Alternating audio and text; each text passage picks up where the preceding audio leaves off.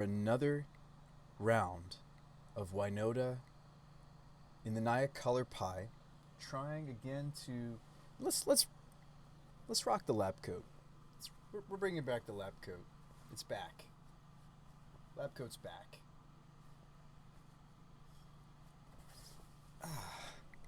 Lab coat is back.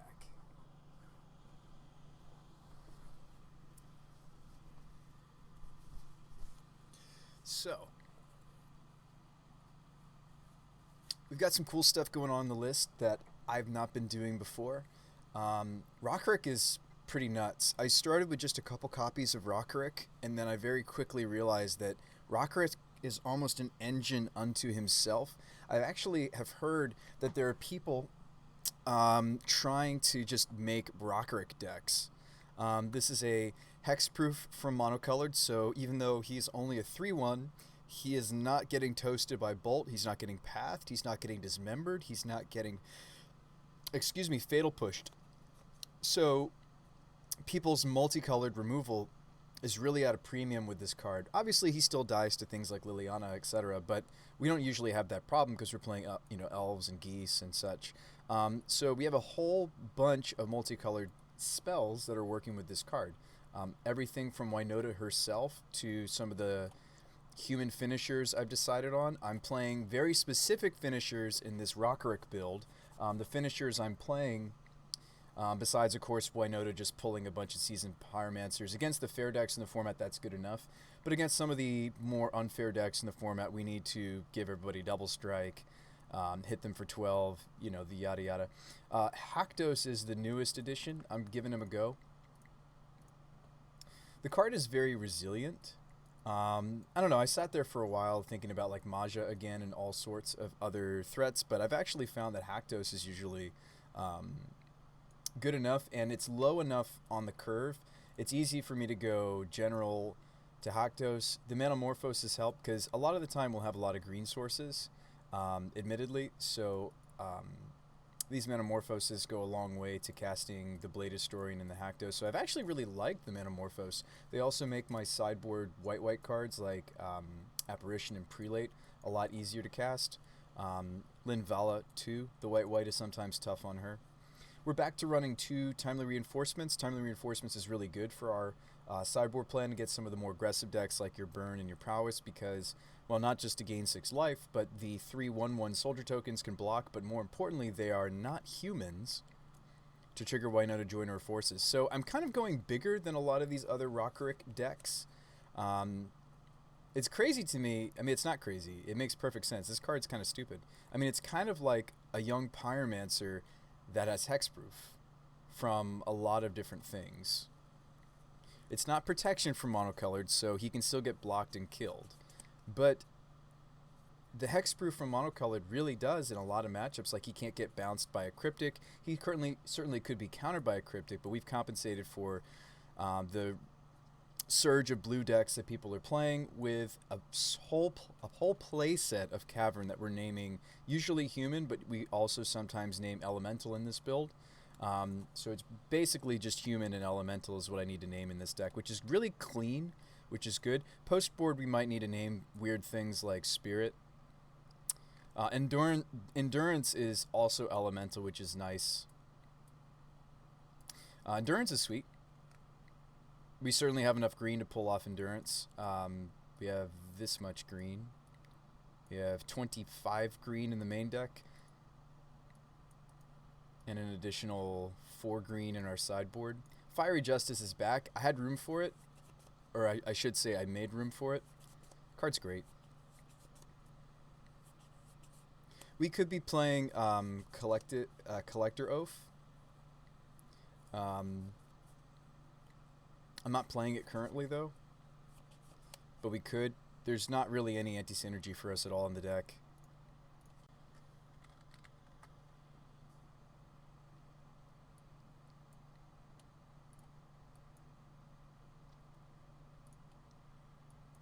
Yes, we could be playing a Collector Oath. One of our sideboard cards we'd need to consider putting at main. I don't really want to cut any generals because I feel like this is a really important engine. It also gives us Helps us with our human count. Human count is low. It's only 16 in the current build.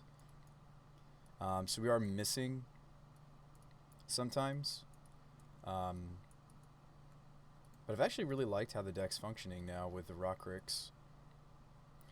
Rokiric is both something to hit off of Winota, but it also fills a similar spot as Pyro does. It's a human that produces non-human tokens. So yeah, I've been really excited about how the deck is shaping up. Yeah, I'd like to be able to squeeze in a Collector Oath. I'd have to give up like the Justice or Ooze. The Gaddock Teague has been good. We don't have any anti-synergy for Gaddock. Could cut the Glyph Weaver, but I kind of like having the redundancy. The Mark and Favor have been sweet. We have like 3 different types of protection. Technically 5. I was even playing a Burrington Forge Tender. Yeah, I mean, I could cut the second Timely to make room for Collector Oath. The Phyrexian Revoker takes on a similar spot as the Collector Oath.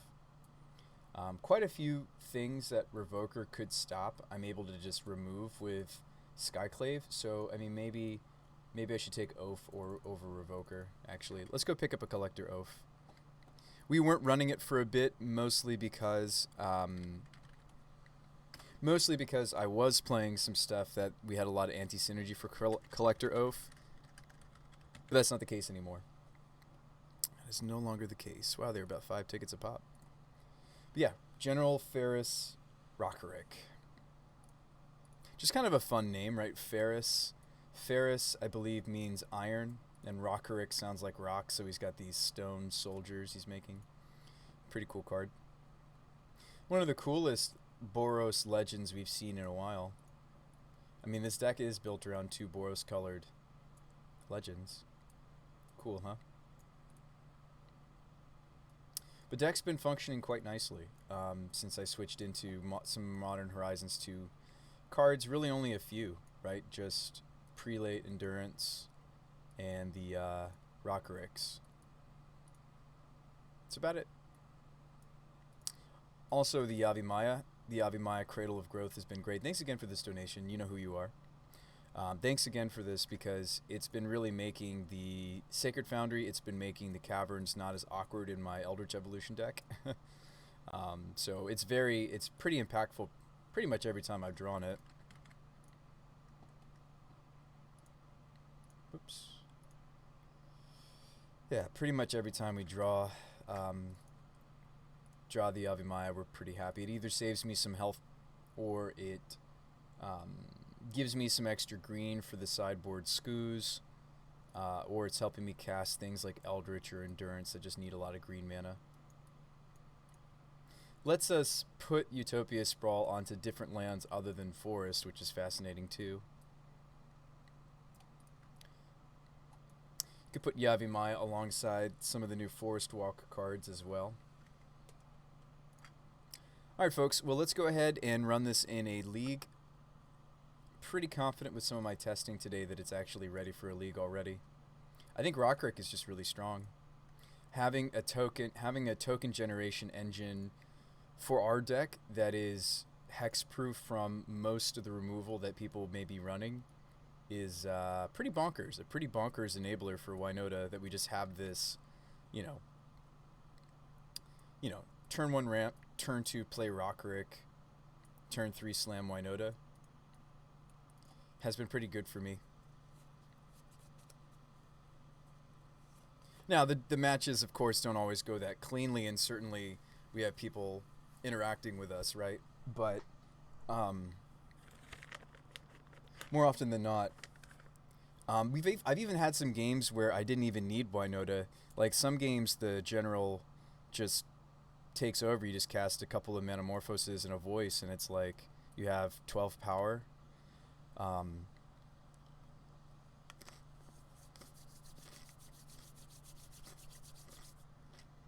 Now, does that beg the question, do we not need Winota anymore? No, I mean, I think there are other takes on Ferris.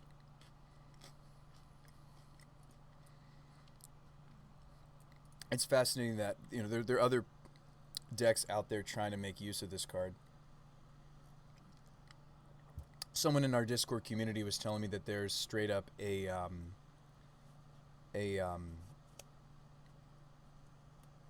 shardless agent build of Ferris. This hand looks pretty good. This is actually a very good opener.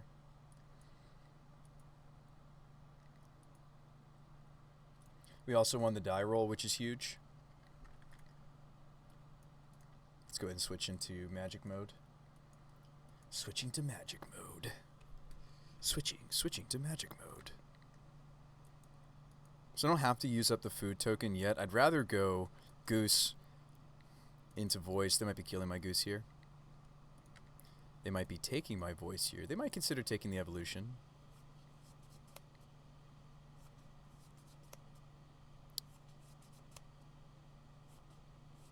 Take voice. We could turn goose into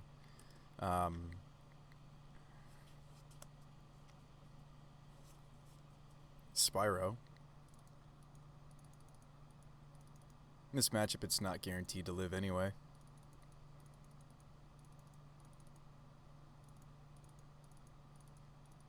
I don't even know what lands I want to get yet. This will be red and white if I play this out. We probably don't need Cavern in this matchup, though.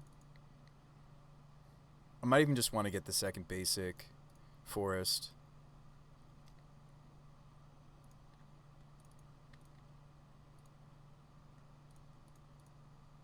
I kind of like going Spyro. I'm a little bit out of gas already.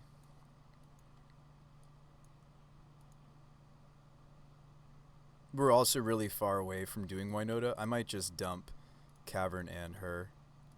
Nice. Now, the cool thing about... Well, now I'm punished by going forest, right? But the cool thing about General Rokirics is... speaking of punished. Cool thing about Rokiric is they... you don't mind them in multiples because the second copy just makes a golem. They're not amazing in multiples, but you don't mind them in multiples. So we'll go get Sacred Foundry here. Yeah, Jund does care about General Ferris. I mean, they do have Colligan's Command. Tarmogoofy? Sure.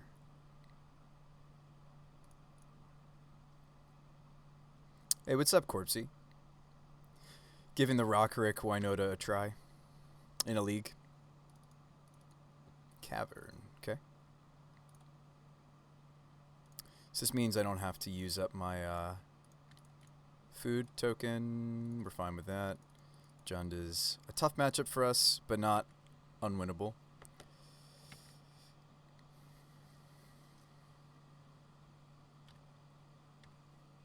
It's tough because they're a Ren and 6 Bolt deck, but we can win this matchup. My opponent has 5 cards, though, and I have 0. 2 Inquisitions. No attacks.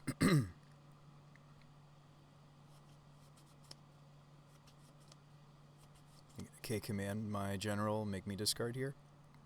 Looks like that's what they're doing. If I had drawn a Manamorphose, I could punish this here. I could Manamorphose in response, but I don't.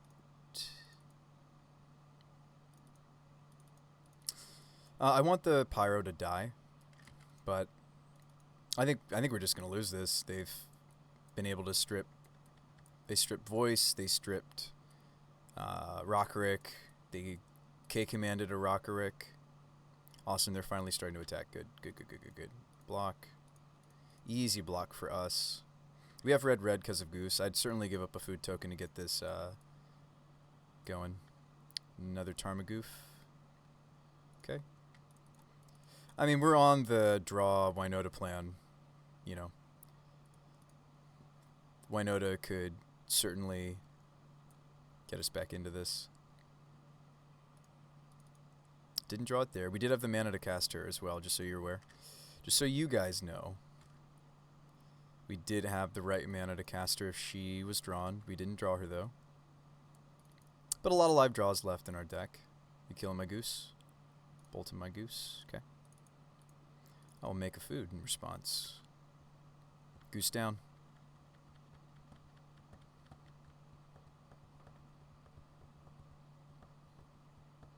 Jund is a popular archetype right now just because people are trying out the new high arc. I'll just take it. I can take one big swing, and then I have to start blocking.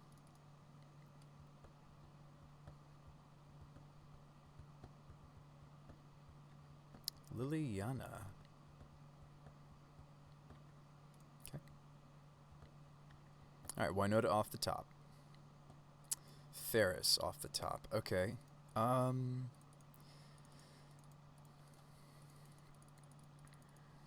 Winota next, please. So we can crack the food. We do kill Lily.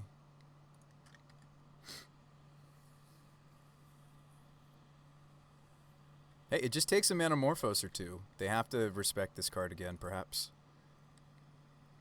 Goyf's grow because of Lily. So I do need to consider at least a singular block. Block might be wiser, but then I don't have a lot of triggers.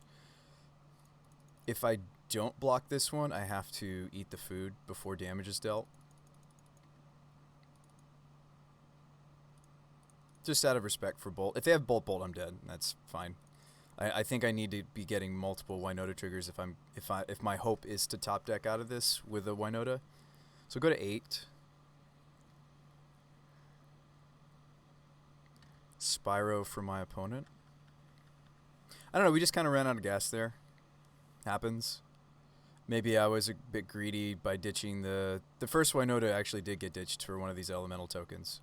So it might have been my fault. There's a Yavi. Doesn't do enough. I can survive a turn.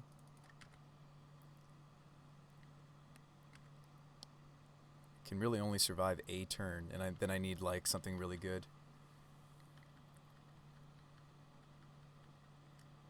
They've already played 2 bolts. They even ditched one just now off of the Spyro. Another Lily.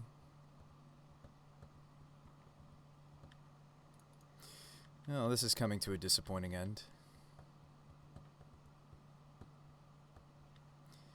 Even if I block like this, I would need like a timely reinforcements or something. I was just curious what my next draw was going to be. Jund's a tough matchup for us. Hey, how's it going, Phoenix? Ooh, you would have been great earlier. Where were you? Where were you? Where were you, Spyro? That's our first Spyro of the game. They're fantastic in this matchup, and that's our first one. Happens. Even if I play that, that doesn't win. Draw a card. All right. So against Jund, the life boost isn't as needed. I do like the double strike. Haktos is actually what I'm most interested in because you can just have protection from their deck depending on what you roll. Magus of the Moon I'm not that interested in against Jund. I do like the Spell Skite. I do like Skoos. I do like Mark, Favor. What else do I like in this matchup? Prelate's interesting, but probably too much. Timely's nah. Just want to protect my creatures. So like the selfless effects are good because they might have angers that come in. Those angers that they have in their sideboard are mainly for they're mainly playing that for Dredge, but they certainly work against us. I could cut a few voices. They're pretty good in the matchup, but we need to make sure that we keep our human count at a certain level. This is us at a pretty dangerously low level. That's 14, 15, no, 14. Only 14 humans. That's pretty low. Also in this matchup, I'm not necessarily that interested in Gilded Geese. They're kind of sporadic ramp. We did see my opponent spend... Whoa, Groaning Phoenix with a tier 3 sub. Thank you so much for the support. I just noticed. Hang on, let me put my headphones on so I can hear notifications. Thank you so much, Groaning Phoenix. I really, really appreciate that support, friend. Thank you so much. He and I, we were just chatting earlier in the Discord. If you guys want to join the Discord for yourselves, where we can chat after the show and talk about different, modern brews and such, that's a great place. I might cut Geese instead of... Like, in this matchup, I'm almost okay having fewer ramp because we just need our top decks to be strong. Maybe that's what I'll do. I mean, the Fiery Justice certainly hits, but I don't know if I'm comfortable cutting all of my turn 1 ramp. But Gilded Goose is certainly weaker ramp in this matchup. Yeah, if I had Prelate, what would I name? 1? One because of hand hate, one because of bolts and pushes. Let's just do that against Jund.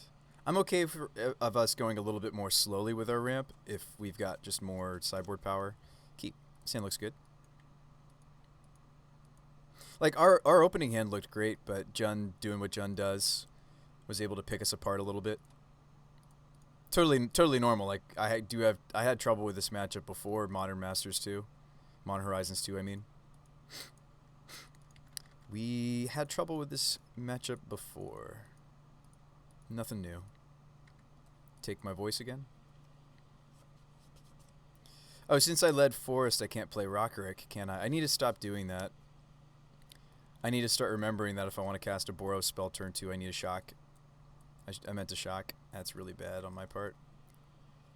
Like, we're literally just going to play Arbor Elf next turn because I...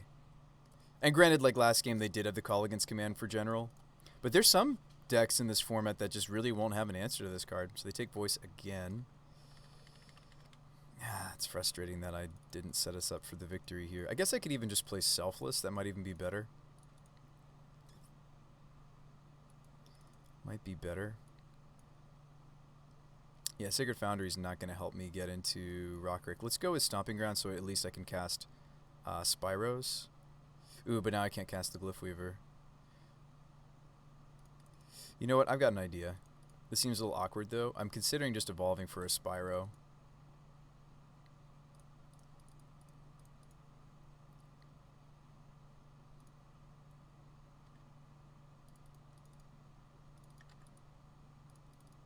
Gonna need to draw some white mana, though. Yeah, I'm kicking myself that I should have sequenced my lands, stomping off the Wooded, and then I think our Windswept could or should have been like Temple Garden or maybe even Sacred Foundry. So I'm regretting that a little bit. I'll learn. The mana base is different now. Our spells, like what we're trying to do, is different now, right? If we're trying to turn 2 General off of Arbor Elf, I have to get shock lands. I can't get the basic forest anymore.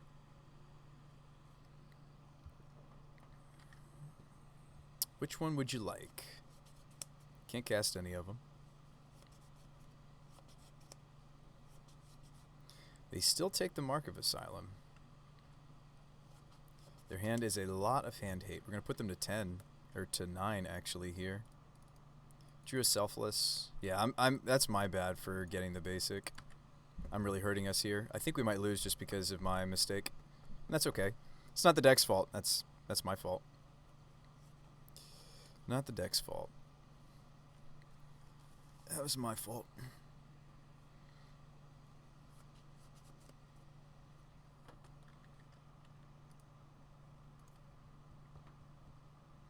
Dreadbore. My Spyro. Inquisition me again. Okay. Opponent is down to 2 cards, though. They had a very reactive hand, but no threats. So maybe we still get this. Drew a Winota, don't have the mana to cast her. Yep. Swing.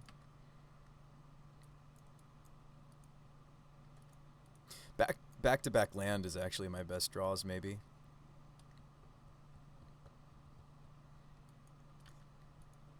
That's step 1.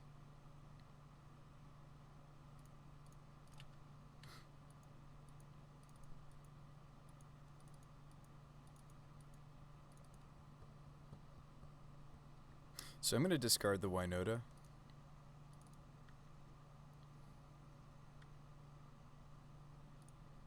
That's a K command that didn't hit my General Ferris. I do want to be able to cast top deck Spyros, so let's go with Sacred. This mana configuration casts everything in our deck, and I should have gone for the Sacred Foundry earlier because of it. Alright, let's see if our Hexproof from Monocolored is good enough. Let's draw some of our Metamorphoses, please. This looks to be a Bloodbraid. Bloodbraid into a Tarmogoyf. That's pretty good. It's a 5/6 Tarmogoyf. There's enchantment. No blocks.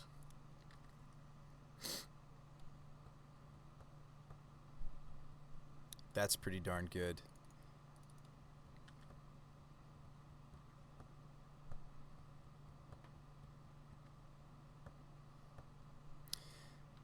Golems. Funny enough, these golems are black and white. Excuse me, red and white. Croxa, I'm with you. Go down to 7.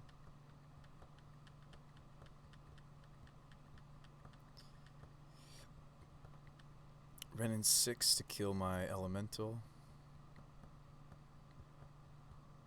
Oh, you know what? No, yeah. Ferris does die to Renin 6. That is one of the things in the format that we're scared of with... There's not a lot of things that General dies to, but things like K-Command, Renin 6, the occasional Lightning Helix. Probably no attacks from the opponent, right? Wouldn't I just block the Bloodbraid? No?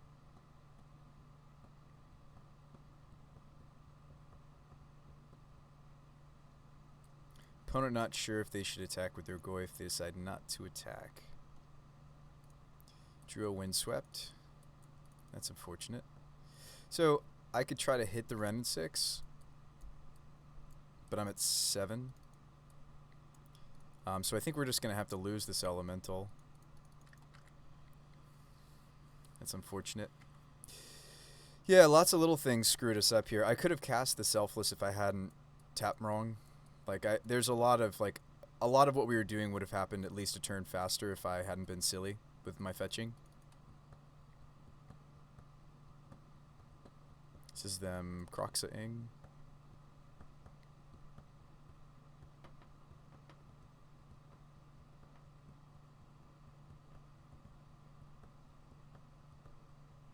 And again, this is a tough matchup, but I didn't make it any easier for us by that misplay earlier this game. Just getting the wrong land. It's a little embarrassing, but I guess I didn't have to play at the Windswept. I could have discarded that to the Croxa, but I kind of want 4th land though, don't I? So you don't go down a creature. I might even just like trade the they have no cards left in their hand. I kill the Goyf and I end up with a creature at the end.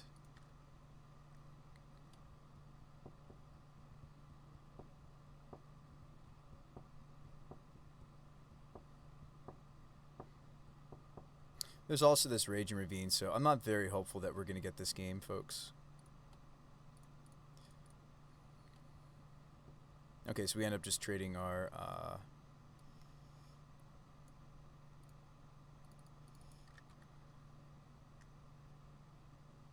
Sprawl? That's not going to do it. That doesn't even get me to the Spyro. Good games. Good luck with the rest of your league. Yeah. I mean, we cut a bunch of stuff. Like, I cut a bunch of geese. Like, I think we sideboarded okay. I think I just made a mistake with my land selection. It was a turn 1 mistake. I really can't afford to get the basic forest, especially if I have General Ferris in my hand off of Arbor Elf, right? So, if we go back to game 2. Game 1, they just pulled our hand apart. Game 2, I needed to cast the Arbor Elf off of Stomping Ground and then either fetch out Foundry or Temple Garden, and we were good to go. But I didn't do that. It's okay, I'll learn from it. But yeah, I've been liking this Ferris build. Jund is maybe the exception to that rule. Like, there's a lot of decks in the format that he's just very resilient to. Jund being maybe the exception because they have Renin 6 and they have things like Dreadbore and they have Abrupt Decay. Some builds are playing Trophy, Renin 6. So there's like, when I was deck teching and explaining it to you guys, like I said, yes, there's a lot of things he's resilient to. So this is kind of a sketch keep. I don't think I would, because this hand, like the Magus, has to be impactful. It might very well be impactful. This is a turn 2 Magus with us fetching out both 2 basics. Actually, I will keep this, because if this is, we even have the uncounterable Magus. Like, if this is a matchup where Magus is good, this is a very strong hand for Magus to be good.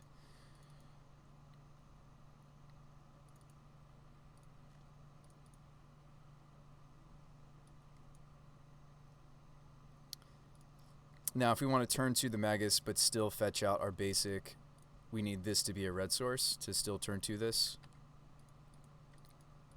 So we'll have single green and we'll have single white after this.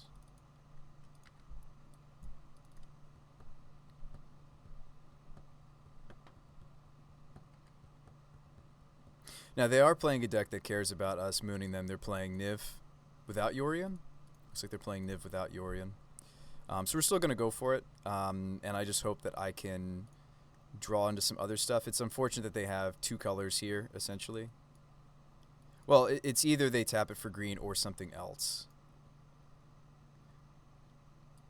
Would I be better off with green? Maybe, because I have evolution in my hand. Let's see. If I don't take the planes here, I'm cutting myself off of 8, 9, 10, 11, 12, 13 cards. I don't think that's worth it. Let's moon them. They could still Helix this, Magus. And then, I mean, my hand is just a bunch of lands. I do need to draw better than I'm drawing. I drew a land. Need to draw a little better, folks. We're only on 20 lands now, thanks to Metamorphose. Oh, they're playing Enchantress. Never mind. Crap. I thought they were maybe... oh, speak of the devil. So, they don't care about Magus. I'll attack them and turn this into something more useful. That's really unfortunate. That's what they are. We know we don't need the Caverns. So, I'm going to Morphose like so.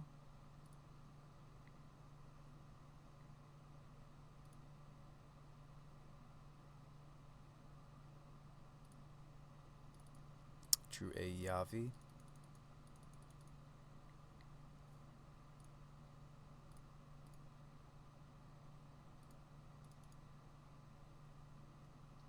Don't think I have a main board something that they care about. So here I probably just get Spyro, try to refuel. Don't need the Caverns in this matchup. Drew a Goose, cool. Need to draw something else. Need to draw not lands deck. Need to not draw lands, please. Need to draw the goods. We're probably gonna die to this Enchantress Brew, right? Like, I kept that opener because it was a strong Magus of the Moon hand, and it kind of needed my opponent's deck to care. They don't. Alright, there's Sithis. Grace, okay.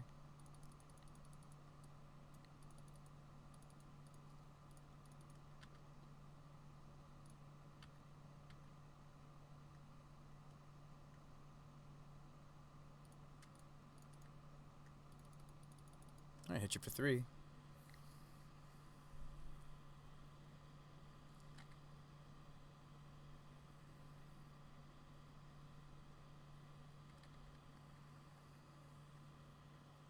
Heron's Grace, of course, quite weak when we just draw it. Weaker than Blade Historian is arguably. But the lifelink is very relevant in Modern, so I really like that as our other multicolored big drops. Yeah, too bad that the Magus of the Moon wasn't useful in this matchup, and that's kind of what our opening hand was based on. I think we have some tech, though, for this matchup. Like Prelate on 1 or 2. Sorry, Prelate on 3 is good for this matchup. So there's the Confinement. So I don't know if I can win anymore because I'm not main decking Apparition.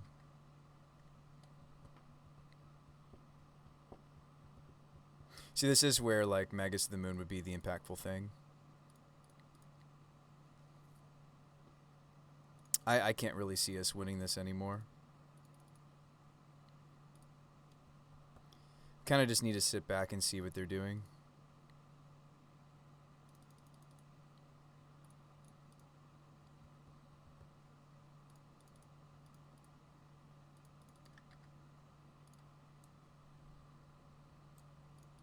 This will prevent the damage.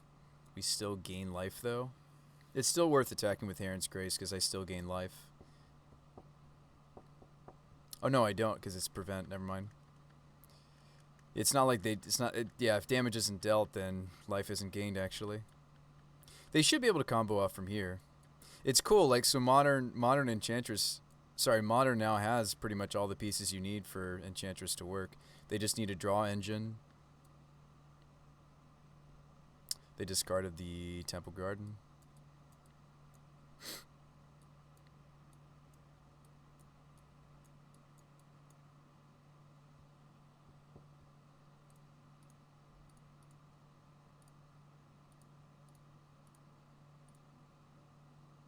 We can beat Enchantress. That opener was just really hoping that... I actually don't even know if I want Teague.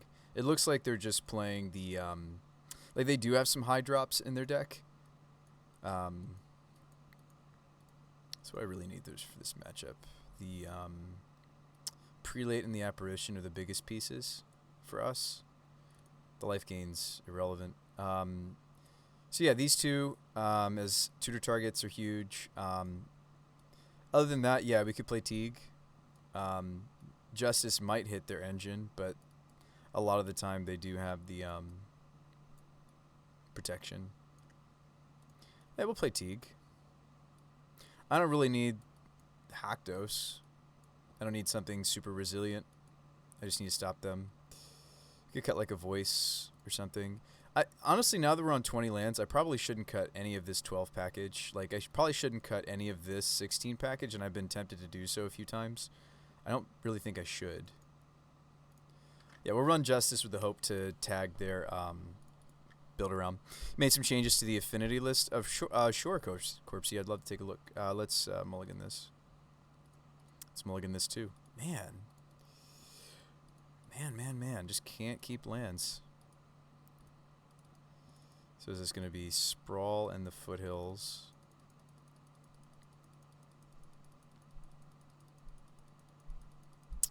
I'm putting 3 cards back. Actually, undo. Can I undo that? Alright, yeah, you just hit cancel. So let's keep the Skyclave.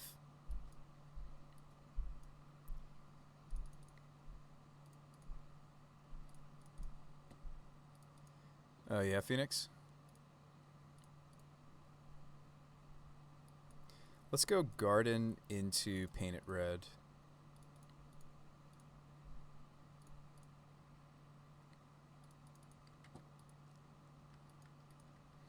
I mean, I'm literally keeping a singular Apparition. This hand's not going to get there. We mulligan to 4. Yeah, we mulligan to 4. I can't see this hand getting there.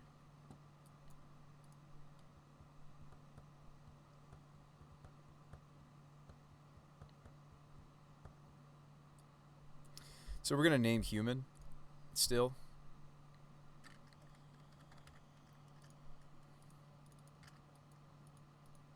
Who knows? Maybe we'll top deck like a boss. Like, we have all the colors we need basically for our deck.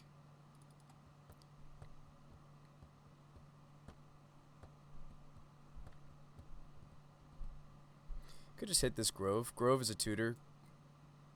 Grove is going to make it so that I can't hit other things.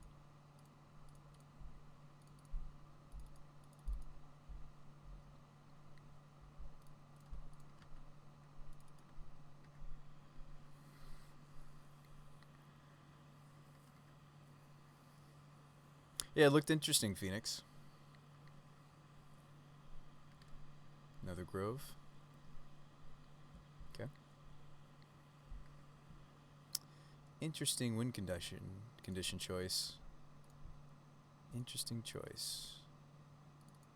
Literal Helix Pinnacle. I mean, I'm chuckling, but I'm sure it's fine. I chuckle, but I'm sure it's fine. Take 2.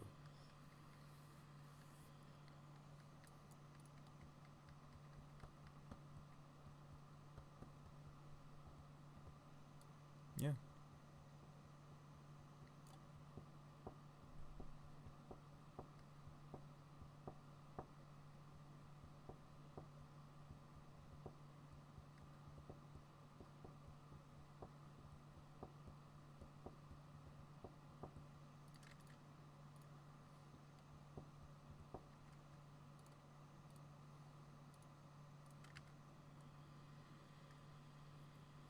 It's making me wonder if I still want the Singleton. The cool thing about Eladamri's Call and the Ferris build is it triggers Ferris. I was playing a Singleton Eladamri's Call, and I'm wondering if I should still be running it.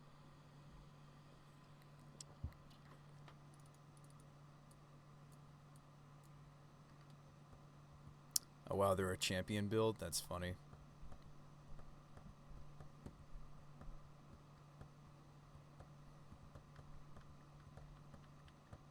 We're going to be drawing 2 cards here. Now, the Cetacean Champion isn't an enchantment creature, so it's not protected. But maybe I blew the Skyclave too early. Second champion.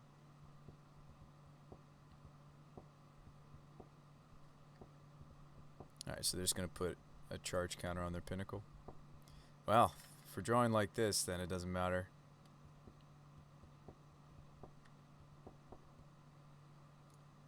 Still maybe have like a turn.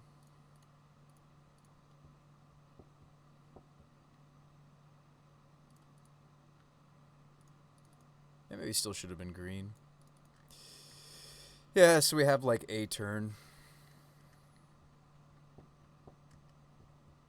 With this many draw engines going, I can't imagine. I'm surprised they didn't. No, that's they didn't sack the Sterling. Well, I don't have any cards in my hand though, so maybe they should have. So draw them 3 cards. I'll go ahead and F6.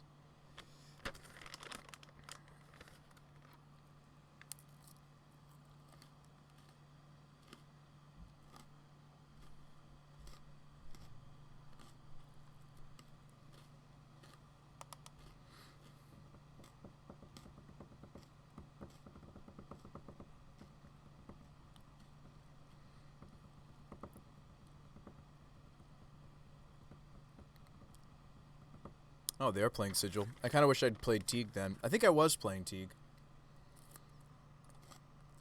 Yeah, we are. Okay.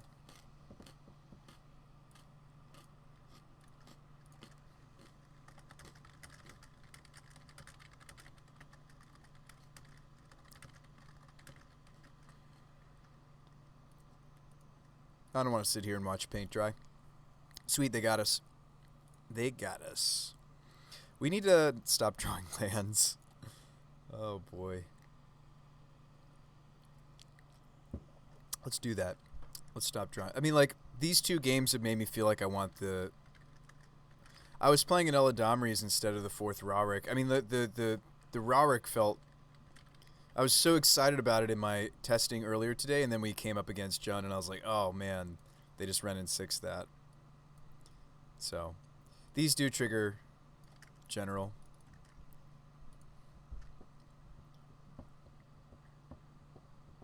Let's just win the rest. I mean, Jund is tough for any type of Winota, whether you're playing even like a Taxes build of Winota. This opener seems sweet. Keep. So this is unlike Arbor Elf. We could lead Forest and still cast General. Gonna need to draw some multicolored cards though. But we have a lot of them. We have 19. How many multicolored are we on now? Yeah, 19. We have quite a few. Makes me almost wonder if you could be doing like Glittering Wish, right? Because Glittering Wish would equate to 2 triggers for General. Would lead to 2 triggers for General.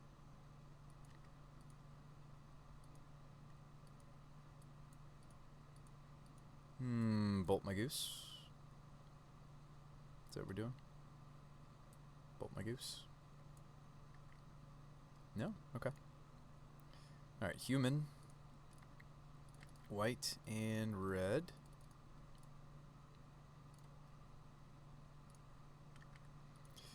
Need to stop drawing geese. Need to stop doing that. Need to start drawing the goods. They probably don't have a way to kill this, by the way. Depends on what they are, though. Oh, you know what? They're Jeskai Ascendancy, actually. I didn't see the Gigantha. So they probably won't kill this. They play Bolt and Path. Love me some Jeskai Ascendancy. I think the deck is sweet. I wonder what new cards it's running these days. They're literally running Gigantha just because they sometimes just make a ton of mana and they just want the extra. You're gonna Bolt my goose? You're gonna play a Ragavan, okay?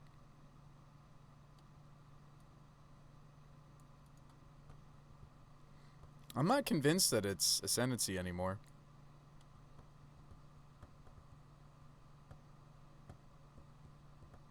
I don't intend to trade my General with the Ragavan.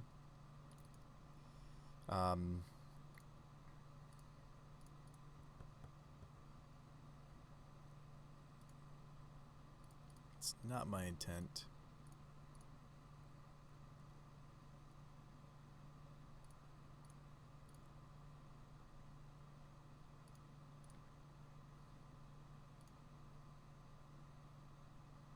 Gonna also name Elemental here. When we play this, probably. I would certainly consider blocking Rag with a Goose, so they can't get the token. The Tolkien. Tolkien, or, you know, maybe cast something. You do have to pay for it. Though you may cast that card, Mox Amber. Now the deck's making a lot more sense.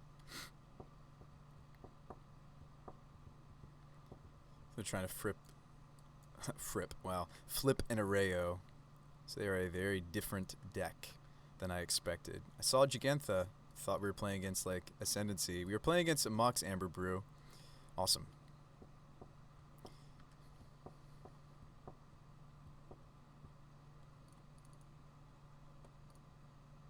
Well, not drawing the things I need. Make a food. Don't really want to trade General with... They probably have another Arrayo in their hand, potentially. Not really interested. We have so much life points to work with. We have like an extra 9 life here. I mean, Goose is sweet. Like, sometimes Goose is really sweet. Expressive.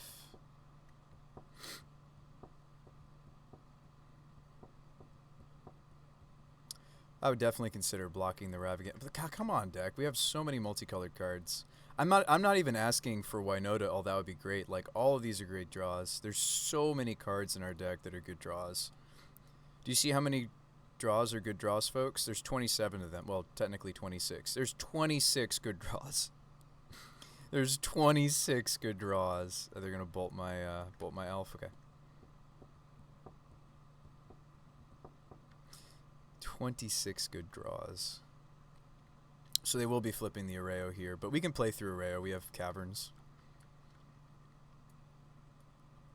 We can play through this effect. We can play through this effect okay. I may need to sandbag a spell so we could still get like a... Really just don't want them to have the extra mana, but maybe they don't care anymore. They can't even cast with their... It's until end of turn. I think I might just have to finally let this go. I don't know if I want to keep just killing my geese just to stop the Rag. Go for it. They don't have any open mana. It'd be different, right? If they had open mana, I would care. They got a General Ferris. So that would have been a 4/4. But it's fine. You can't cast this, brother. I'm going to play an Emery. Yeah, Emery makes sense. They're playing Mox Amber. So this, like, black... Oh, they're playing Channelers, too. Yeah, so it's like a blue-red thing they're doing. Blue-red, try to flip a Arrayo thing. Alright, deck. Come on, give us the goods.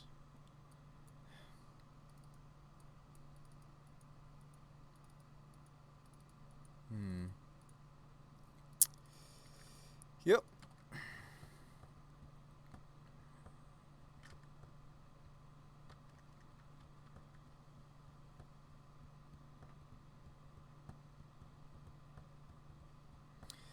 I have no words. We're running the least number of lands I think that we've ever run in this archetype.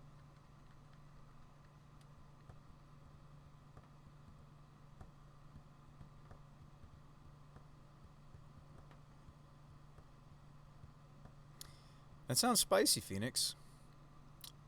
How disruptible is it though? My deck's disruptible too, certainly. I'm just curious.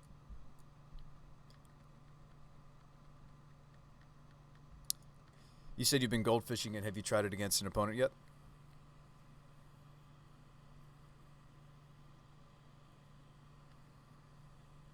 You would say pretty disruptible.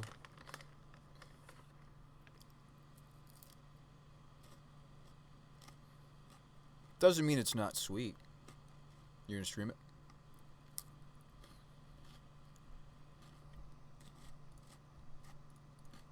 Like, there's room for some linear cool stuff.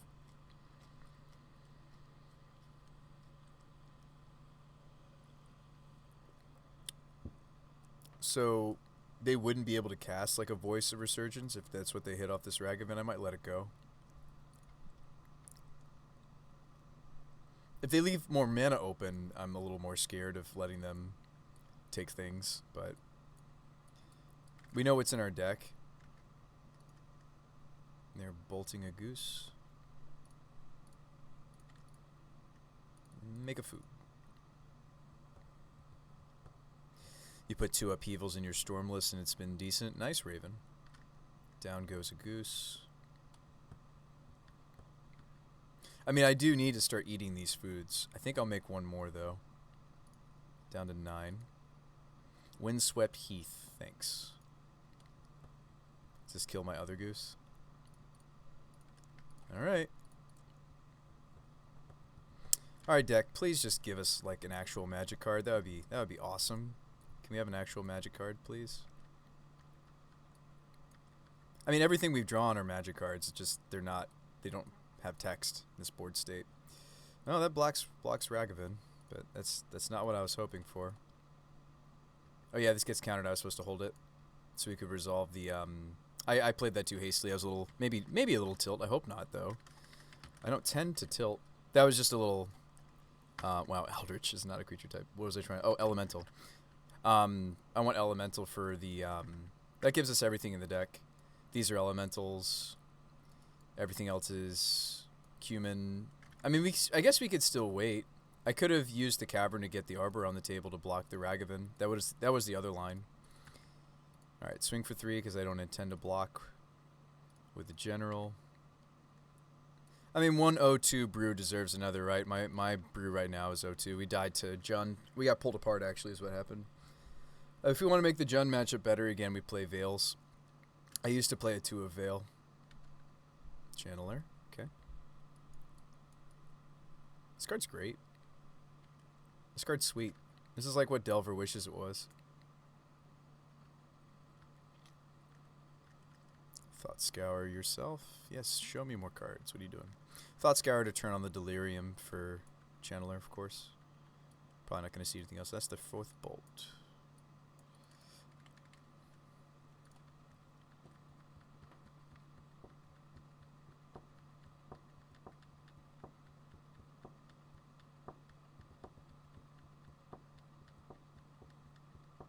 It's just sweet they get to surveil now.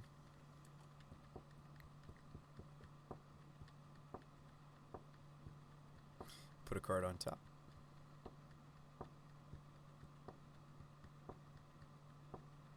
They didn't float the mana. That's sad.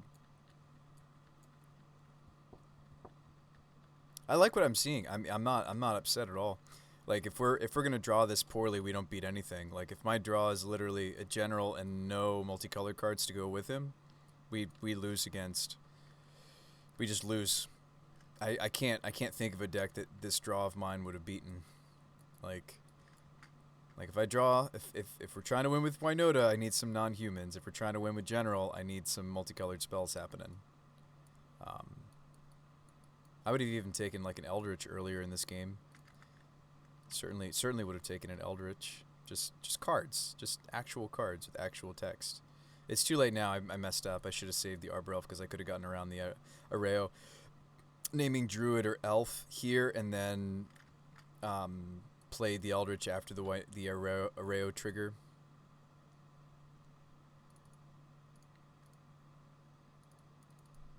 So eat a couple of these foods.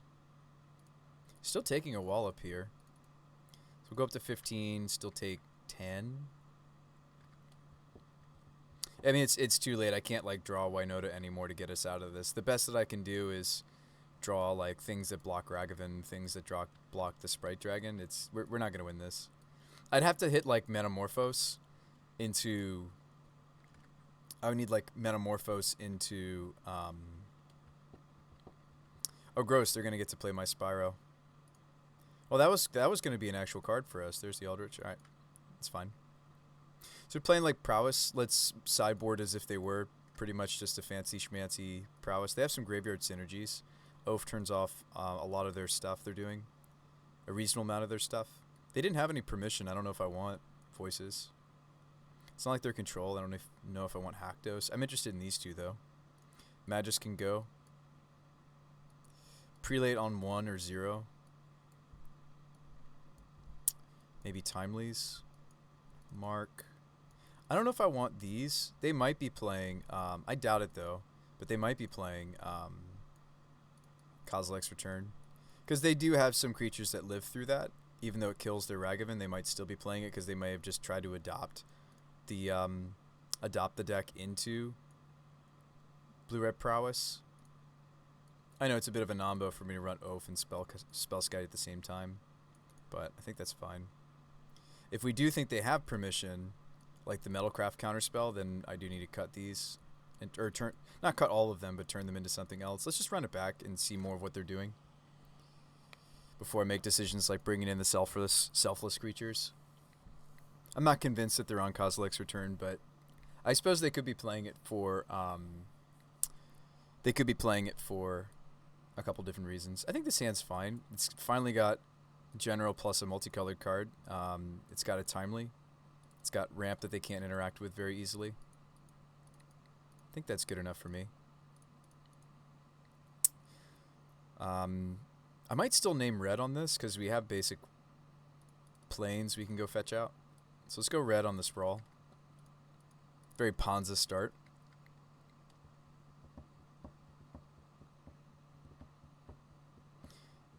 I kind of want them to go creature here, don't I?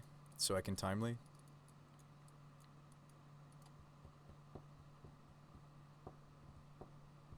Yeah, like we want them to do that. I do have to have less life, though, for Timely to work. I mean, we'll still get our creatures. Maybe I don't care if I don't gain the life in this instance. I just want all the creatures.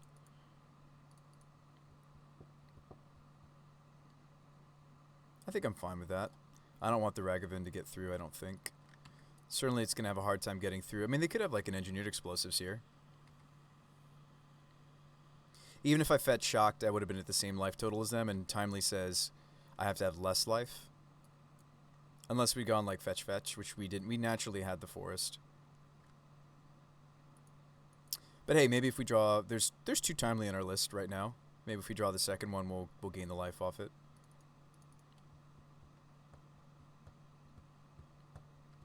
Yeah, they just look kind of like a variation on Prowess, really. And I'm not sure if it's necessarily better. Their record would suggest that it's not. Okay, cool. So we get to go Ferris. Or I actually could just slam Winota here and get 3 triggers. That seems even better.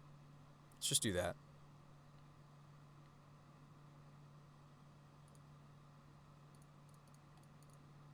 That seems really good.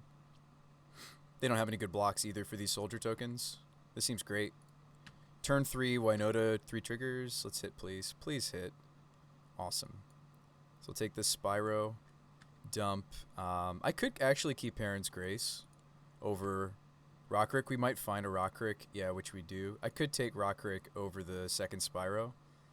Like, yeah, I have a bunch of not so great stuff in my hand, but we're gonna get the Golem. I think I actually want the Rokiric. 1 more trigger, and a Sanctum on 1. Sanctum Prelate on 1. Anyone? My opponent goes to 4. That was juicy. I think we win. They did their thing game 1. We do our thing. Is this Arreo? Anamorphos? Okay. Let's see if they can manage to turn the channelers on. They do get 2 Surveils, so there's a creature in their bin. Arreo, okay.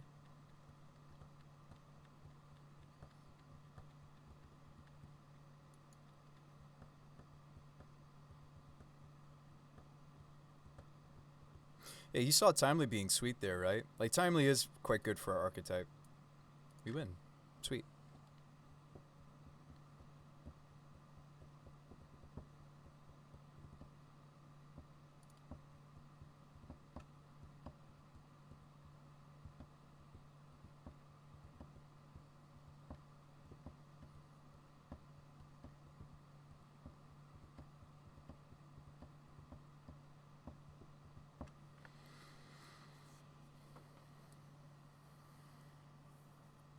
Endurance is just a really solid card. Flash Reach 3/4 that has the ability to be evoked, excuse me, not revoked. I was thinking of Revoker, wasn't I, when my brain did that? Evoked, or you just hardcast it. You posted your janky fog deck. Alright, cool, Raven. Thanks for sharing that with the rest of us. With the best of us.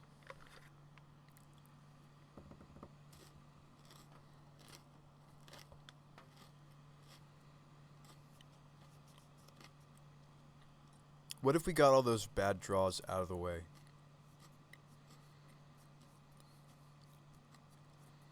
Maybe the rest of this league is smooth sailing.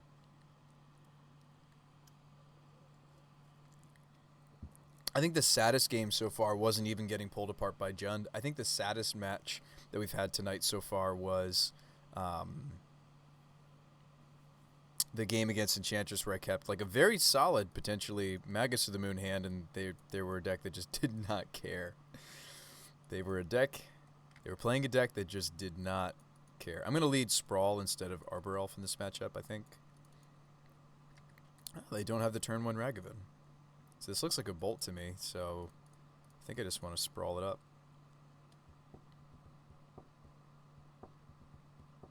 Since I have Spyro, I kind of want to name red. That way it doesn't matter what land we draw to. And I do hope to draw a land. Cancel. I do hope to draw a land. I mean, we're on the draw. I think we'll be all right. Sprite Dragon. Okay. This card's great. The new Shuffle Fog seemed pretty decent. Oh, yeah? Yeah, it does a lot, right? So it's also their graveyard.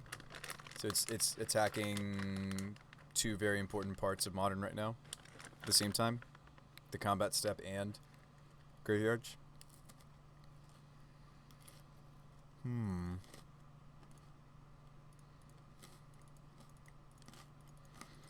See, if I'd named green, actually, that's what I should have done. I should have named green on this Sprawl.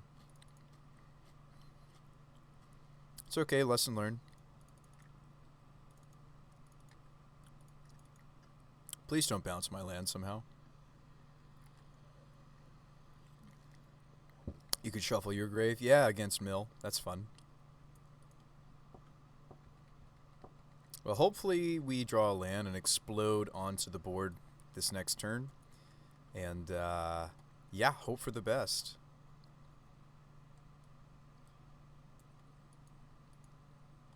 Explode onto the table. Explode onto the table and then slam a Winota and try to do the things.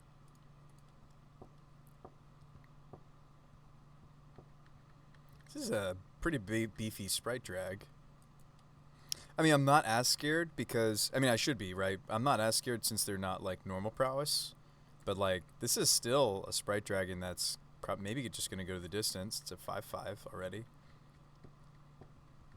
6/6.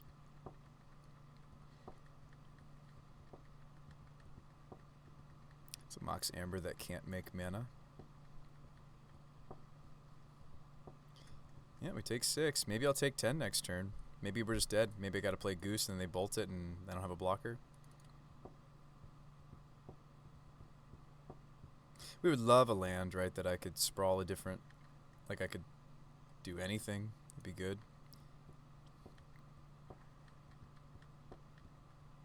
Yeah, they got like a full grip. So, maybe what I'm supposed to do is just Goose. Like, I could go Spyro. And hope to hit a land. This also lets me go Goose, but I feel like Goose is just like asking for it. Maybe I'm supposed to Spyro and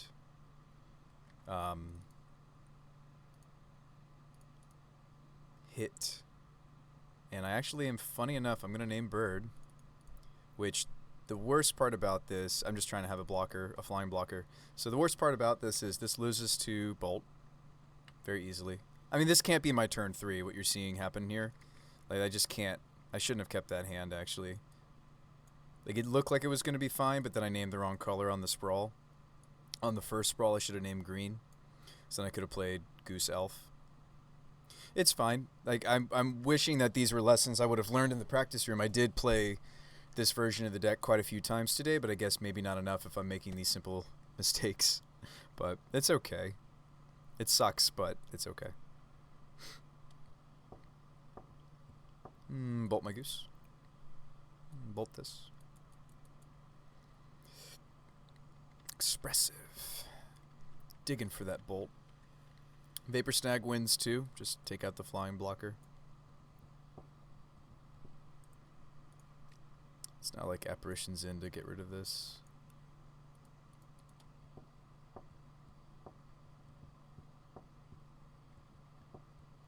Engineered on 0. Okay.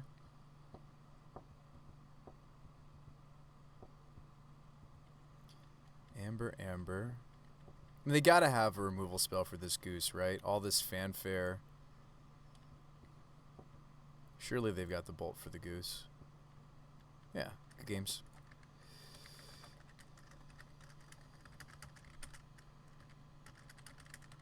Good luck with the rest of your league.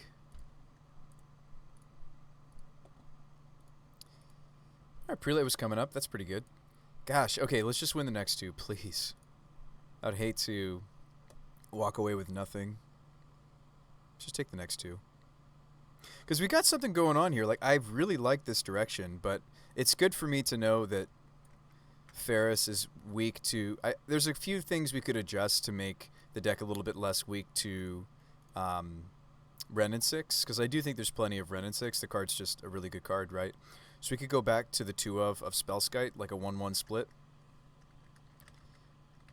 I'm not sold on the playset of Voice. Or I'm not married to it, rather. Could be a 3 of. Because, like, I think that General Ferris is a good engine. I want to test it, and I think the playset lets me test it. You know, better than a non-playset, right? Wish we had some ramp that was multicolored in our color scheme here. I can't really think of anything off the top of my head. Be nice if there was some ramp that was multicolored. It might be worth looking into that. I think, like, what comes to mind is, like, Growth Spasm, though. There's not a lot of ramp that's multicolored unless we want to play Wrenn and 6 ourselves, which we certainly could. I mean, like, if I just need more multicolored stuff to be doing, I would be okay maybe even giving up Goose to play Wrenn. The problem is Wrenn isn't a creature for Winota.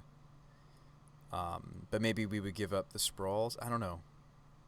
So I'd like to turn some of this part of our deck into multicolored stuff.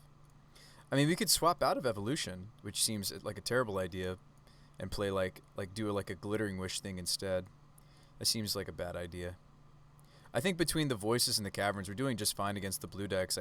I'm not running into, well, blue decks that are playing counter magic. Sorry, our opponent's last deck was playing blue technically, but they weren't playing blue for counter magic, or at least none that we saw.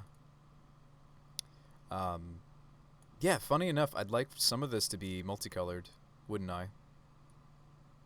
Wonder if there is any multicolored.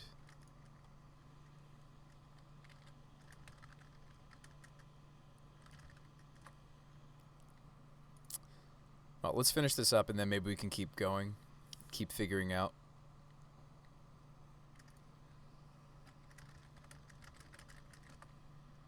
I mean, this opener seems like it could clean itself up with a turn 2 Spyro, right?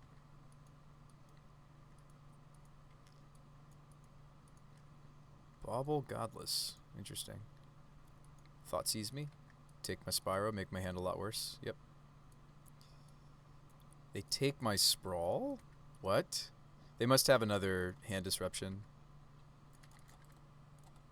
Cancel. No. Just turn off yields. Oh my gosh. I hit the wrong hotkey and I was trying to hit turn off auto yields instead of concede. That's really disappointing. I mean, we're at the end of our league, so it's fine at the same time, but obviously, folks, I meant to play my Goose or Arbor. Yeah, I hit the wrong hotkey. They're playing the new Batterskull target. I mean, the new Stoneforge target. That's just really embarrassing. It happens, but it sucks when it does. Like, hotkeys are great. They saved my life as a streamer. as a Magic the Gathering streamer, it's hard to juggle both chat and also play quickly. So I have to use hotkeys, but every once in a while it comes up where I misclick.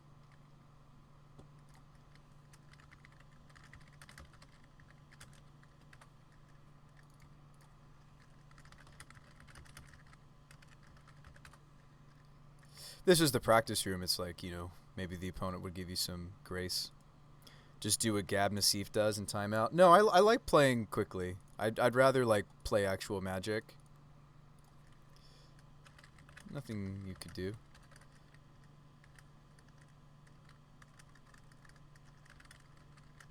Not your fault.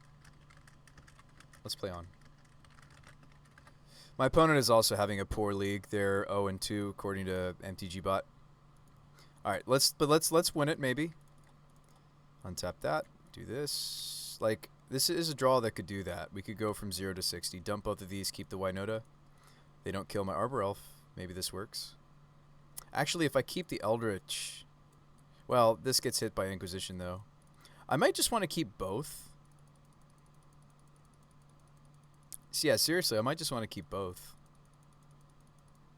And that way, if they disrupt me, which is what this archetype is trying to do these days, they're playing... yeah, I'm actually kind of happy I kept both. Like, we make one less elemental, but I think I need to be more judicious with when I just make 2 elementals. And dump an engine card, because they might be playing the Evoke. Just because they went Mystic doesn't mean they're not doing it. I actually was working on a deck.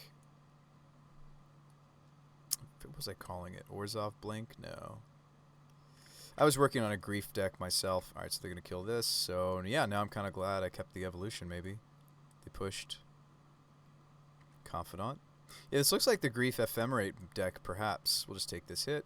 It sucks to take that hit, but we'll take it. Down to 7. So we Eldritch the Spyro for a Winota. We swing.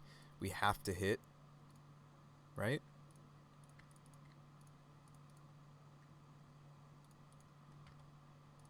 Have to hit like Spyro, dump both of these. We do. Okay. So we get 2 blockers.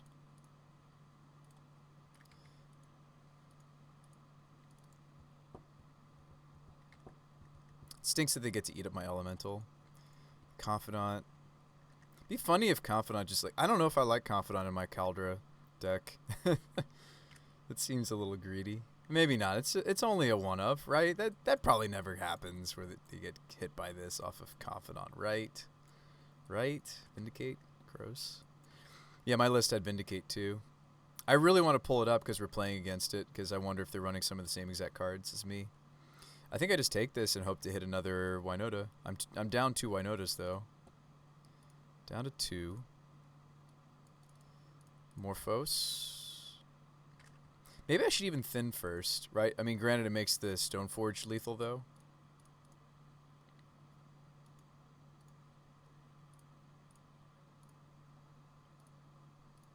Morphos for white-red. Nope, we're just playing a... Can't get the Spyro back. So we're dead. Yeah, it was really, really, really impactful that I accidentally hit the wrong hotkey and we lost a turn. As it would be in any matchup, right? So they're going after our hand. I don't really have a way to stop that. We're not playing Veils right now. None of this is useful except for maybe the Oath. They are playing equipment, although they're probably just playing double living weapon, which makes me more interested perhaps in Cauldron. You can't hit with Skyclave. You can't hit Batterskull with Skyclave either. I still may want Skyclave. Just something to think about. Prelate, nah. Although that stops push, path. This does stop a lot of stuff. This isn't really a Voice of Resurgence matchup or Magus matchup. They're only 2 colors. Can't really punish them that way. Linvala turns off Stoneforge, which is funny to me. We go bigger than them. It's each creature, so the equipment doesn't stop. So we could stop their Skyclaves and such that way. They're playing the Grief deck. If you're wondering what my opponent was doing over there, they're playing the Grief deck. We could probably get rid of Haktos. It's not like their control. Could play the Timelies. No, we're on the play. We don't need them. Maybe when we're on the draw, I'll want these. Let's play the Collector Oath. Turns off relevant cards for my opponent. Let's play Prelate and name one. I think we name one. Yeah, because of Ephemerate. Yeah, there's enough on one that you can. Prelate stops. Let's see. They showed us Thoughtseize. So Hand Hate, Fatal Push, potentially Path, potentially Aether Vials, definitely Ephemerate. Okay. Yeah, there's definitely enough. Could play Spellskite, even though it's a bit of a non-bow with Oath. We just need to protect our threat. But if we have Oath, we probably win anyway. And maybe I'll play the Apparition. I think there's enough targets, and we're on the play. Yeah, I think that many voices is aggressive, right? Like, voice is sweet because it's multicolored for... What did I cut? Oh, yeah, I main boarded the Skite. Like, I'd like to get the multicolored count up. So I think we just need to figure out how to change some of this 22 to better accommodate General Ferris. This opener looks great. Keep.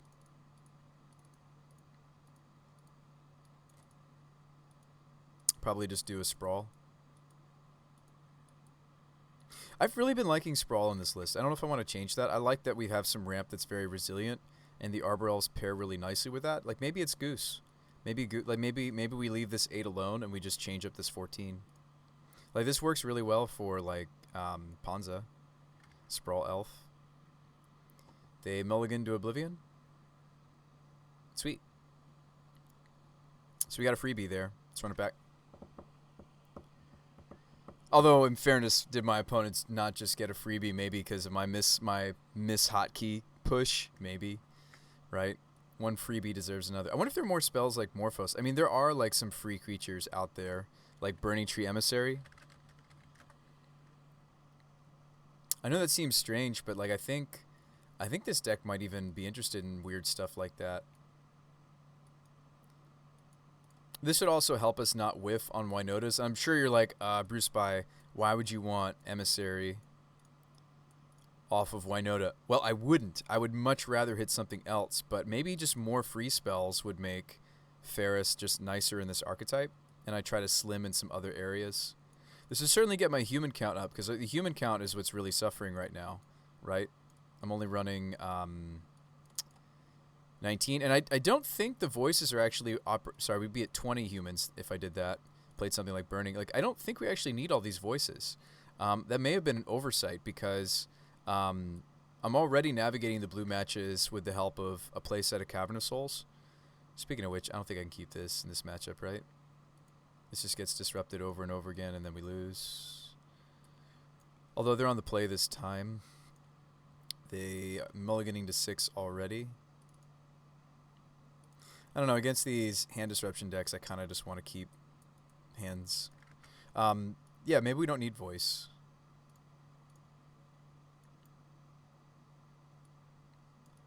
Like, now that I've seen how well the free Manamorphose work, I'm kind of curious to see if more free spells would be what this deck wants.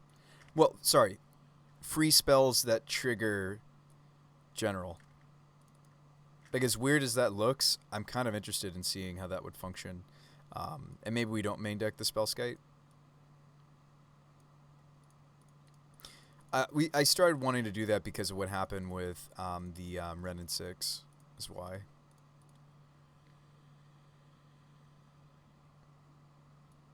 Could sideboard the Grace. And again, these are humans, so it's unfortunate that they're humans. I kind of wish they were non-humans. It's not like they're setting up my Winota. They're just helping the General. More free spells. Be interesting to test this. And again, I wish more of this section could... I think it's the Gilded Geese that are actually kind of what I'm interested in changing. I kind of want to keep this shell and change these into more multicolored spells. We could play like a bunch of Helixes, actually. That would be fascinating. Play like 2 or 3 Lightning Helix. Or yeah, maybe we do play like the Eladamri's Calls after all. I don't know. I don't know what this should be a smattering of. I did like Eladamri's Call. We've played as many as 2 in this archetype. It's kind of neat that they would be triggering General. Maybe we do that. Like that would be a lot more. Our deck would be a lot more multicolored if we did that, right? Like then we're looking at 15, 20, 22 multicolored. What about playing Safi? What about Kasali Pride Mage? Oh, we've played with Safi before. Yeah, Pride Mage is sweet. That's a great suggestion. I mean, we could even main deck the Teagster, but I feel like he's a little specific. Yeah, I like your idea of I like the idea of Kasali Pride Mage. Yeah, I don't know if I want like a random Helix. Like calls. Yeah, Pride Mage is a sweet idea. Thanks for the suggestion. Yeah, thanks for that suggestion, Raven. All right, let's not accidentally click through our turn. That would be good. Are there any other free spells that are multicolored that work? I guess there's we could go deeper than Burning Tree. I don't think I want to. There's Cantor. The problem with Cantor is you don't keep it. Exalted could be relevant. Yeah, Wild Cantor is also a human. So I don't think we want to do that because it sacrifices itself to make the mana. I don't think we need to go that deep for general. I think trying as deep as Burning Tree Emissaries is as deep as I want to go. Just still pretty deep. The Exalted could also be relevant. Yeah, it could. It could be. I think Kasali Pride Mage is actually fine right now.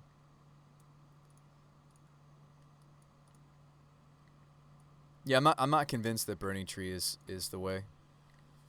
I've liked the Manamorphose because it shrunk the deck. So I'm instead of playing 21, 22 lands, I'm only playing 20 now. Still with all the ramp, I haven't changed the ramp. Oh, actually, that might change our deck. Although I feel like I'm flooding now, so I wonder if I didn't readjust the deck for the Manamorphosis.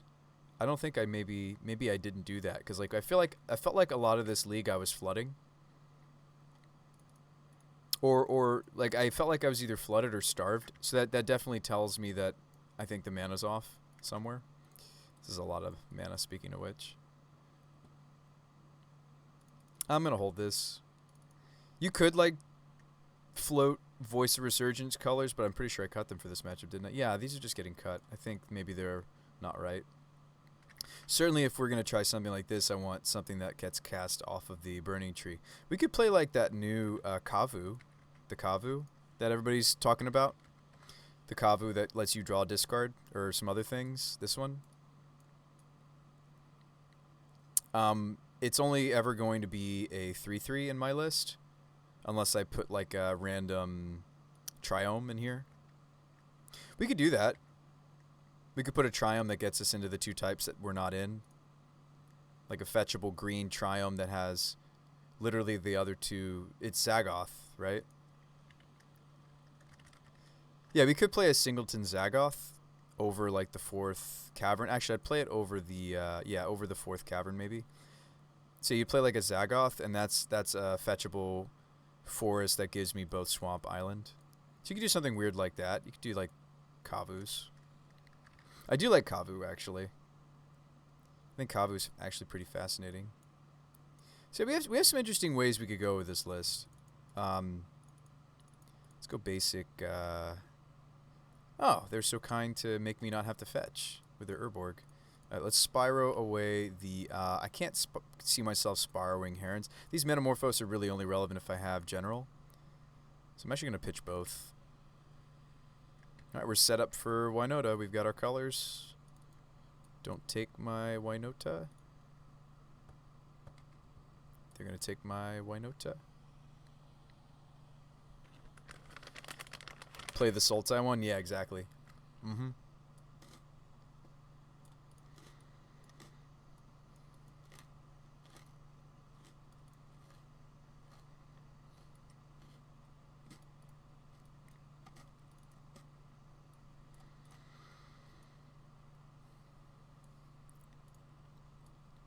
Yeah, Kavu's fascinating.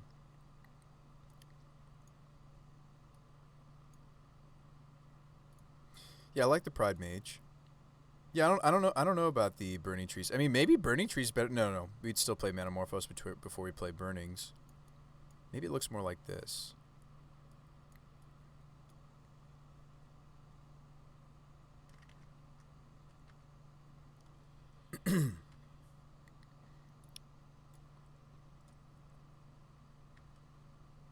Take it.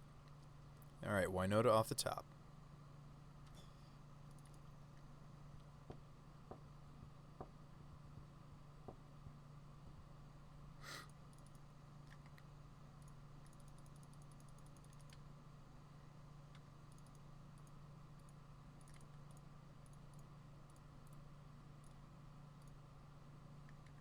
Grace, gain 3. We can block, gain some life 2. My hand's a bunch of Arbor Elves. Yeah, we're in trouble. But I do think Kavus would be sweet because that's another filter. It's a non-human. Card's just strong on its own.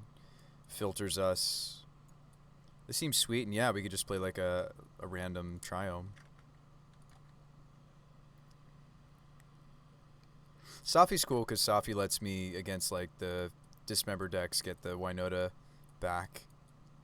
So Safi could be sweet. Maybe we don't want to go as deep as Burning. Maybe that's not worth. They Vindicate my Heron's Grace. You got it. Swing for 5. Sure. Go down to 6. Yavi. Cool. Have a ton of Arbor Elves. Might have been correct for me to fetch. I don't know. I'm at 6. I actually don't think that's worth it. Thinning at this point I don't think is worth. And we want to block with Spyro. Just like whatever. Like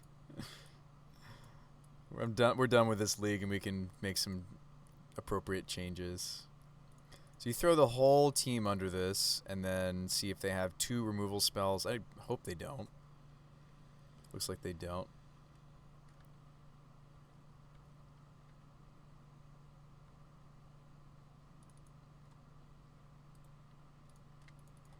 This is gross how this game has been going, hasn't it been?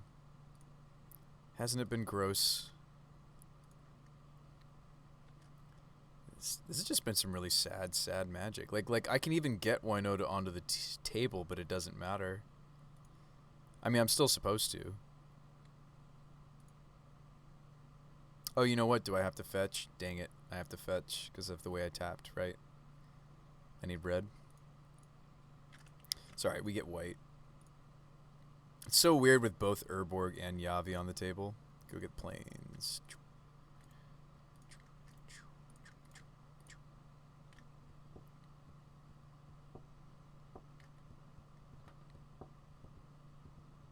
But yeah, this is what I wanted to be doing.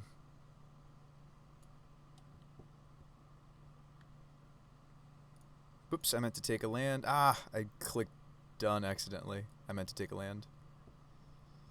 No.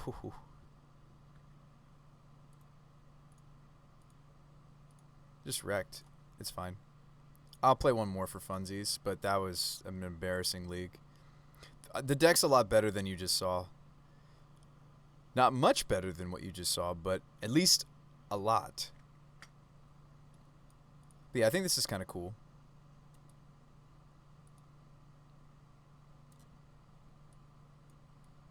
Stinks that basically every 2-drop or 3-drop doesn't really do anything.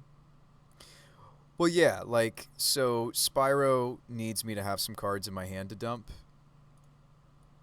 I really like your suggestion of Pride Mage. That's really neat. I would like to play some number of Spell Skites just because they do a good job protecting General from... I didn't even think about Ren and 6 when I was building the Rokiric build, and I played a bunch of games even in the tournament practice room. I even did some duo queues, and I don't know why I wasn't thinking about Ren and 6. Yeah, Ren and 6 gets around the hexproof on this guy. So, like, we did come up in a matchup where that came up, and it felt really bad. I don't know, the Burning Trees might still be legit here, because they let me free out the Kavu. Like, imagine going General Burning Morphos Kavu. I mean, like, there's some cool stuff going on here. Maybe I should try the Burnings and cut something different. Maybe, like, not main deck the Heron's Grace. We don't necessarily need that life boost in the main board.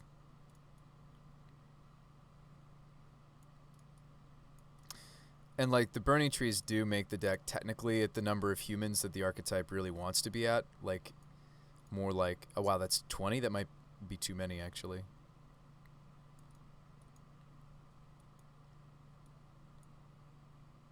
We don't have to have a playset of burnings.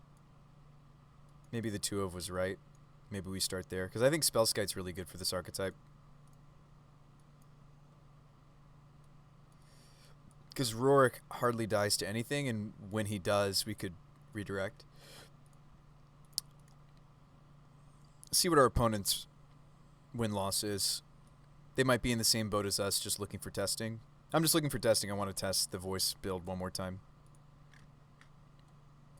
But yeah, Territorial seems sweet. I don't know if I have enough tickets to get us these missing pieces.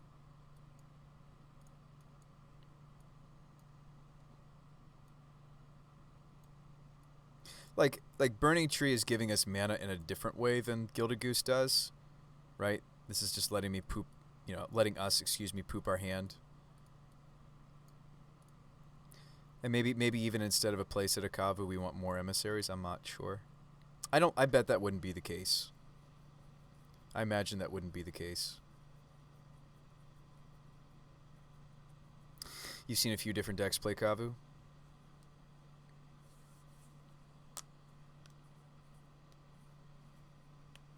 Yeah, I think this card's actually really sweet. It's in our list, it's going to be a 3/3 on average. Could be as big as a 4/4, 5/5.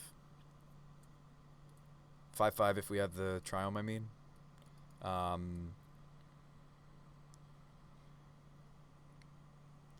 The looting on this is what makes this card. The exile is just,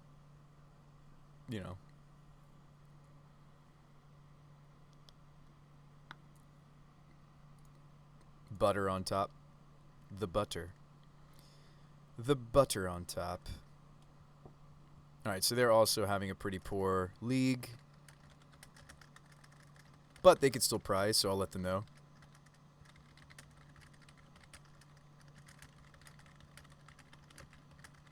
To play this out for testing, please. Can't really keep this. Add blue Kiara's follower. There you go, McRut. I'm trying to keep us Naya. Well, maybe not anymore if I'm going to play a Triumph for the domain on this guy, but trying to keep us Naya colored. Let's dump a Foothills. I mean, if opponent's not going to look at the chat, then they won't know. But I'll concede because we know we can't prize anymore. So we'll do the right thing.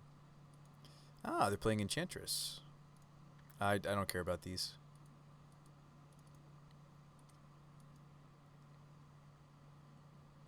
Whatever they're playing, opponent says they can play it out. Sweet.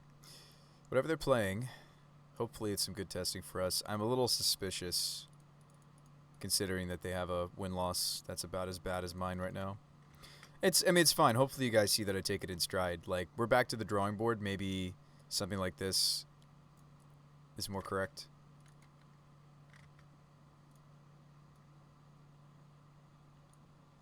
I don't know, maybe mainboard Spellskite is really aggressive.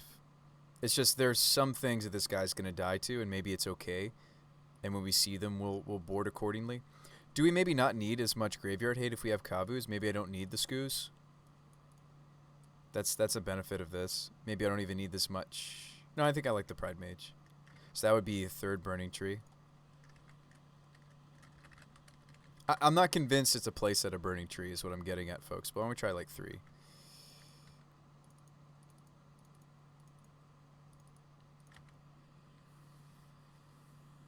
But I'm excited to see all these free spells alongside General. Wave Sifter. Okay.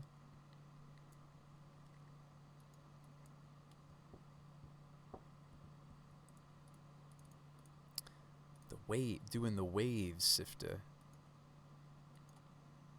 Guess I'll just get the planes here. Spyro away this and this. Wave Sifter.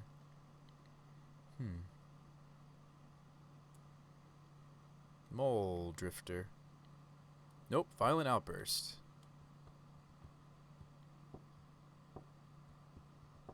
Omniscience in their build. Glimpse for tomorrow. I'm with you. So they're hoping to glimpse into Iona. Omniscience. There's some Emrakul's. Alright, well, let's see what they hit. I'm excited. Let's see what they hit, folks. They hit 2 Emrakuls. They have to sacrifice one. But 1 Emrakul might be good enough. Might be good enough.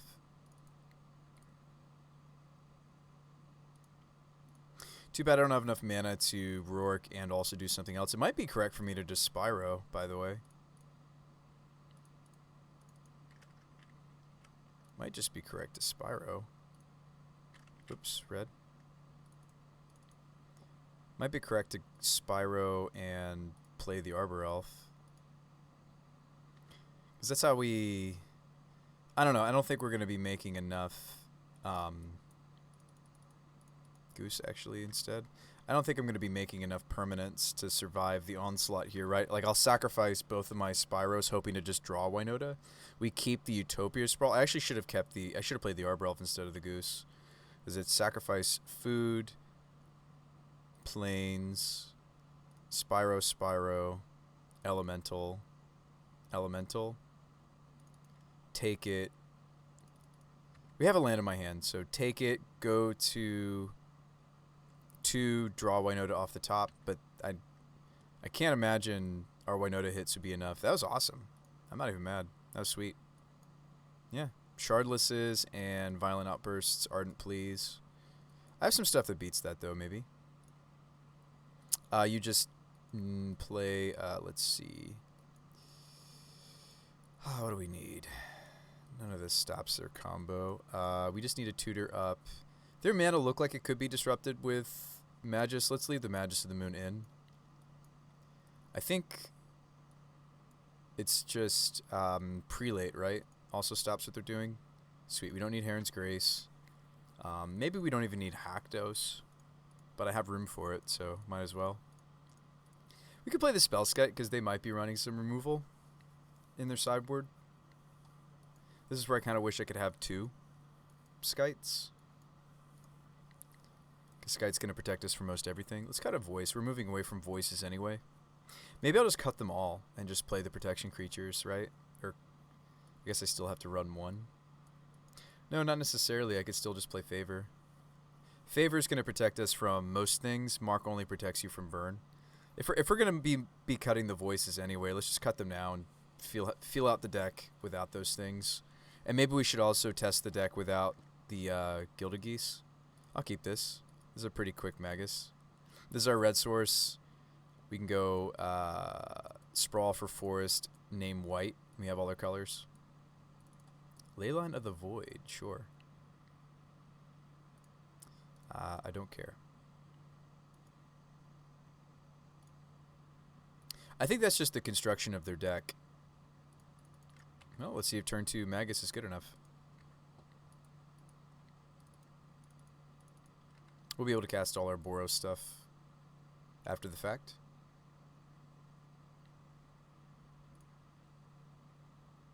So we'll name Human here. Who doesn't like a good old turn 2 Magus? Magus of the Moon.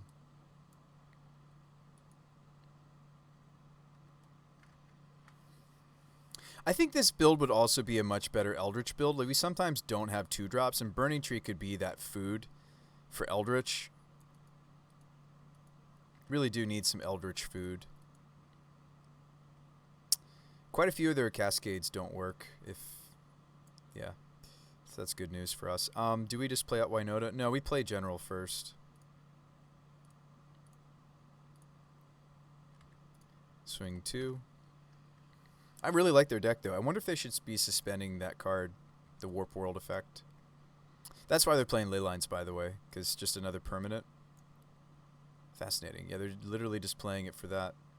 All right, Glimpse, 3 turns. 3 turns. All right, Winota. Make a Golem.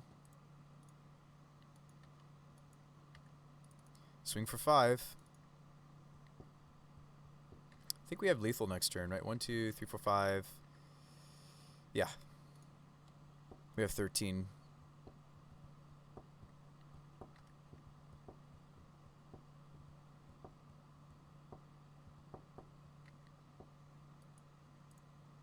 It's awesome that the extra generals don't... Like, I don't mind drawing extra generals. Don't need to show them the Blade Historian. We have lethal.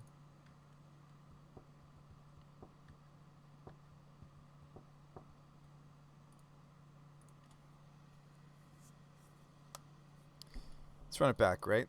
I think even Haktos is... Well, no, Haktos hits really hard. That's why I'm running it. I don't really care about the life gain. Let's run it back. Really excited, though, to maybe play this build of it. I think you guys get excited about Territorial Kavu, too, don't you? 2 mana 5/5 potential. You guys get excited about this, right? Not hard with a Triome. But I do like the idea of a Singleton Pride Mage. That's kind of sweet. Very relevant potential main deck. Main deckable because it's multicolored. I mean, main deckable in the same way that maybe Teague is without, you know, missing some component of the meta, right? And I wish we had more multicolored cards in the sideboard. I may have to rethink the deck. I wonder if there's anything else that's quite like... Well, there's not going to be anything else that's like timely, but maybe we play more Fiery Justices. Interesting to think about. And I'm sure these are filler, right? These are just free spells for general. I can't cut Metamorphosis because that's how we've slimmed down on our ramp and land count, but anyway. Yeah, this looks like a keep. And again, like one last little thought. I do think it's sweet that these are going to help us with our human count. So no, I just need to tweak it. Sometimes it takes me streaming and you guys suggesting some really great ideas. All right, Leyline, sure. Oh, Conner Garden's sweet for their deck. The whole Warp World plan. We do have another color here, so I can sprawl for red. And we'll have white off of Cavern. I'm a little worried that it looks like her hand's not going to result in a Winota. Never mind. Sweet. So, human. Oops, white. So next turn we can Metamorphose and then play Winota. Kind of just explode onto the table. Never didn't have it. I know, right? I was like, man, like I'm worried this hand isn't going to get to Winota. And then we did. In a pinch, we can Eldritch a general that's made a couple of tokens. It's really okay. I've done that a few times and still won. It doesn't feel great, but we do have the playset. And like you usually find one since I'm playing a playset. Oh, D-Sphere, my general. Gross. It works. Ugh. Wish I could have gotten the favor. I mean, was I supposed to slow down a turn and play favor first before playing him? I didn't think I'd lose him. And now it's like, what am I doing? I can't go get the Arbor. Whoops, I guess I'm fetching. That was sad. I guess I do just play this out, but that was sad. Maybe I find a way to remove the D-Sphere. Give them the D-Sphere. Hopefully they don't have their Cascade spell. Do I even need to name? Yeah, I'll name human since our voices are on the sideboard. Oops, human. Let's go favor first. So now she's got pro all colors. She can swing through the plant, which is relevant. Yeah, I think I should have gone a little more slowly. We might not have lost the Rokiric to the D-Sphere. I mean, this is for funsies. I'm still treating this as competitive, though. I mean, our opponent's playing some wonderful, silly Cascade deck.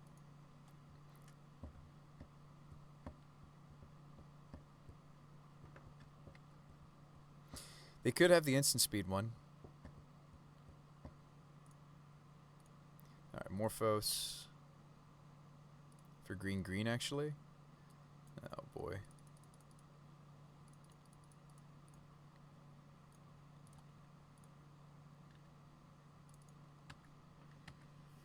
We got our non-humans onto the board too slowly, and they're going to kill us now, probably. Who knows? Maybe they don't have gas. I mean, maybe they don't hit the goods, right? They have a lot of permanents, though. General.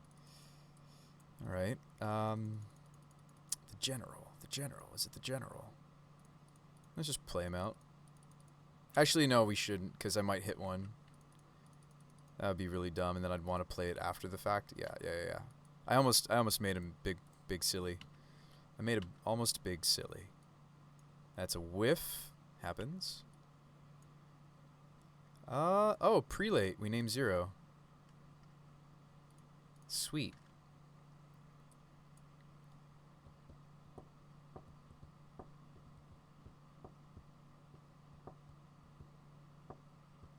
They're not dead, though.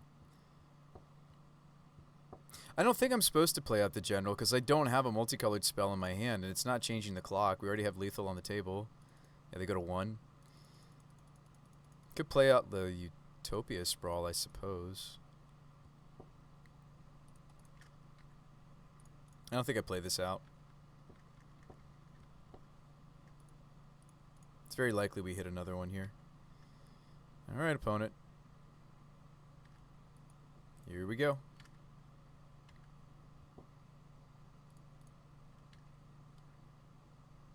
There's a general.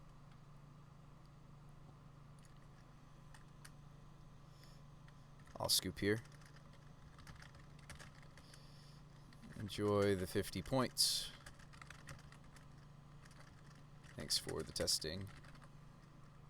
No, I'm not gonna steal their points. I can't prize anymore, so you too. We're not gonna be rude. It'd be different if I was still eligible for the half play points. All right. So, but no, let's not be rude. So let's. It's almost like they forgot that I told them I was gonna concede. They were like, "Good game," like kind of like, "Oh, good game." Yeah, opponent's deck was really cool. Wish I was doing that, right? All right, so let's get these 9 cards and see if all the hubbub about Kavu is true.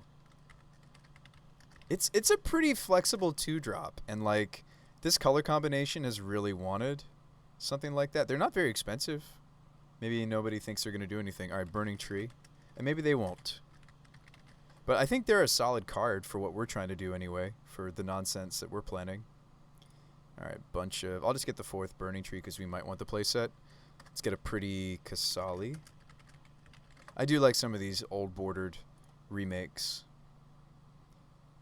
It's like a weird promo version of Kasali too, but we'll go with this one, Zagoth Triumph. I may not be able to get my hands on this promotional one. I am, and they're about the same price. Cool. Although some of you might think that's really ugly, but I'll play it. Checking it out. But yes, with the exception of things like Ren and 6, I think General is awesome. And there's people building whole decks around this. So our 2 engines now are the General or Winota. They're kind of our 2 build-arounds. And they have a lot of great synergy together. Our multicolored count is a lot higher for General Rokiric. You can even count himself. Even though he's legendary, you can just cast extra copies of himself. So we're at 23 multicolored cards. We are at, how many non-humans? Let's check our count here. Morphos, no, doesn't count. These are always humans. The generals and the Spyros make non-humans, but they're humans. So our human count's 19. That's pretty good. Like, even if I'm pulling a Burning Tree Emissary out of the deck, that's much better than us not hitting anything. And that's something that the previous build you just saw that we took even into a league was having some issues with, is I'd slimmed too much on the human count, and our non-human count had really suffered too. I mean, maybe we can't get away with Sprawl in this deck because it just needs a certain density. I mean, I've really liked Sprawl. Sprawl has been really consistent mana, but maybe it's finally time to play Hierarch.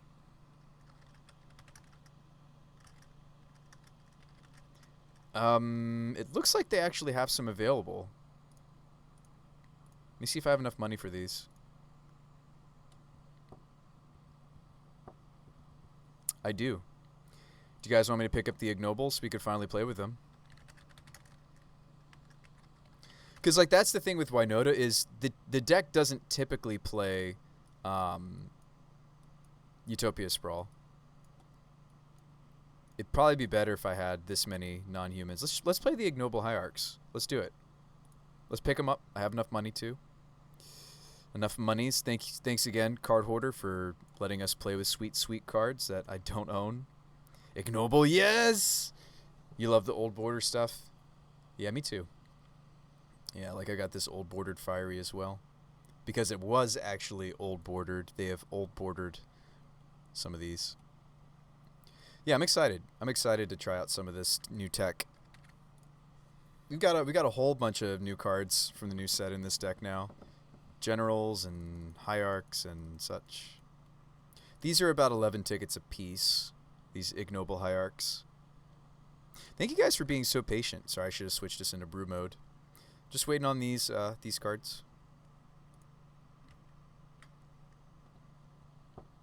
Hopefully you guys are enjoying the stream tonight. I didn't know if I would be streaming tonight, but here we are. Yes, I am ready.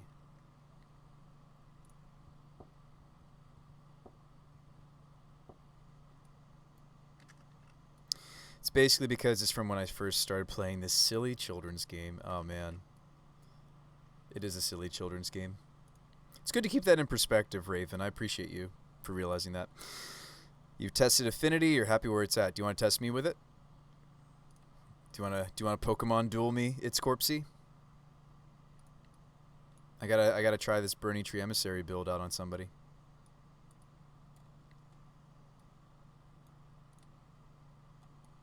You don't have it on Moto, sadly. It's okay. It's all right. I was only half joking. We would have played. We could have. You were doing it on untap. Ah, smart. Then you don't have to buy the cards. That's smart. This curve looks pretty good now. That's a lot of 2-drops. That's gonna. I think this is gonna be a happier Eldritch. Like in a pinch, we could Eldritch the Kavu. I'd much rather Eldritch like an extra Pride Mage or Emissary though. But yeah, we could. This actually looks like it's clean. Yeah, this.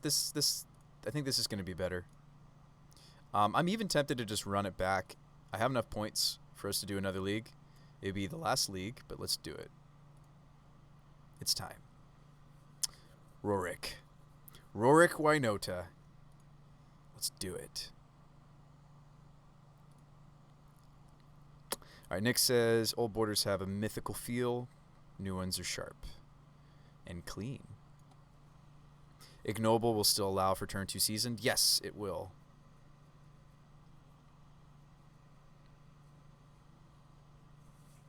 We don't need the black mana whatsoever, but I've seen a few decks playing Ignoble even though it doesn't have quite the right colors. These are going to go in decks that are black and or red, so we are in the or category, but white is our splash anyway. I think we'll be fine with these. I think the Exalted will come up.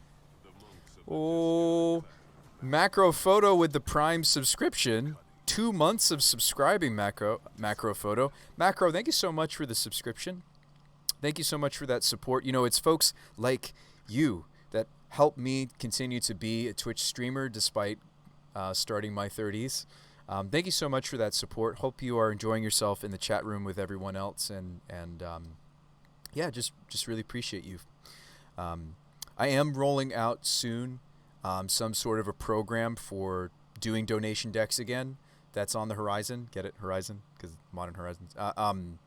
And I'm really looking forward to doing that again. We're hopefully going to have the right structure this time. The right amount of time spent brewing versus playing the deck. That sort of stuff. And I'm hoping to do it all through Google Forms. So it'll just be like, you know, answer the questions on Google Forms. If you're already a subscriber, you may have already seen it in a secret subscribers-only exclusive place. And I've been looking for feedback, so you folks know who you are. If you're a current subscriber, if you want to give that a look-see and give me some feedback, I'd really appreciate that so we can get that program running on the stream. I'm really looking forward to doing that again with you guys. It'll be fun. Anyway, sorry, that's a bit of a me going newscaster mode for a second there. What are you guys playing in Modern Horizons 2? I'm curious what some of you folks are building. I am working on a. I'll just pull it up this way because I was having trouble finding. I don't forget. I don't remember what I named it. Let's go to modern. Um, do. Oh, I was originally going to try something weird like a wing splicer in this General Ferris list because giving the golems flying was sweet, but irrelevant. This was my take on black-white evoke taxes. This is just an initial build I threw together. Certainly, I don't think this is the right 75. I even considered a Painter Servant build because then you can pitch lands to the Solitudes and the Griefs, which is kind of neat. And it's got the Teysa Orzhov combo with Painter Servant. Maybe.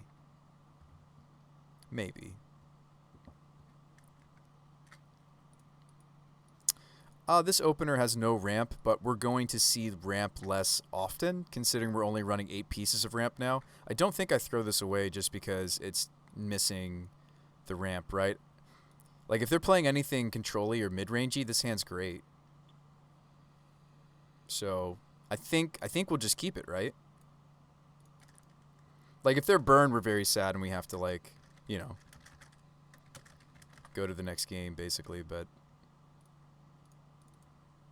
looks like they could be some sort of a mid-rangey deck. Ooh, another Cavern. Sweet. All right, Foundry, go. Klath says you've been working on Fog, Upheaval Storm, and Blue-White X control. Very nice. Gosh, if they are just blue-white, this card just beats them, doesn't it? I might play out an Arbor Elf even still.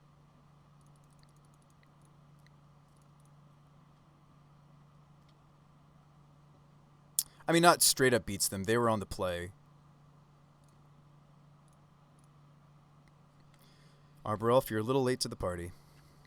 Let's go magic mode so you guys can see the record and such. But yeah, seriously, Macro Photo, I appreciate the resub. Oh, wow, are they playing, are they actually using the red, or is it just for that one card? They ignore my Arbor Elf. Okay. Drew a Hierarch.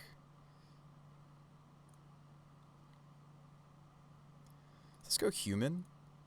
And I think I Spyro instead of Rorking. I think Spyro is still a lot stronger for this deck. I have no problem admitting that. It's probably just... Yeah, it probably is just for that card, right? Ooh.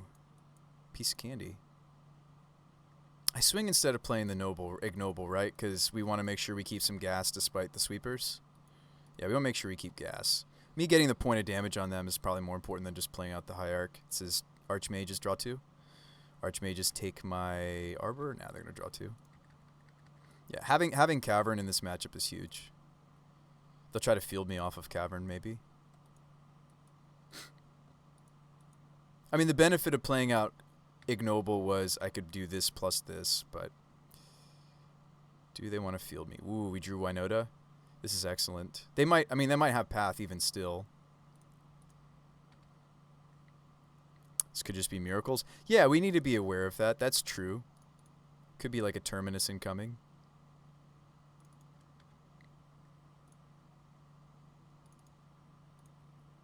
Well, let's at least play through their... Yeah, let's just get as much damage in as they'll let us, right? So if they have the path, they have the path. They don't have the path. They don't have the path. But they might have the path.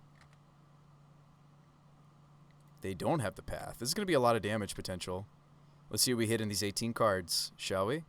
So there's a General, or we could get some Spyro action. I'm going to take a Spyro. There's a very reasonable chance I just hit another General Ferris. To confirm there was nothing I could do right there, right, or any different plays. You've got to do something about Winota. So yes.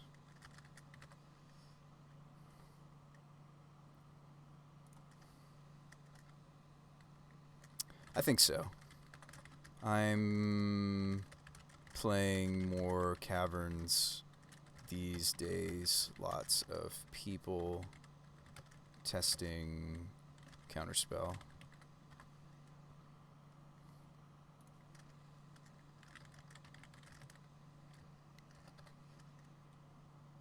They're just asking. They're curious.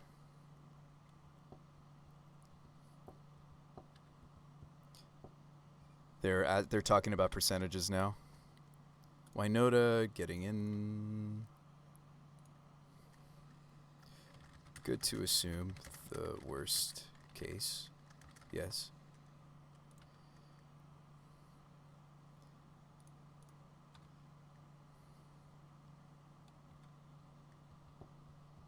They go to 7. So this would be really bad for me if they do have the sweep here. Brainstone. So they're going to put the Terminus on the top of their deck. They're going to scoop. So that answers our question. They're playing Miracles. What do I want against Miracles? Certainly the Teagster. Oaf turns off Brainstone. They play a playset. That'd be funny. Might actually legitimately do that. Favor the Mighty's good against blue-white. Not Mark. Selfless would help if they were on Verdicts. I don't think they are. I think they just play Terminus. Prelate can name Terminus. I mean, not name Terminus, excuse me. Can name 1 or 6. 1 to stop Brainstorm, or 6 is probably the better name. It just stops Terminus. Yeah, it looks like they're playing Miracles. Okay, so I got 4 cuts to make. So we can cut Pride Mage. We can cut the Heron's Grace. I don't care about either of those effects in this matchup. Magus of the Moon's a pretty much a pipe dream, especially with them on the play.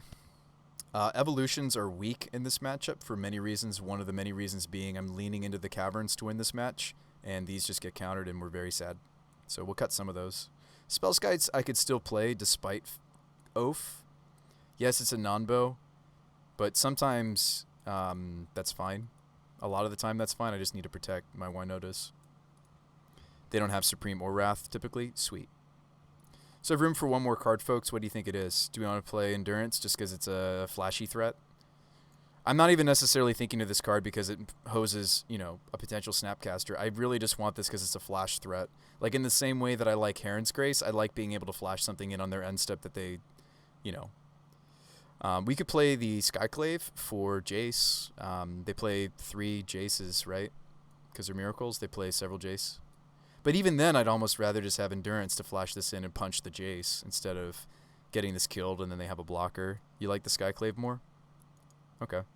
Hits Brainstone. I could hit a Brainstone.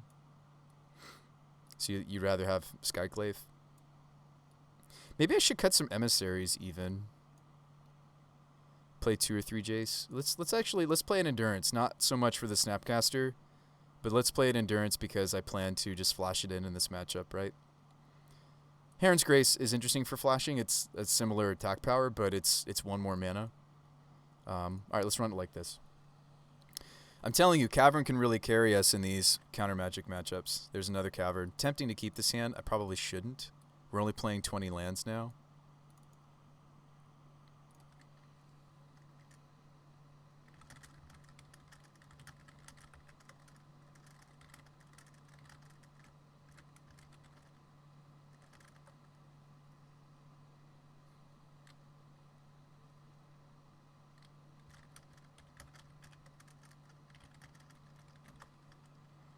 Alright, I'm going to mulligan this.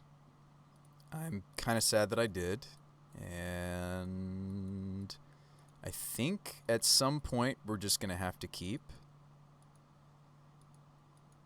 We can splash a Campbell in the board.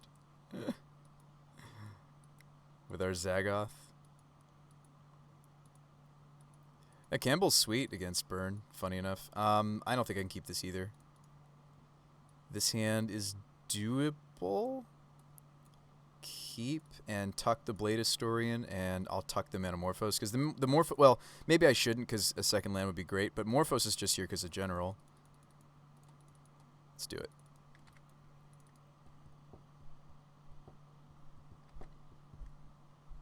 Oh, we drew the Cavern like a boss. Sweet. It was good last game.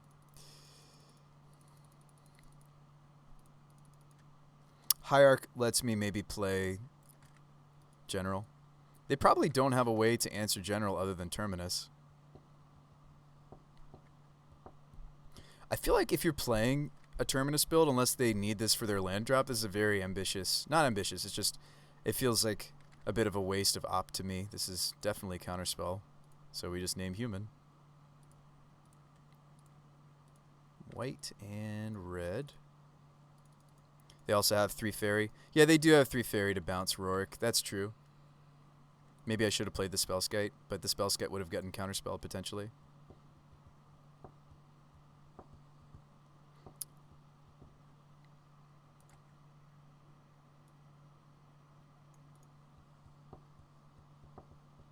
They might have taken 3 fairy out, though, against us, but maybe not. Alright, so they're going to try to take out my cavern. I drew another cavern. Fantastic. This is going to make them rage, maybe. I mean, not that that's my goal. That's funny that I drew second cavern immediately as they're fielding me. This is what happened last game, too.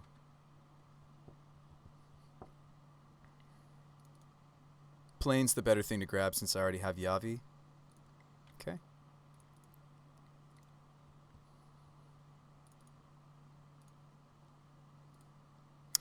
No need to expose the... And we have enough mana for everything. I don't think I'm supposed to play out my Arbor Elf. Because if they do get a sweeper off, I'm not resilient right now. So let's just swing for 4. And let's swing for 4 for a while. The exception would maybe be I draw a Winota.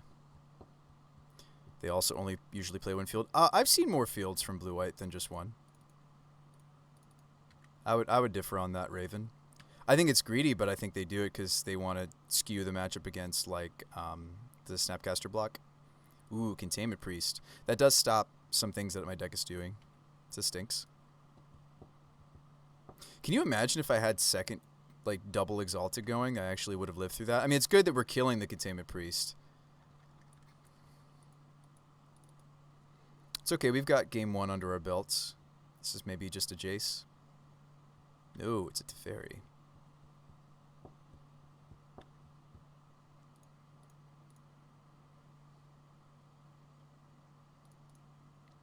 I'm just going to thin. I actually should have gotten, because we have Yavi. Oh, maybe not. I mean, this is our mold of 5. So, hey, there's a Winota. Maybe we just win now. Sweet. It's a good draw. No doubt about that. That was a good draw. Campbell draw, please. Now, let's. How about a Winota?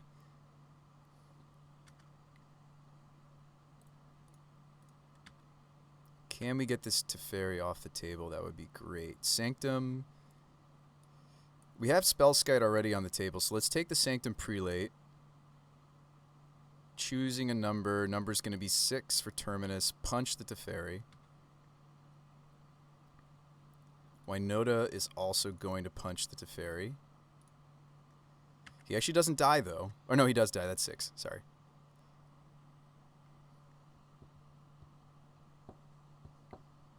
I'm not going to play out this Arbor, though, right? No, it's too late now. I already made my decision.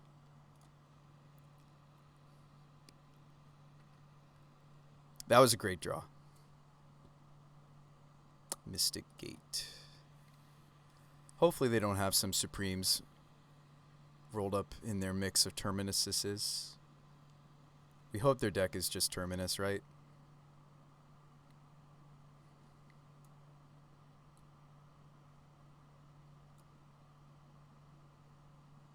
Yeah, prelate something spicy for us to hit off the Winota triggers. There's a lot of spots where it's great.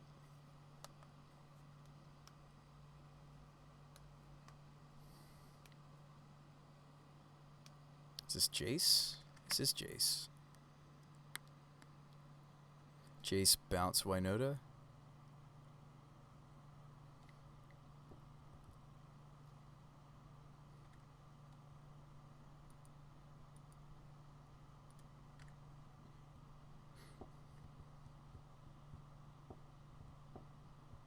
Path my Winota.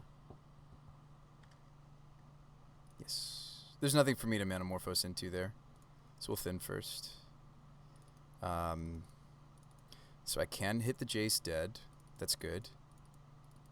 Could Morphose to see if I can do the Winota anyway. We've got all our colors. So green, white, I think. Foothills, the draw. It's a little disappointing. Yeah, I might not have the luxury to finally not play out the Arbor.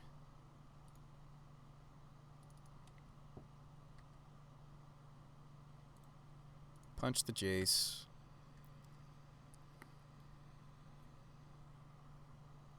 Alright, 2 walkers down. Game's not over yet. We've reestablished the Spellskite prelate. There's a Brainstone.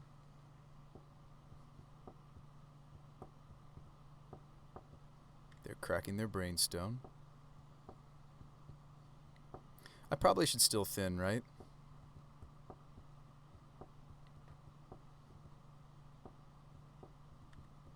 See, now I'm kind of sad that I decided to do the hasty Winota thing. Or no, I'm not. I got it to fairy off the table. It was absolutely worth it. I take back what I just said in every sense. It was very good that we took Winota off of a Winota trigger. A couple of elves, that sucks.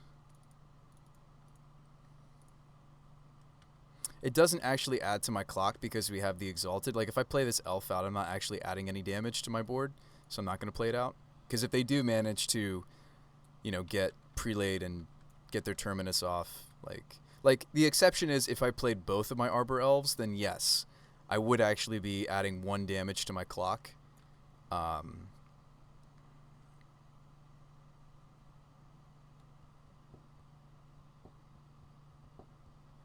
Opting.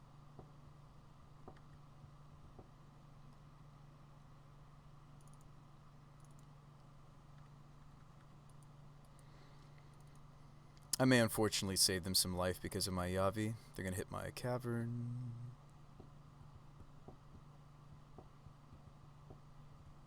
I'm really just hoping to go the distance with the chip shots. Ooh, Haktos will probably have. We're going to wait, though. We have more caverns to draw, too. I know you were saying, oh, they don't run too many Field of Ruins. This is the second field we've seen. I'm not saying that mockingly as if, you know, I'm used to blue-white playing maybe more fields than the mana base really should support. And a lot of that has to do with not just Counterspell. It actually has more to do with Archmage's Charm, in my opinion. But I think that field is a really nice boon that you get, you know, access to. This is Snap Path? No, this is Snap Opt. Just seen a lot of lists playing them. Yeah, I think it's good. It's unfortunate that we hit, you know, an opponent that seems to be playing. My opponent here is probably playing more than just 2. I imagine they're on 3. But hey, we have 2 more caverns to draw to. We also could wait to just jam multiple powerful spells. They might be scared of this. I might be interested to play out this other noble because if their plan is to snap block, I'd rather the prelate kills both snaps. I also might just attack with the Spellskite instead of risking the prelate. I think I'm going to make that shift. There's a very good chance they just have another Snapcaster. Oh, okay. Spellskite eats a path. Sure. Okay. I'd rather not attack with my nobles. I'll play out 1 Arbor Elf. I'd rather not attack with any of these 3. I'm okay attacking with that guy. I am scared that they're getting off some Vantress triggers. Some scrying. It is a little scary when they have the room to Vantress scry. It's because of the Urza's land. Oh yeah, that Urza's land is really pretty gross. They bottom top. That's terrifying. What did you just keep, opponent? What did you just keep? What did they just keep? We cut some burning trees, right? I cut 1. Okay. Ooh, I'm glad that we cut the Eldritches. They're probably dead right now. Very likely that there's a counterspell over there. Yeah, these Noble Hierarchs are looking real good, aren't they? Sorry, I keep saying Noble. Ignoble Hierarchs are looking pretty good. They're down to 6. So what did you top there, opponent? I'm terrified of these Containment Priests. Containment Priest, funny enough, does stop a lot of... Not... It doesn't stop the General Ferris side of my deck. It stops the Winota side of my deck, which is really what we're more about, but now I'm not so sure. With these cards added, maybe we're pretty even split now. Snap Path my Prelate, Terminus away my board. Alright, so we're losing the Prelate probably, but we're going to rebuild okay maybe. Just, I hope I have another spell or a Cavern to jam with. No. Like, we really want to jam. No Terminus. Brainstone to Terminus. Okay.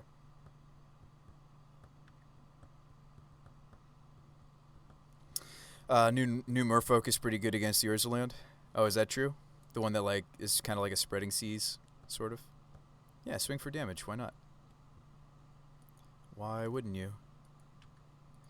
Oh, they're just going to block this Arbor Elf here. We're going to lose everybody. Oh, it actually just Stone Rains it? Oh, that's awesome.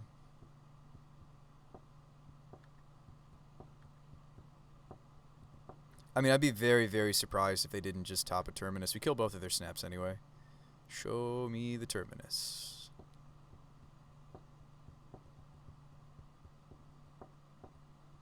Maybe they won't Terminus because I've been kind of sandbagging a little bit here. Thanks for that.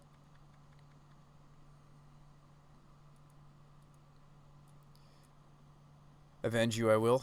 Welcome to the Bruce by the Magic Guy show. So they did not decide to Terminus. We do have the Cavern. Could jam the Haktos. It's not that hard for them to set the Terminus up again. Well, let's hit them for 2.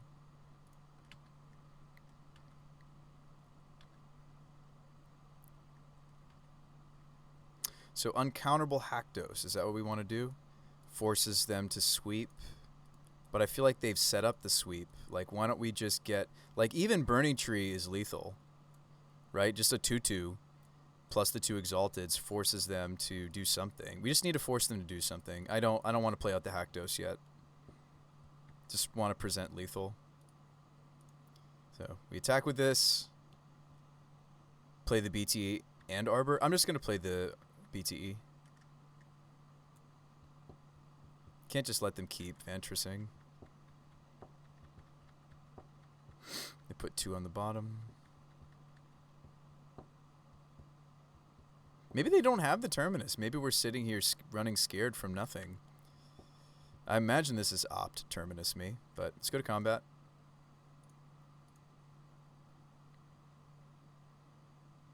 Cryptic tap my team. Sure. I'm down for, like, uncounterable Spyro. They haven't shown another field. Doesn't mean they don't have one. Uncounterable Spyro, dump these 2, keep the Haktos. Then they'll sweep us. Probably. I think I'm fine with that.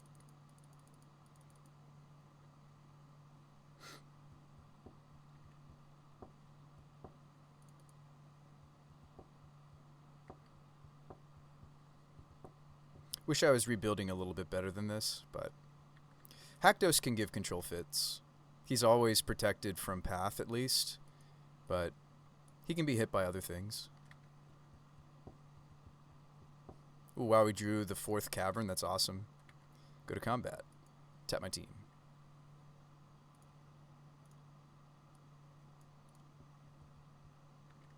Scry 2, actually.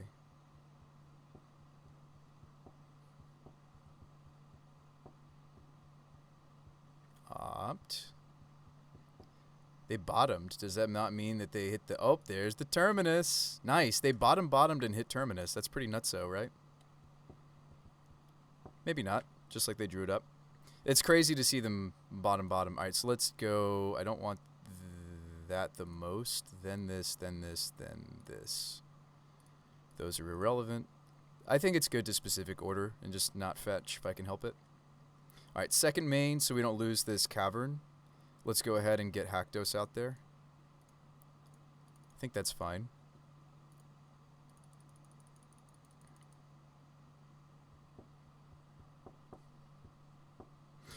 All right, let's roll the dice. It's 2. Shoot. Dang it. Oh no, he can be blocked by Snapcaster. That's his Achilles heel.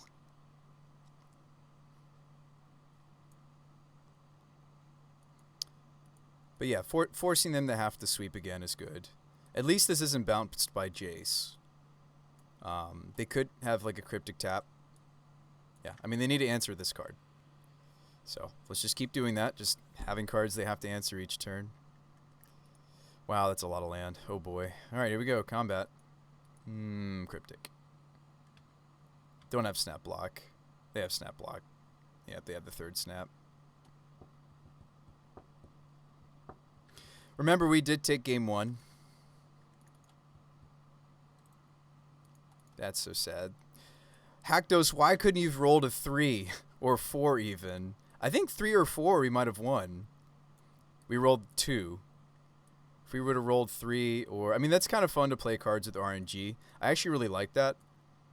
I actually don't mind a little bit of RNG in my Magic. I'm sure a lot of pro players would say otherwise. They would say, definitely not Bruce By. Like, why would I ever want RNG? I think Hackdos is fascinating. This has been a fun addition. Terminus my ignoble away, sure. But then he would have been able to snap Cryptic. What if he was if it had entered the battlefield as 3 or 4, you mean? Come on, let's draw like some actual cards.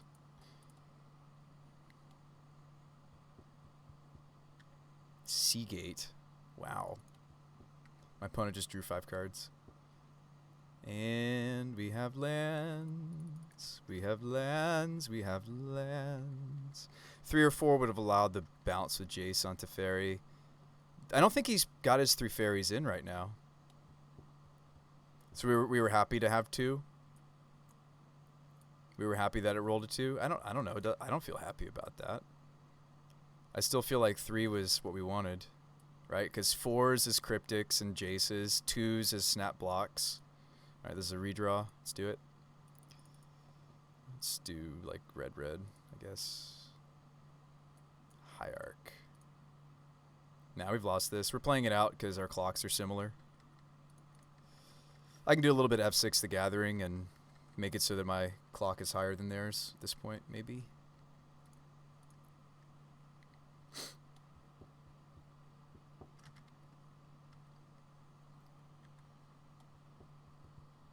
Two is the worst, but it's not like we just won if we rolled the 3 or the 4. That's true, because they could have snap Cryptic, not bounced. They would have snap Cryptic tapped, and then they would have had to have had something the very next turn.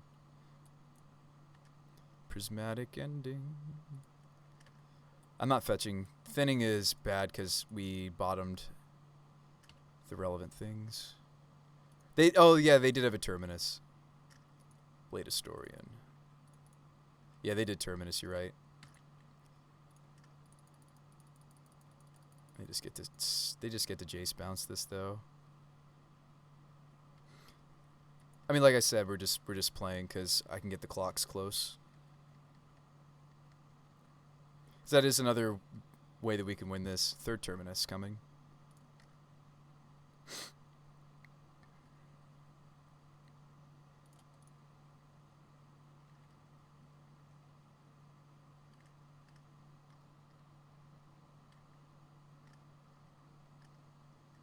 No hasting threats. Yeah, hasty threat would be good. We used to play Strangleroot Geists.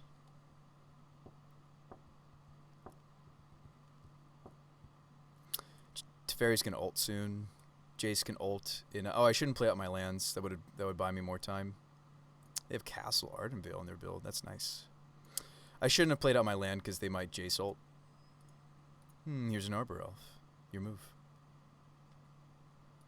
I shouldn't have played out my my garden because that makes the Jace ult take longer to kill.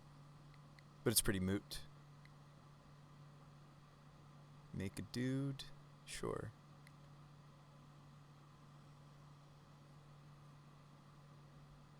Teferi Ultimate. Jace Storm. Nope, they're still Jace Sealing.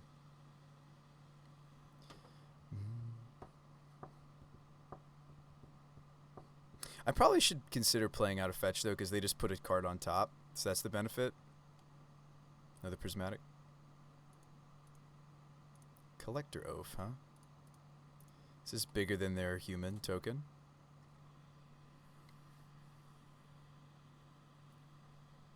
My opponent almost decks out here. They have 11 cards left. It's funny. Might not be correct for me to actually play out the Collector Oath again because they're about to J-Salt. Because they have the Teferi ultimate, they get to just exile this. I think actually I should have just held it. Yeah, I should have just held it.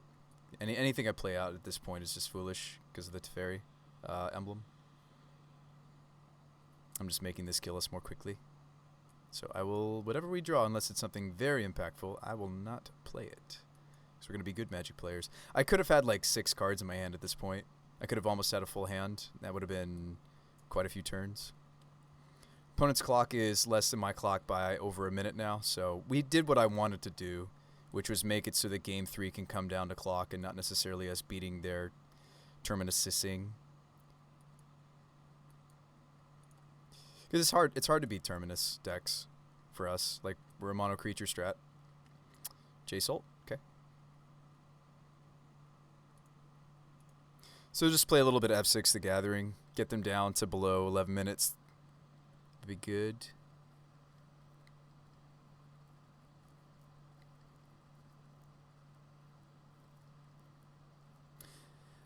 Because they have the Teferi ultimate, they still have to spend those seconds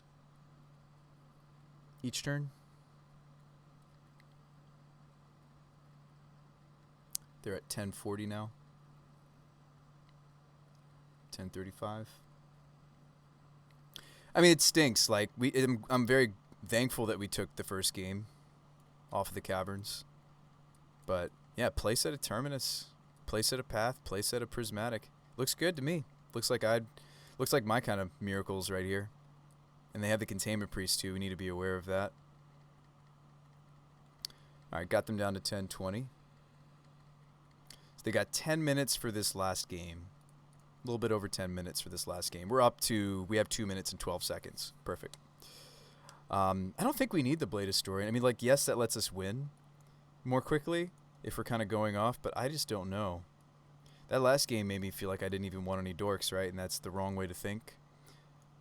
Magus doesn't work great with the whole Cavern thing, right? But it's like, and I'm less likely to cut them on colors than actually beat them. Did we see anything?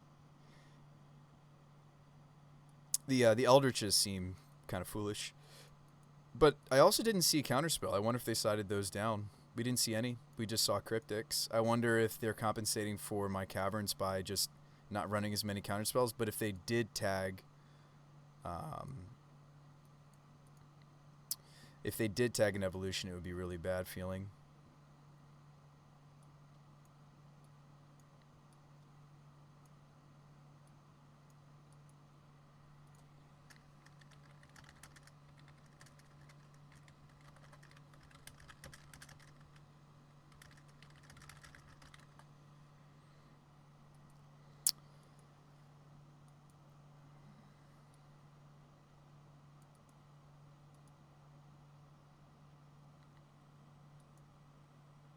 I think we should still play the Blade Historian because it lets us kill more quickly, potentially. We haven't drawn a single Territorial Kavu this game, have we? Or I think we mulligan one away.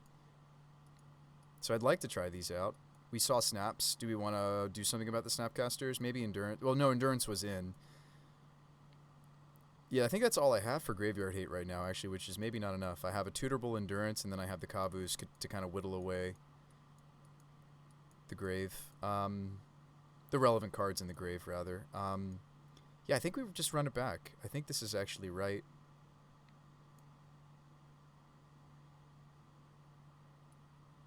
Like, we don't need the full playset of Burning. I do want to make some Golems, though.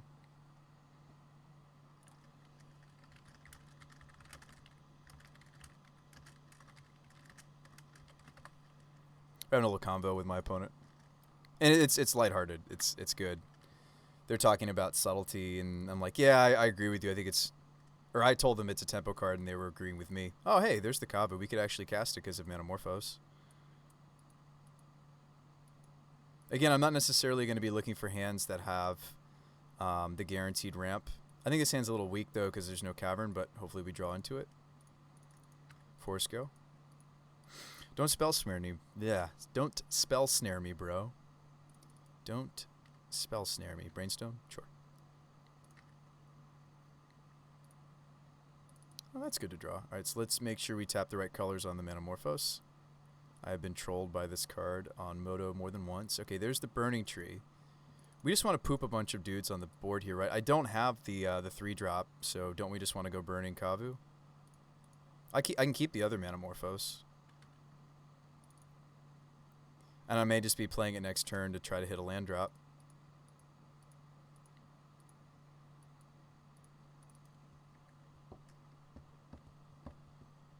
All right, if you had a draw on the Endurance, you could have shuffled your grave into after the J-Soul. Yeah, that would have been sweet.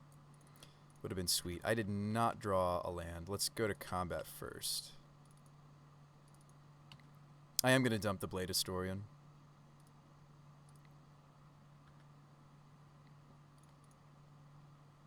Ooh, we drew a Spyro. I'm going to keep us flexible.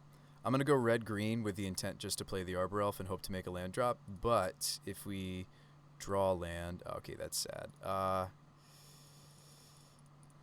Ignoble keeps us more flexible in our mana.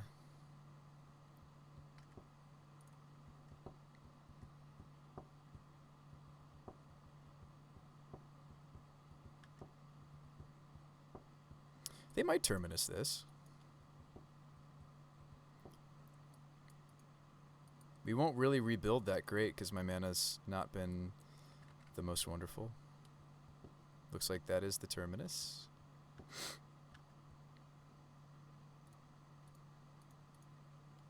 Order probably doesn't matter, but I'll do it.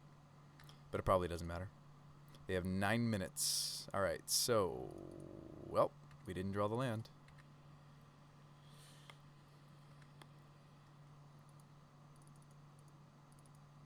Burning actually could maybe fix me. Well, that's not true. Arbor Elf would probably fix me into the red before Burning would. Prismatic, sure. Land, please. It's not a bad one. So we're going to say human. And so this is really sad where I can't play the Spyro. We didn't fetch for these. Yeah, these are the cards we naturally drew. Just checking. Just checking, folks. Rawr, fear my uncounterable 2/2. But not the right colors to follow up. No. Reasonable chance this gets fielded. Another Brainstone.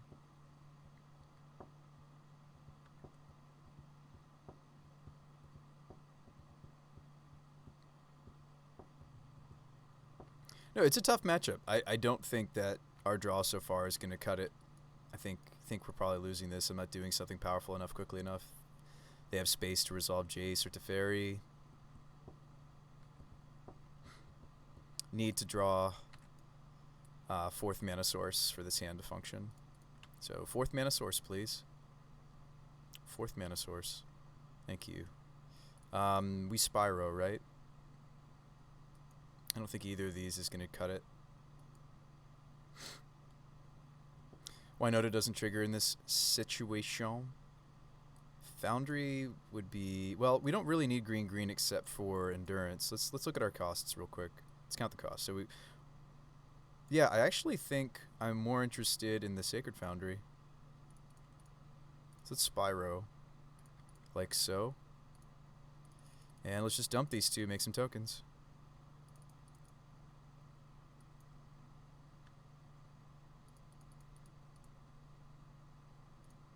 I don't need to play out the Ignobe, right? The benefit of playing the Ignobe is I get one more loyalty off the Teferi, but I'm losing more cards in this second Terminus. I don't know if I like this line. Path.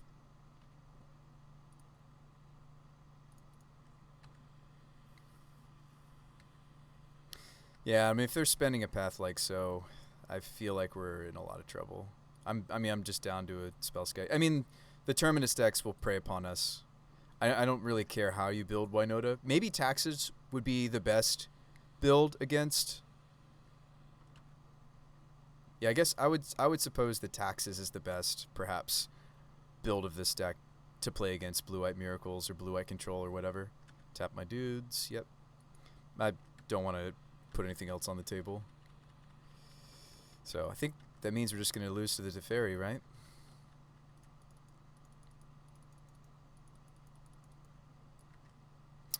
Yeah, what did we lose? We lost 4 cards on the first Terminus. They've kept us off dealing damage to the Teferi. Maybe I should play out the first Spellskite, though, just so I can actually get damage through.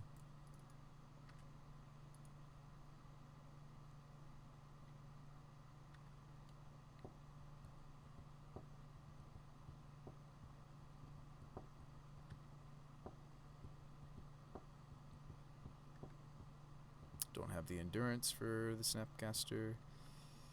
Tap my team.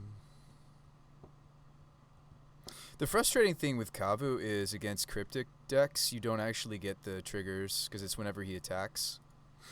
So that's a little sad. That's fine. Like, watch the rest of this league go really smoothly for us. This is a tough matchup for us. I think we played it fine. I think the Caverns did some heavy lifting. I wonder if we'd also had voices if the matchup would have been better. I used to have a playset of voice in this. Maybe that'd be better than... well, I think the Territorial Kavus, though, will play better alongside the Burning Tree Emissaries. But, yeah, I used to have a playset of voice.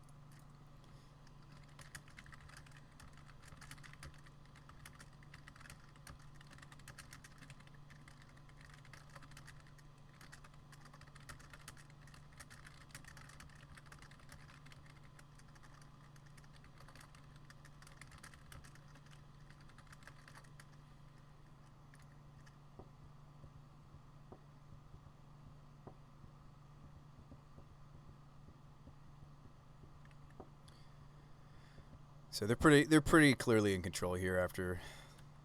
I mean, even just the first Terminus, I feel like they were in a really commanding spot. Like, in Legacy, the decks are powerful enough and efficient enough to handle... Show me Archmage's Charm. Oh, wow, we just get the Jace. Awesome. The decks in Legacy... excuse me, are certainly able to handle... rebuilding from a Terminus, perhaps, but it's still really difficult. Gosh, maybe I would have gotten a Kavu thing off. I mean, like, with them committing this to the table, it's like... blocks. They don't kill off the Spyro. I respect that, because I could maybe, if I have a red source... I do have a red source. I could bring back the Spyro. I respect them not blocking and killing the Spyro, I think, because... Yep, there's the Teferi emblem. So maybe I should have played out the Kavu because there was a chance. So we're gonna lose a lot of our permanents here. I mean, I can't beat a Teferi emblem at this point. All right, good games, and good luck with the rest of your league.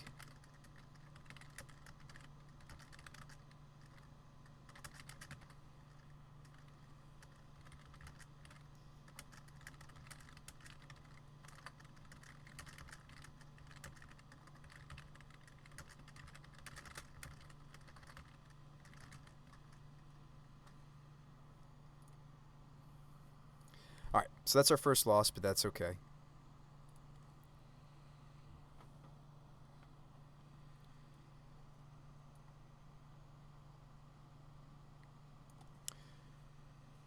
I think that Terminus is just really tough for us. Like, the other sweepers in the format, I have just more cards for. I mean, if Blue-White Terminus builds really are going to be the go-to, then we may need to adjust our plan for sweepers, because currently I have things like Selfless to stop Anger, Verdict, Damnation.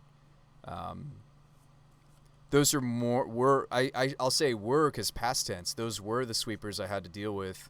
Now if Blue-White Miracles really becomes the kind of go-to control deck, then we'll have to adjust accordingly. But I'm not going to make any adjustments just yet. I want to see how the meta shakes up and see if that really is the state of Modern, and see if that really is what people are going to be doing. I don't know, did you guys see any other little things? I feel like that matchup was pretty straightforward. Like, we didn't burst them. They had the disruption when they needed it. They terminused us 5 times, 4 times. I think we got terminused 4 times total. But after a certain point in Game 2, it doesn't matter. I think we did what we're supposed to do Game 2 as well, especially on Magic Online, is in paper you're trying to turn that match into a draw. On Magic Online, you can even turn it into a win, which certainly does. And that's one of the things that turns me off from playing. You guys probably have noticed that I play a lot less Control these days. My heart goes out to streamers like Evan and Esper Donnie. No, what's his name? Let's just say Donnie. Like, my heart goes out to you guys. I don't particularly lately. I just haven't had. I feel like if I was gonna play Control, I don't know if I could stream, because I like to be able to read chat. I like to be able to have a conversation with you guys. I think it's really difficult. This is an easy mulligan. I think it's really difficult to play. I like Control though every once in a while, but I think it's really difficult to be as interactive with you guys as I want to be and play something like Miracles. All right, let's mulligan this. And that's not me giving them a criticism, right? That's me saying, actually, we could even maybe get rid of the Eldritch here. It's not that great. I don't actually have something I want to Eldritch in my hand. I'll keep this, and I might actually tuck the Eldritch.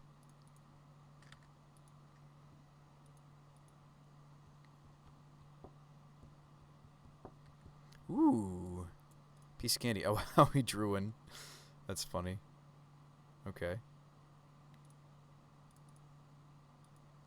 I hope I explained my thought process there, folks. Like, that's very difficult if they get off a terminus that hits. Like, if they get to 3-for-1 us, or even sometimes 4-for-1 us, it's just so hard to come back from that in those matchups. And that's awesome. And okay, so Vengevine, I would totally expect that if a Neonate deck. Neonate's such a great enabler for Vengevines. Oh no, they're playing the ugly ones.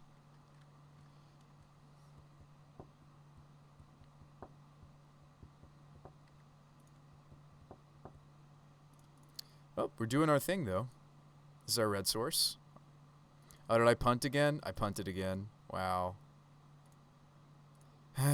When am I going to learn, folks? I meant to lead on Temple Garden because I needed to play a Boros card turn 2. So what am I doing instead? Cutting them on black? No. Maybe.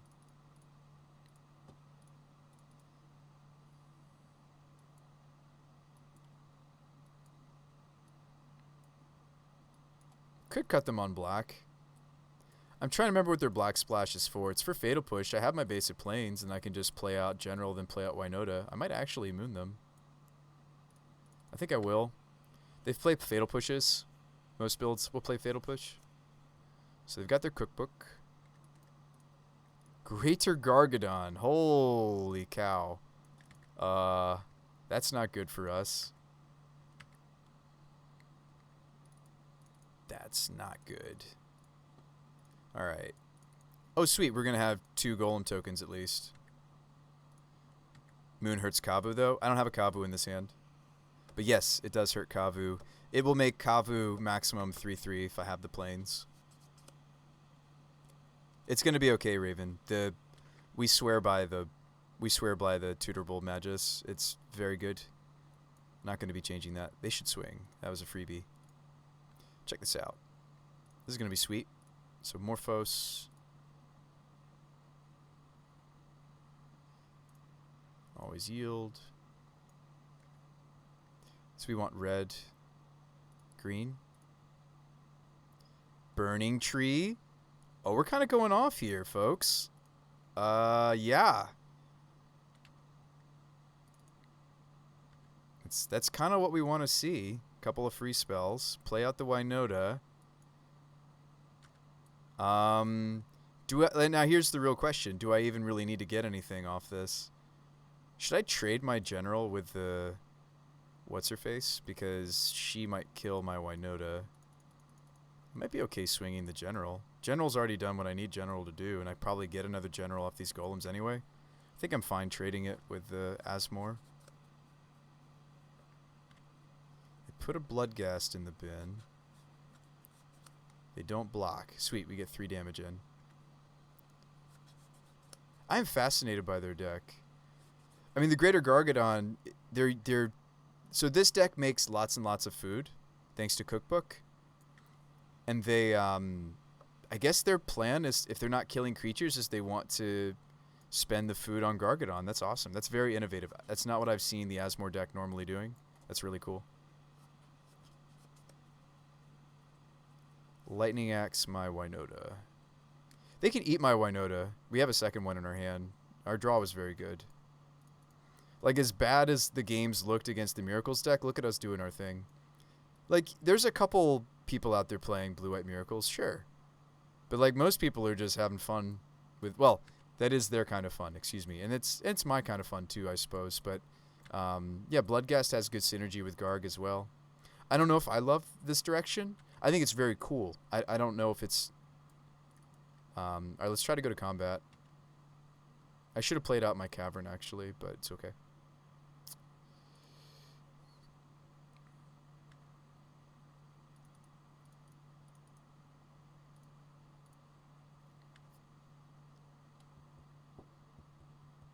You know what they're going to do, maybe? They might eat the Magus and then... Ooh, they did this before I went to combat. You did this at the wrong time, maybe. They needed to do this at the beginning of combat. They needed to wait for the thingy to go to begin combat before they ate the Winota. That's great for us. Awesome. So that's how they win this matchup. Pride Mage does have a target, but I don't know if I want to bother. Magus shouldn't have worked, but it did. Endurance is great. Oath turns off the cookbook. Spellskites protect us. Gosh, I keep bringing these in at the same time. It's not good to do that. Kavus also go after their graveyard. Just sweet. We can cut some of the Burning Tree emissaries. They're kind of filler. Haktos is probably overkill. It's not like they're control or anything. I like the life and the double strike. We have room for one card. Maybe the Timely, since they're going first. Yeah, I wish I had another way to go after their yard. I mean, we could like prelate on one. They have a lot of 1-drops. Prelate's great. I feel like I should just play 2 of this card. That would have made my matchup against the Miracles better. Just have more of this card. I don't know. I don't want to start thinking that way. I feel like that matchup is very tough unless I want to swap into like Voice of Resurgences and such. And even then, they can still just Terminus them away. It's not like they live after, they would normally live after a verdict. I think we'll pretty often take out the Burning Trees, right? After board, they're just filler game 1. We're probably better off with sideboard cards often. Room for 1 card. I don't know if the Pride Mage is really good enough. 3 mana to destroy the cookbook seems not great. Prelate, stop all their 1-drops. Now we're talking. Well, they're non-creature 1-drops. Like, killing 1 cookbook, Stopping all cookbooks from being cast, better. Mark of Asylum might be something we want, or even Favor. Well, no, Favor, they go bigger than us because they play not just Garg, but they play Venge. Vengevines would also have protection. They might be playing Hollow One as well, so Hollow One goes bigger and then we lose the protection. But we could at least play Mark for Lightning Axe. We could play this also for Bolts. Let's do that.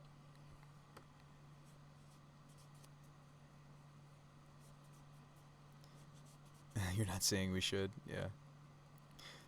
Oh, did you lull because they did it the wrong phase? Yeah, it happens to the best of us. So this hand could be really good. This is turn 2 prelate. This could also be not good. Thoughtseize me. No. Cookbook. Okay. So if I lead Forest, I can't prelate. We've learned our lesson. The lull was for... Wait, oh yeah, it was for the wrong phase. Okay. Have I learned my lesson? Have I? I think I have. Temple Garden. We're learning. See, folks, I can learn. I'm learning. Oh, man. Vengevine in the bin. Play 2 1-drops. Get Vengevine. And not Cutting Moon, you agree with? Oh, from the list, yes. Yes. I'm in also agreement of the agreement. All right, there's Garg. You guys are rooting for my opponent right now. I would be too if you were in the chat. Secretly, but not so secretly, I'm sure you folks are rooting for my opponent right now. Lightning Axe. Oh, man. Oh, man. Yeah, I would be rooting for them too. Kavu is the most likely thing for me to Morphos into. So let's most likely Morphos into Kavu. Kavu? Wow, I can't talk. Oh, that's a land. All right, well, yep. Yep.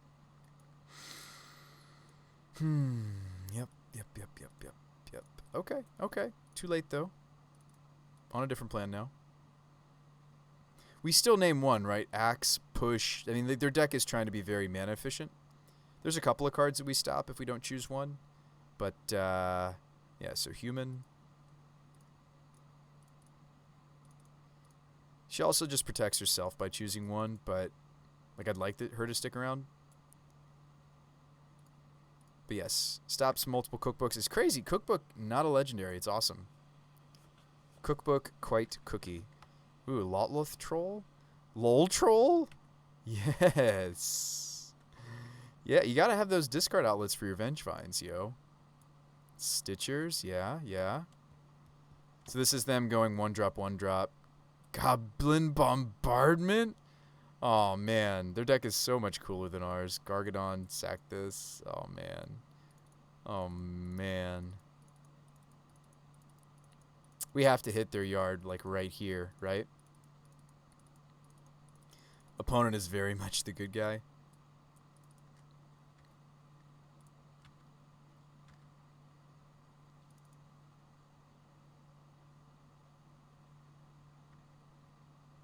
We have to tutor for our outs here, right? Evo 2 Endurance for sure. Like, there really is no other plan, right?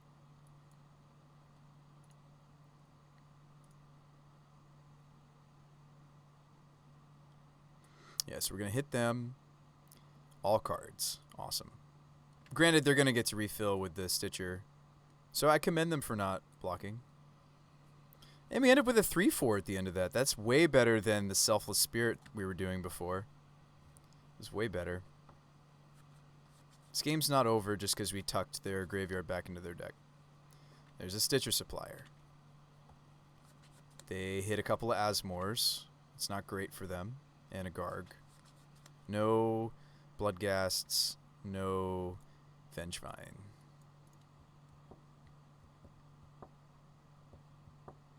Mayhem Devil. Devil awesome with Garg. And foods and such. A little terrified. Don't really want to play out my Ignoble. Do I? Maybe I do.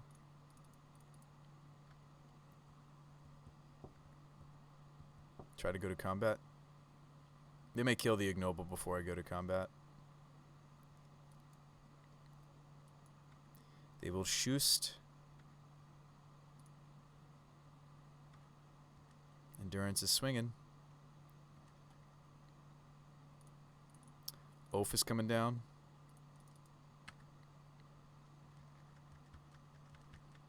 Our draw actually doesn't look that terrible. Like, we top a Winota, we're looking pretty great. And Winota is still oftentimes the stronger top deck than the other guy we're playing. Ooh, are we going to shoot my oath? Shoot my oath? Or is this a fatal push? Garg. Shoot my oath. Yeah, this devil looks great in their deck. I love it. Cookbook.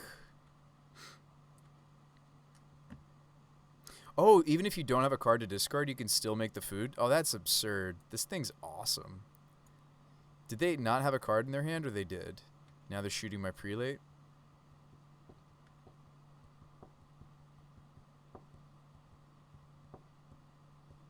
Yeah, they're all in on this Garg. I love it. There goes my prelate.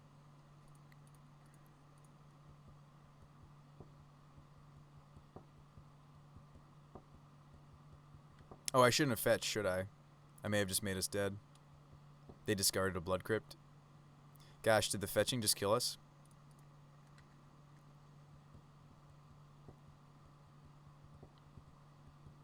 I shouldn't get the Triome. I should have gotten Red Source, actually. But now they're like,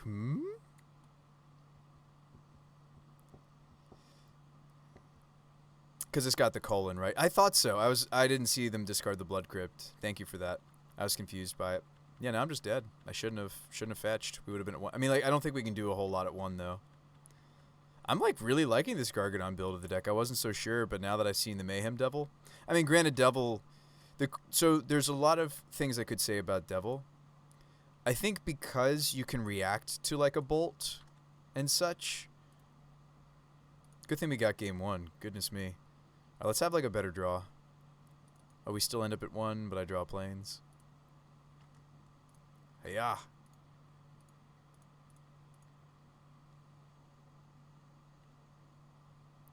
If I'd hit Winota there, was there any shot? Oh, it's not letting me pay the life. It used to be that you could do that. It used to be that you could die. Does my Magic Online need to be rebooted? It doesn't know what to do about me trying to pay for my Windswept Teeth. I'm wondering if my Magic Online has crashed.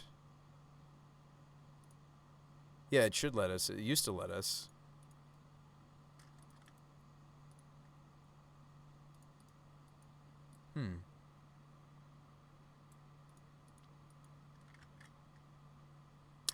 Should we reboot?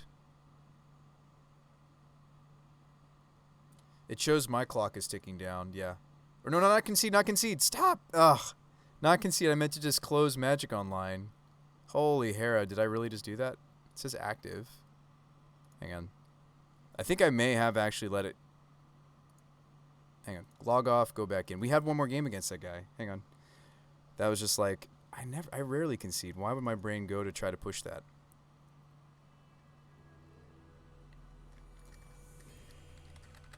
Do you think they changed that or something? Because you used to be able to fetch seppuku. I think my brain just had a huge brain fart. You have the thinking wheel of doom. You need a reboot.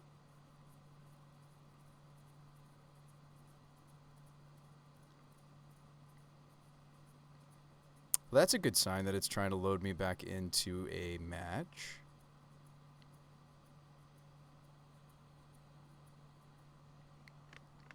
The thinking wheel of doom. It's a good sign that it's trying to put me back into a game. Opponent's deck's so sweet you just wanted them to win.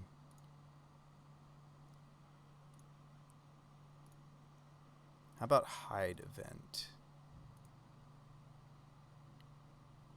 I don't know. Now I'm like worried. Do I need a fresh, like, do I have to do another re-download? I've had to do quite a few lately.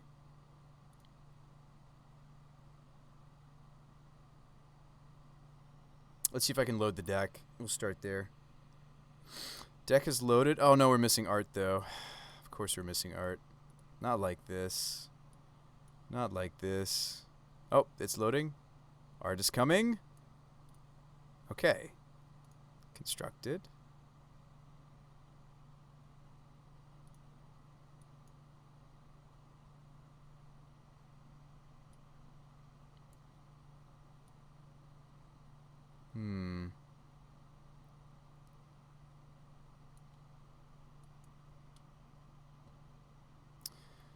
Activates. You still in game?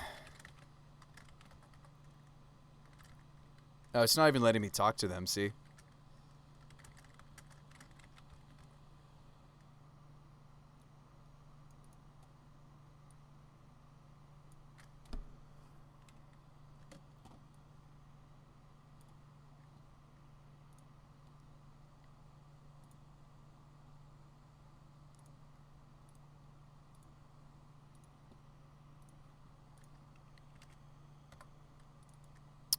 That's maybe just going to be... Alright. Not concede. I wanted to... See, that's what I wanted to do, is log off and close. So that's maybe where my brain just like was like, yeah, sure, you want to log off and close. Like, no. But if you do the X2 and match, it's a very different command that it does. Oh, man. Technical difficulties. Wouldn't be a Magic Online stream without some technical difficulty. It may have registered that as a concede, which is disappointing. But it should at least like let me continue my league.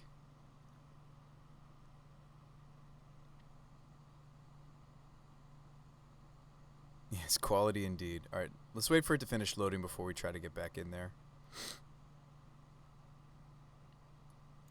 Let's also load our deck's art as well. The Bray's Apprentice build was sweet, but I think I like this build more. The general build, I think I like more. There are other players besides us in other color combinations trying to make this card work. There's like a 4-color Cascade deck playing this card too. Just making 4/4s. All right, awesome. We're loaded. Sweet. Constructed.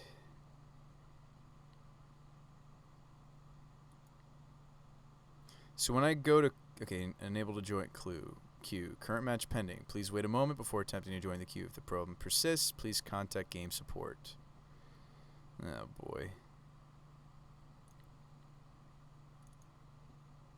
Yeah.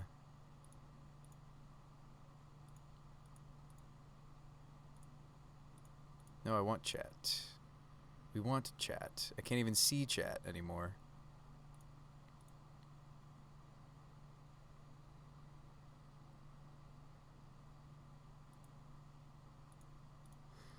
Well, that's disappointing. Note to selves: don't commit any sort of fetch land seppuku anymore. It looks like they patched that out, or it causes it to crash now. So that's very informative for all of us, especially those of you that also play Magic Online. Very informative to me, because that's a move that I'll do sometimes. Do we just play a few matches while we wait for that to end, for them to just get a free win? That's disappointing.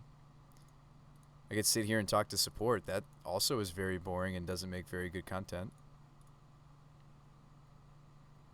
Unable to join queue. Maybe, how about this? Why don't I just try to concede it? Just report to... Yeah, I could grab an orc.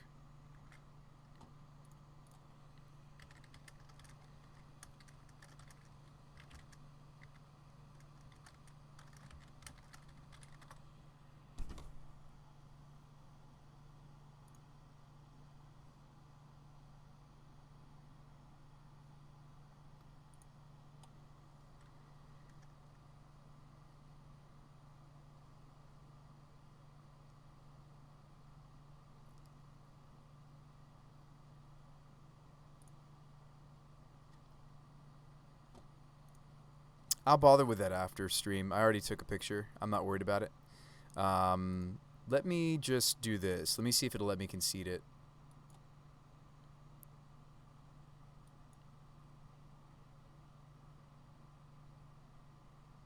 Yeah, it's not letting us do it.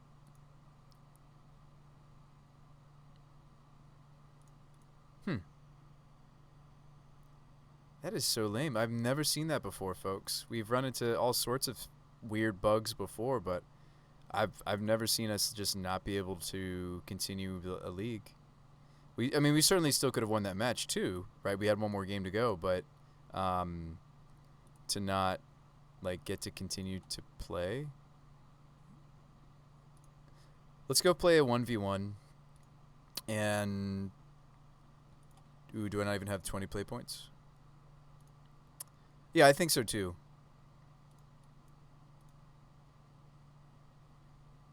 I do not have enough play points. All right. Well, let's at least play a human player. I don't want to just goldfish. I think the deck is well beyond just goldfishing anymore. Let's wait for an opponent. Awesome. There's a lot of games firing in tourney practice. That is crazy. We'll check into our league after this.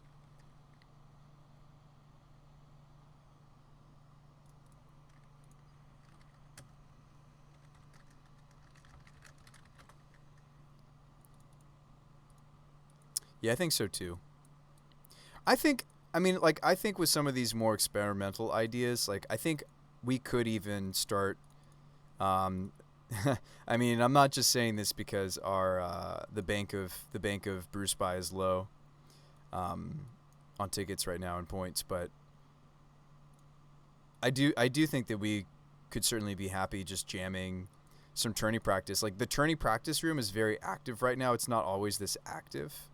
So that's another reason why I like using the queue or using leagues to test my brews. But yeah, I mean, this room's pretty active. I mean, obviously you're going to get a wider variety of the meta, which can be fun on one hand because you're getting to see, you know, other brews, other takes. So they take general. It's a great choice. It's a good choice, opponent. We play a playset of this guy. Ooh, since I drew it Eldritch, though, I probably will play out Burning Tree pretty easily. I'll save the Metamorphose, though, because we do want to try to get the value. I'll play this out. It's like we're running this because a lot of the time this will be what we Eldritch in this current build, right?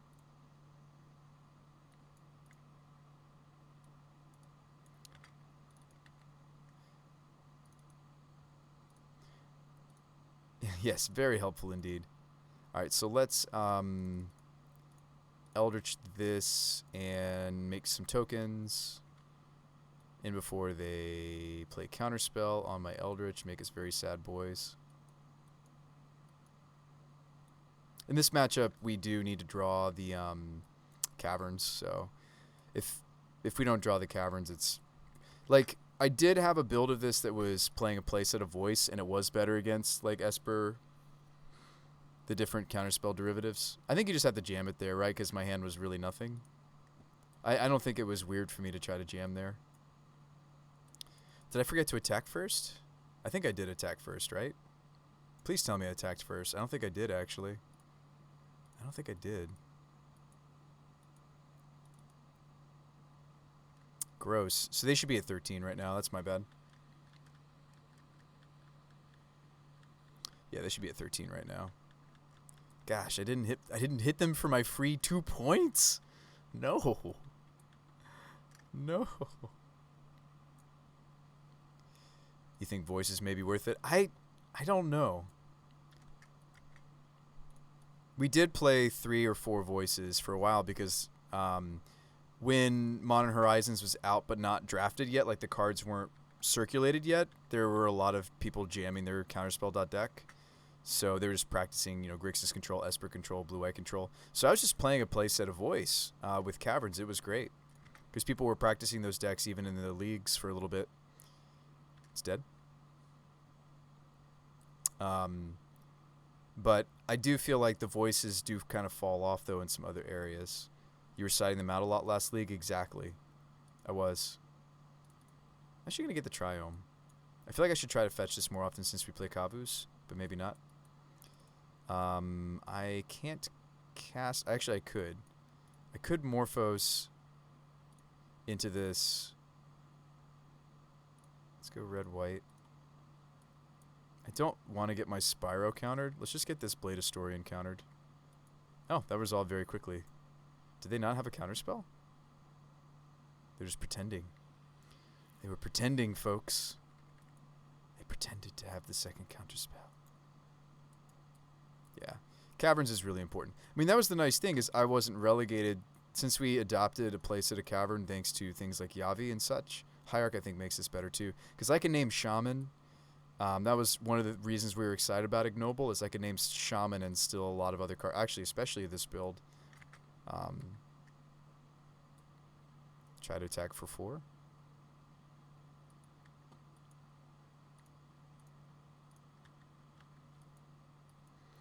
These cards are too precious, I think, to just like get countered here. Probably just play out this Arbor Elf. I do think that Esper is actually maybe a little bit better for us. In some sense. Snap opt. Say it's snap counterspell ready, but they're going to snopt instead. I think that Esper is easier in some aspects and harder in others. This card's just so good for the archetype. It's very good for them. So good.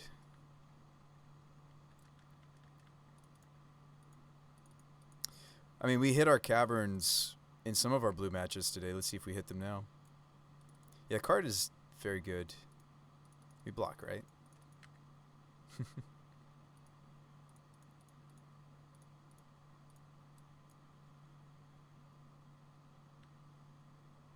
I thought about it.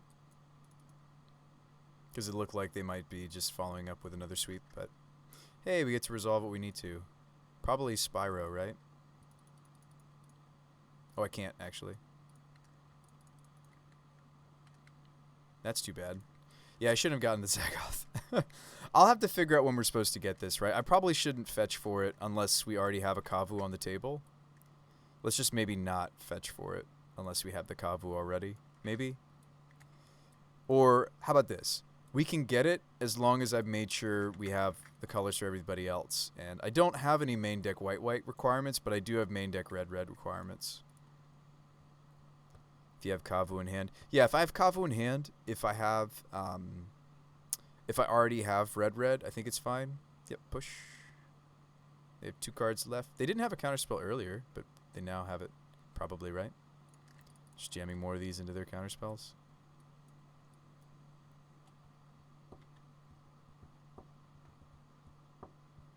They're running low. They're running low on resources. It's not like they have the castle or whatever. I think the castle is a lot less greedy in blue-white than it is in Esper, but they still play it, I think, right? Most of their shocks are islands. Play a bunch of basic islands. Maybe it's fine.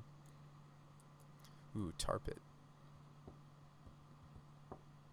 They're down to 1 card. Maybe I can get this off. They're showing me what it is. It's a Planeswalker. It is a hieroglyphic. They have 2 cards now. They don't attack. Kavu, huh?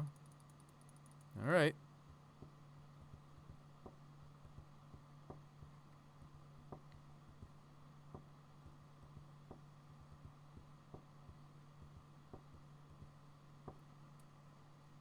Pathed.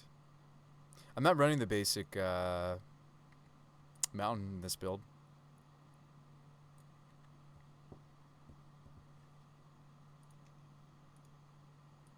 This may be where our brew's at, honestly. The tourney practice. Or at least the 2v2. I mean, the 1v1 queue. Coming in with the Tar Pit. You think their last card is Archmages or Esper? They just, like, gonna make me discard 2. Oh, gross. Esper Charm. No, it wasn't. Alright, cool. We could Hierarch and then get our evolution countered, right? Like a boss.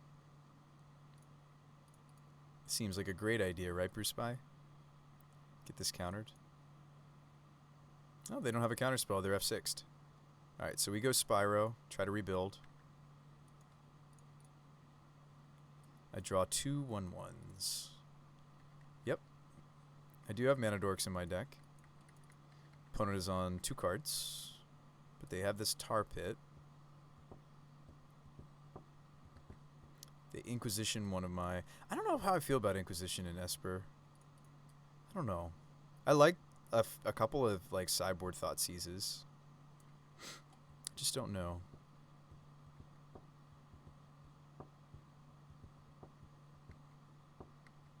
If I draw another red source, I've got a graveyard Spyro now. Red source? I wouldn't mind a red source. It's better than playing out this Arbor Elf. Sweet.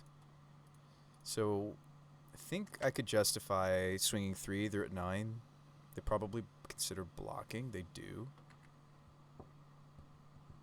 Go to 8. I do have to fetch Shock, though, to do this, so... Rip. It's crazy that these don't cause... Like, you have to, like, stifle this trigger, right? It's awesome. This card's phenomenal. Best card in our deck, easily. Whoa, they have a Stoneforge package? That's weird. I don't know if I like that. Do you play Stoneforge in your Esper control? Anyone? Bueller? We're going to lose to it. I don't know how I feel about this. I think they're just going to hardcast the Batterskull, right? You don't like it either? Alright, let's top deck a Winota. Come on, top deck Winota. So I'm going to shock. Do we need white? Hang on. I have Haktos. Yeah, I guess we should get the Sacred Foundry. Okay. Good to know. Yeah, I don't think I like it either, but it's going to work here, unfortunately, unless I draw well. I mean, I can block this a little bit. Hey, speaking of Haktos, I am very glad that I fetched the Foundry.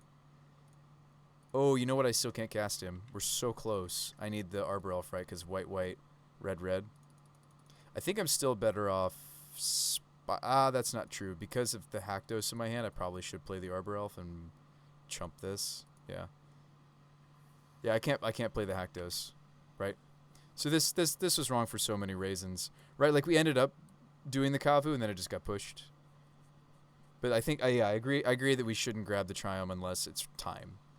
And it wasn't time. I just grabbed it because I was like, oh, we could grab this right now. Like, no, Bruce Spy. Don't do it. It's sweet. Like, we saw it. It did the thing. The Triumph is good and bad. Yes. The Triumph is very good, but also bad. I mean, sometimes I'm sure we'll cycle it too, so. Oof. The technology, they figured it out. I was hoping they wouldn't. All right. Esper, huh? Esper Stoneforge, huh? I don't know how to beat that. I don't know if it's right. I guess if you had the Stoneforge package at all, it should be in your sideboard, perhaps. We don't punish it because I'm not running, like, really any removal. We can keep the Teagster in. Sorry, we bring in the Teagster, play the Pride Mage. Magus of the Moon actually can stay in.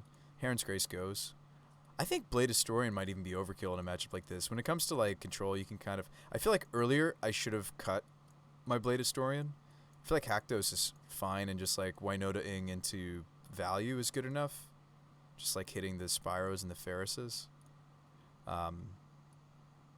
We can cut some number of Burning Trees.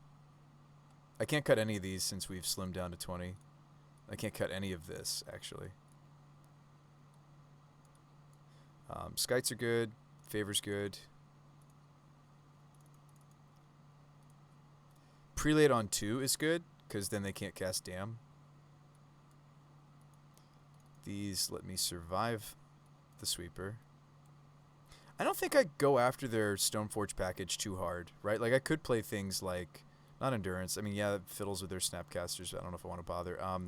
Maybe I should, actually. Yeah, maybe the Kavus just aren't enough value. Like, again, like, I'm wondering if, like, the card is just not... I don't know. Maybe I'm just feeling that way because we're up against Esper right now, and I wish these were voices instead, perhaps. But then again, Kavus play better with the BTE plan we're trying out with General. I don't think we need to be as bursty here. Maybe I'm wrong. Yeah, I have a lot of sideboard I want to bring in, so I don't know. Maybe even it seems ambitious to go in the other direction. The other direction would be instead of but I feel like the Metamorphose are almost needed because I'm running fewer lands. Magus will hurt them. Yeah, I'm leaving the Magus of the Moon in. I don't know. I mean, I'd like to be threat dense. Well, the spell skites don't really count, but well, no, they do because they trigger Winota in our deck anyway. I don't want any of this. Like Oath, maybe? But that turns off Skite, but I don't know. They're Stoneforge package. But like they play most of the time they're gonna be playing the living artifacts. They're not gonna be playing a lot of swords. I can't imagine. So like I feel like the Oath doesn't really I'd almost be better off just like apparitioning a Stoneforge Mystic. Let's do it. The non-bow is real. Let's do it. I wasn't running Collector Oath for a bit. Let's bring it back though. Let's get the testing with the card if we're gonna be playing it. So can't keep this. It's a one-lander. Yep. Could keep this. Tuck the Teague? Teague doesn't stop Dam. Sadly. This is the ideal land. We are playing a 2 of Stomping Ground, which has been really good for the Arbor Elves. This is the ideal land for the Spyro. Hopefully we draw land. I think the Triumph is really cool. If we're going to play the Kavus, I think I want access to that off of a green fetch. We're playing, what, 7 green fetch in this build? I think we want access to it. If we're going to play this card. We haven't had nearly enough testing with the Kavu yet to see if we want it or not. Awesome, we drew land. Sweet. Guys, we just draw lands. We can win the game. We do have white stuff in, so let's go Garden. A little bit of fast tap here. A little bit of fast tapping. A little fast tappy. Keep the Winota, dump these. Sweet. Just like we drew it up. Don't have counterspell. Don't have counterspell. Just don't have it. Maybe we draw the cavern. And they shock, trying to represent counterspell. They play Stoneforge instead. Awesome, we just probably win. I mean, again, like, ooh, Bruce Spy is, like, making a case in point. You know, like, oh, like, no, Stoneforge is great for Esper control. I don't think it is. But maybe as a sideboard plan. I don't like it main board.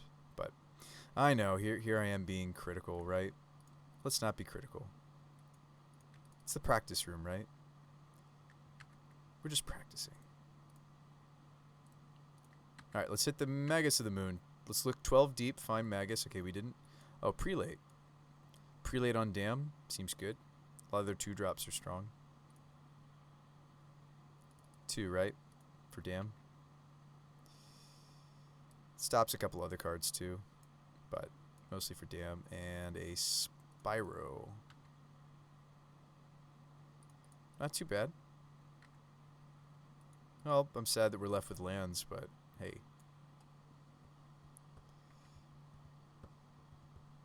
Yeah, I think so too. I think Prelate's sweet. I wonder if I should just be playing 2 Prelates. Like, I really like hitting this off Winota triggers in so many different matchups. I wonder if we should just play 2 of that card.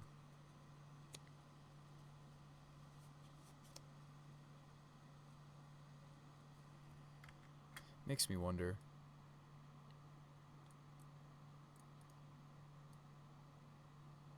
I think this card is better than people realize in the modern format. Dakon. Exile my Winota. Yeah. Guess we should have named 3, huh? Actual factual Dakon, the Shadow Slayer. Teagster, gonna hit the board. Whoops. I think I just play him out.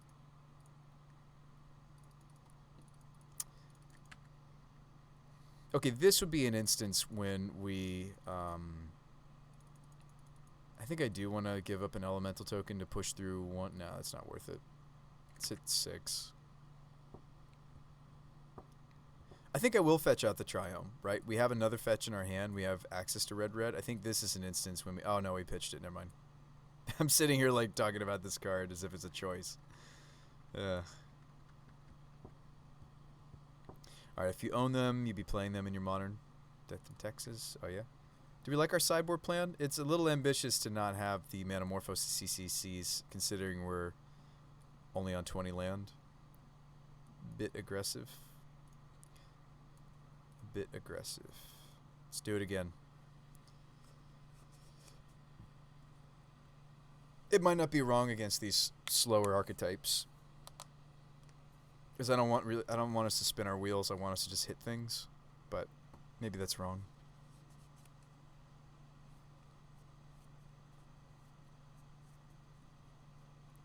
This hand looks pretty good.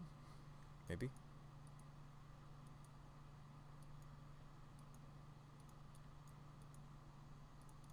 Dam protection.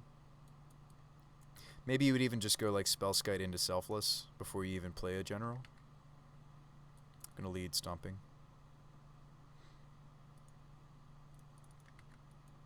Maybe I should have led Temple because we drew the favor though.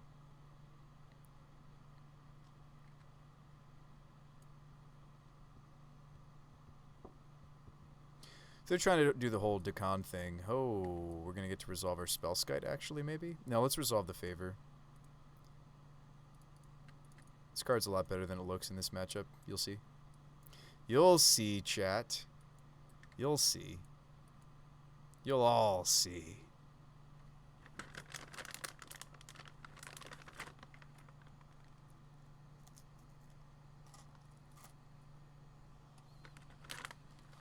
These are really good. I need to stop eating them. They're Reese's pretzels. They're very good.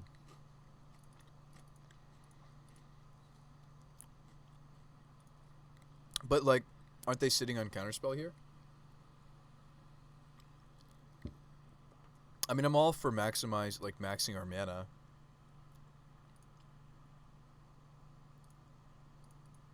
Nah, I'm gonna go Spellskite because we have a redundant Spellskite.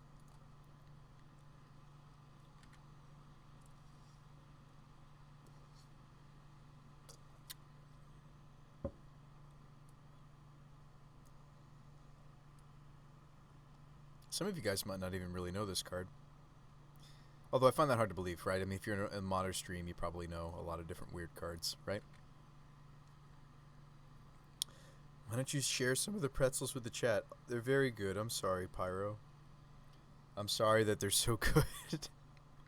I'm sorry. I can recommend them to you. I can do that at least.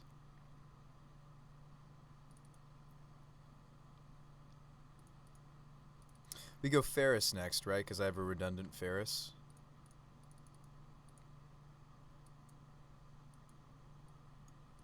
Oh, okay.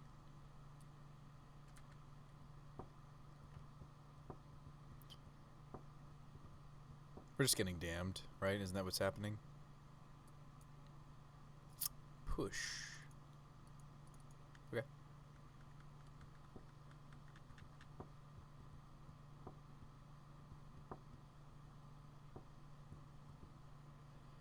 I win the match. Sweet. Benny double white for damn. Alright, could Skyclave be an option for the main? Is white too painful? No, it could be in the main board. We don't have to run the Pride Mage at all. We've been very happy with the main 3 silver bullets that we keep coming back to are some combination of Magus,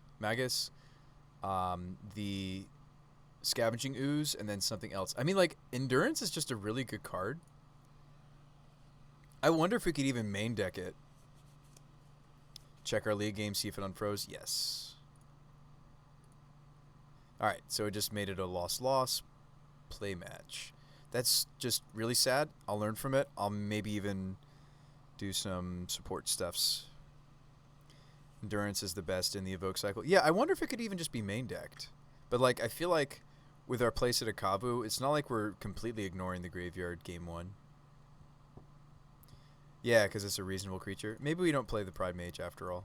I thought this was a really cool suggestion because it was a multicolored card for...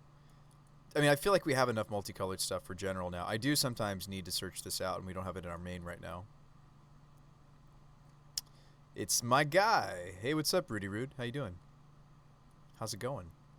Yeah, we could main board the Skyclave. I liked the idea of Pride Mage because it triggers general. But, yeah, Apparition's a great tutor target. Yeah, we're living the dream. Oh, you're living the dream. I'm glad to hear that. I, too, am trying to live. We could cut the Pride Mage then. That gives us the room for... What was that card I was thinking I wanted? Oh, yeah, maybe just like a second prelate.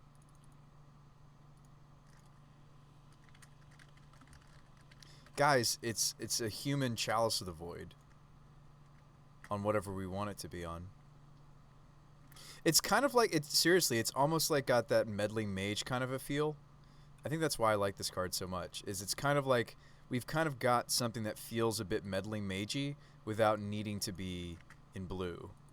Speaking of which, we can keep this.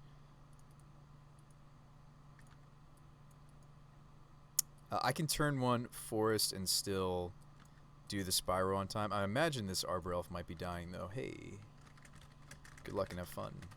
Crashing Footfall. So it's the Cascade deck. We can beat this.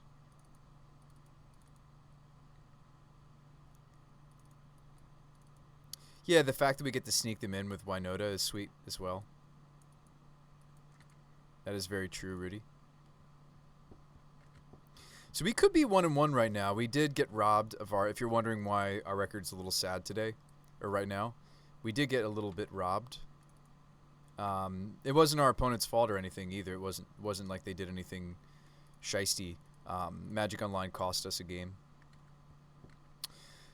It bugged out. I don't know. You can maybe explain it better, Raven. I don't even know what happened. I mean, I do know what happened. We tried to fetch. Okay, so I can have an uncounterable Spyro here. That seems good. Yeah, we tried to fetch, and it didn't work. Did not work. think that's what we're doing, right? Spyro? Spyro, dump the Historian and the Winota. Like, look, our mana's not going to cast the Historian very easily anyway. Just completely bugged out from us trying to... Yeah. Actually, I'm not going to just attack, right? Don't we want to put in this elf? Yes.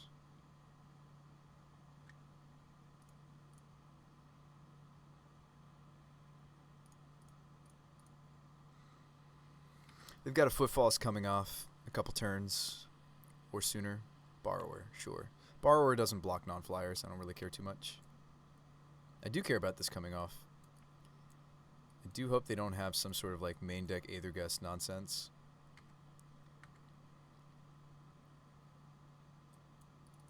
We've got white here. Let's just go Yavi. Although maybe I just help them. It's the thing with Yavi. Here we go.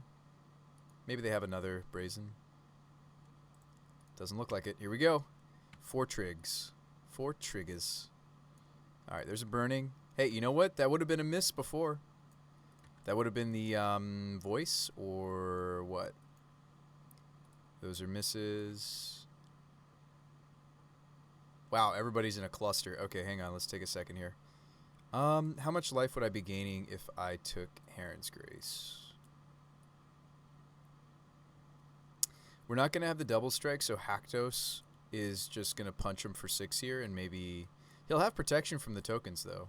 But do we just want to gain a burst of life? It would be 1, 2, 3, 4, 5, 6, 7, 8, 9 life. So what do you guys think? 9 life. We also could take a general, but I don't think I'm supposed to. So I'm pretty sure it's between Haktos and Herons and not these. You like gaining the life? That is a lot of life to gain. All right, let's do it. So we're going to gain a nice little bursty burst of life. Put us ahead in the race.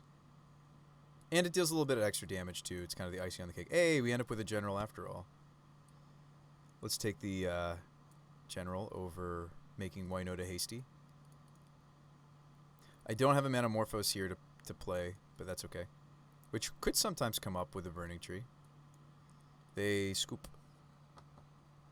They scoopa. Do we need Heron's Grace here or not really? Might still play Haktos. At 17, I would say just damage. Yeah, maybe we should have picked Haktos. Human named Nemesis, right? That's what he's trying to be. Life is good. He wasn't really doing anything. Yeah, maybe you're right. Maybe taking the life was wrong.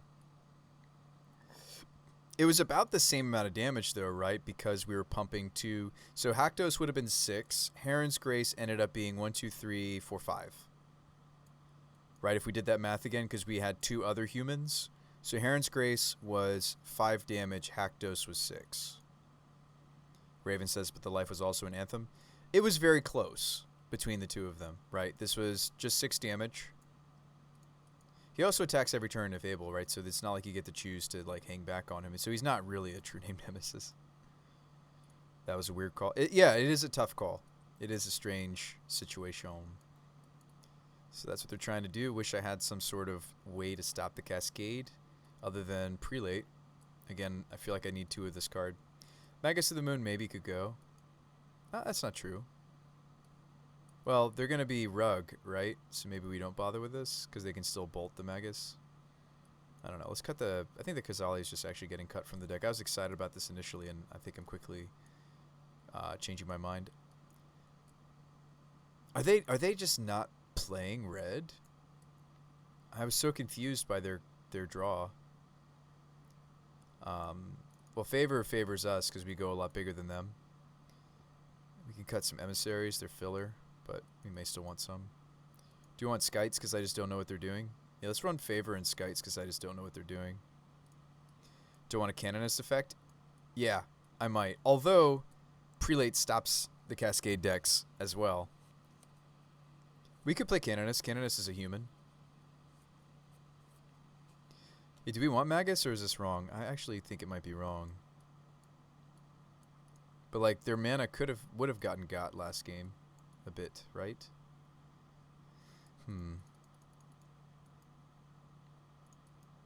30 seconds. Still run a BT because I don't know. Don't know their deck well enough to say. Yeah, me neither. Alright, so we've got the old hand that would need me to name Kavu on Cavern, maybe. That's funny. If I kept this hand, it would be because of Spellskite. Actually, that's not true. I don't have to use the Cavern to play Kavu. I can go Zaggoth turn 1. Kavu turn 1. Yeah, you mean Zaggoth turn 1, right? We could keep this, actually. It's got 2 tutors. Could find Prelate. Giving up either one of these. Yeah. You'll have all our colors. Sweet. Yavi. Okay. Triumph. This will be a really big Kavu, right? This will be just a 5/5 off the bat. Maybe I'm not even worried about Bolt. Like, is that how this card wants to be played in our deck? That we, like, fetch out the Triumph turn 1? We usually won't have it in our hand. Actually, I think that's a picture of the Kavu right there in the middle of that stream, or that waterfall, right? Yeah, if we have the ability to do so. Oh, wow, we get to follow this up with a Spyro. Our deck's looking pretty good. I feel like we're a domain deck right now. Foundry. Turn 2 5/5 with abilities? It's sad that this card looks so good right here, and then they're gonna bounce it. Yeah. That's why it looks so good, because they had the bounce.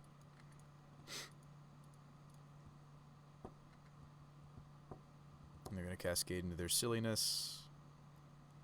Human. Alright, do I go general instead? No, we go Spyro. Spyro's still better, I think, for setting us up. Yeah, Spyro, uncounterable. Ditch evolutions, maybe both? I feel like, well, no, I can't ditch both Evos. Ditch an Evo, ditch a general? We're hoping to hit general off the Winota instead of casting them, right? Could also dump a Yavi. I'm going to dump the general. Drew a Haktos, drew a Manamorphose. Okay. There's a reasonable chance this just gets countered. We can't get the Winota. We need to do something different. Manamorphose could cast this Haktos. Alright, show me... Please just be like Ancestral instead. Yeah, it's a Footfalls, darn it. Haktos blocks a Rhino for a turn. He's got protection from 0. He has protection from each mana value, so he actually could block a Rhino the first turn he comes out. That might honestly be what I do, is Manamorphose into an uncounterable Haktos, block a Rhino token. Kavu also blocks. Yeah, Kavu blocks well too. It's just I don't know if he's going to stick. I guess I need to cast the Spellskite first if we're doing Kavu. I kind of like the free block from Haktos, though, for a turn, because it's uncounterable. You know what I mean? I kind of prefer that, actually.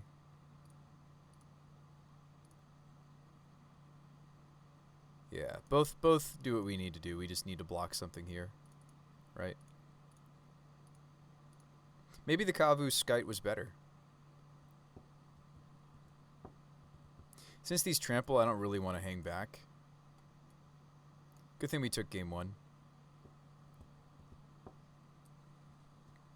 Maybe they have an Aethergust here. Well, they wouldn't be playing Aethergust because they're a Cascade deck. Chosen number is 4. Pro from everything other than 4. Sweet. So yeah, we'll have a free block here. Seems good. Attack. I don't know. This is still going to be close. I just didn't feel comfortable going for the Evo for Winota for obvious reasons. They might just have another Outburst. Double Outburst here. Looks like they might. Or they're playing the Borrower. Yeah, why did we cut our life gainer? Why did we do that to ourselves? I have to hit the double striker.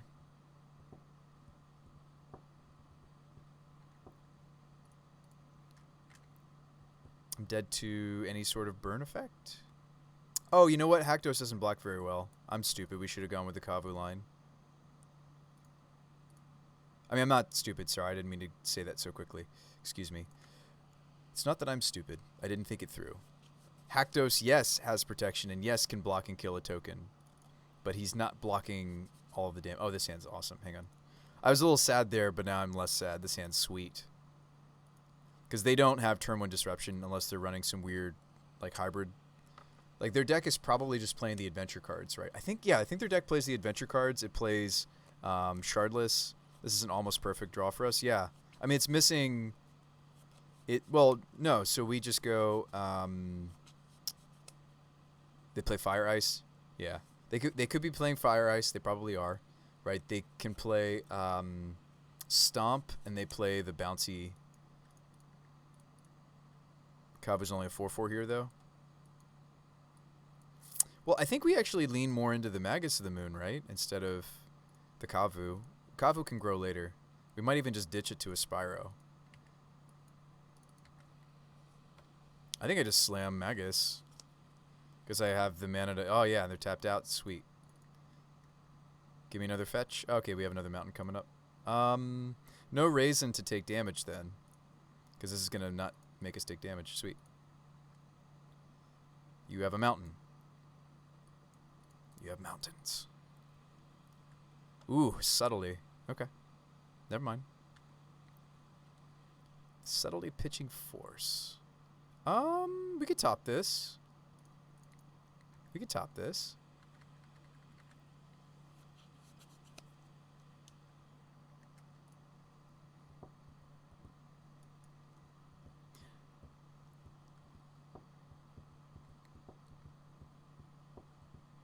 Subtly pitching force.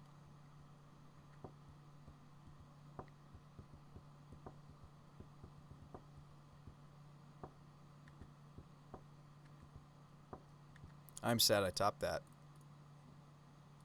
I really needed my Ignoble to live. Maybe should have bottomed the Magus. And I know they run Stomp. Oh, they don't do anything else? Awesome. Whew, that's very lucky. Oh, but we're not doing anything either. Shoot. Well, hopefully they have more turns of not doing anything. Good. Awesome. Thank our lucky stars. Alright, so we just try to slam the moon even still, right? Moon turns on red for these Spyros in my hand. I lose the General Ferris, but I don't really care. Well, actually, maybe we should go for Ferris. I do have Kavu in my hand. Maybe we play General Ferris. No. We want to... Well, I'm not cutting them on colors except for blue if I do Magus. It's Magus, right? Force them to have another Stomp.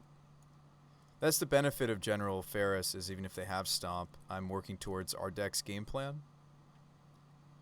We should work towards our deck's game plan, right? Maybe they just have another subtlety. You think so? So, Magus of the Moon?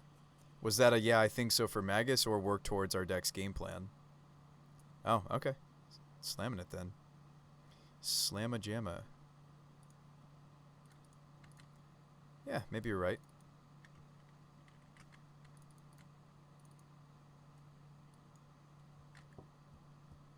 Bone Crush again. Should have gone with General. It's okay. We didn't know. Should have gone with the General Ferris. Hindsight. Hindsight so strong. Hindsight so very strong. My hindsight. Such hindsight. Subtlety again? Wow. Pitch Jace. Okay. Should we just bottom this? No, he's like solid here though, isn't he? If I bottom him though, we turn on these Spyros, but like him into the Kavu is actually fine. Let's go top.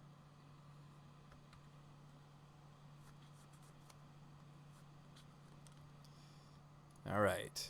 Subtlety, huh?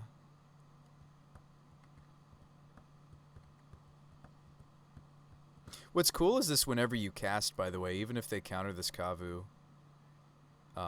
Ooh. Think it may have been fine to bottom. You think so? Kavu. Trigger. Should we evolution here, and then they counter it, and we're sad?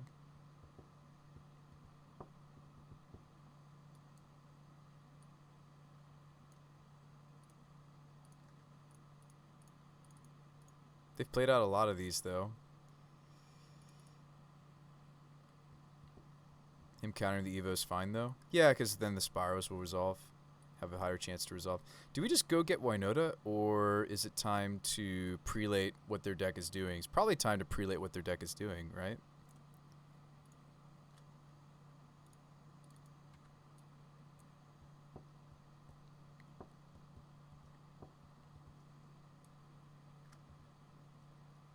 I'm just going to go tutor for this Chalice of the Void. We got value out of the Kavu. It turned into a Golem, and then it was something for us to pod. That's exactly what we want out of our 2-drops if we need to evolution. Right, we ended up with the 4/4 token. And this token can do battle with, like, that's kind of neat, right? Like, our General Ferris tokens can do battle with all these Cascade builds. So that's good.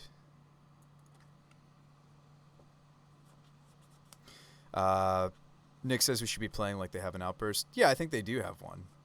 So that would mean go get prelate, see if we can make them do something instead with their turn that they didn't want to. Which is like now they're like, dang it, should I just played my Bone Crusher? I don't know. Maybe. What did they Bone Crush? They Bone Crushed an Ignoble and it set us back, but they also were missing lands. They Bone Crushed my Magus, which was very good. They Subtlety'd my Magus. They Subtlety'd my General. They lost a Force and a Jace. Sorry, they exiled a Force and a Jace to do so. Yeah, Jace seems great in these kind of decks. Do we think they have like a snap cat? Well, they won't have a snap block. They probably won't have any sort of shenanigans for this. I hope so. I can't think of anything they could have unless they're playing like the flash in duder.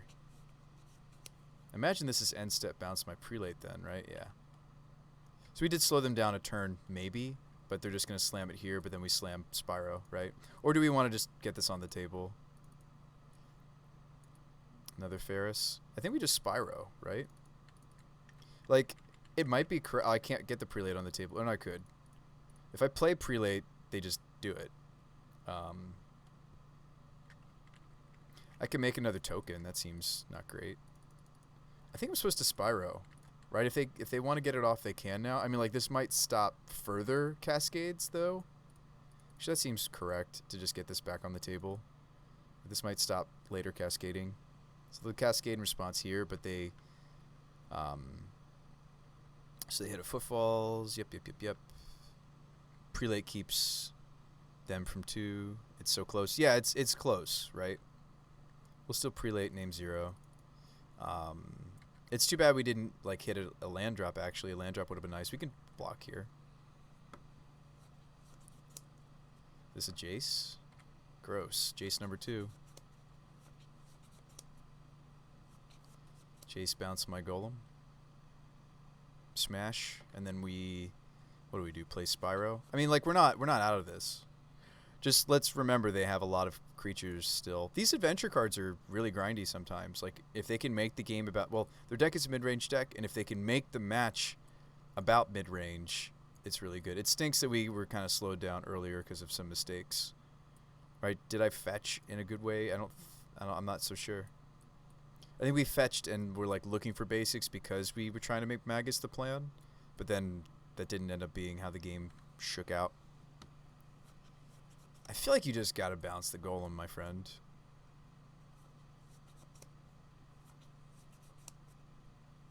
I wonder if they're even thinking they need to protect Jace. We drew the basics naturally, actually. The only maybe mistake was topping Magus, says Nick.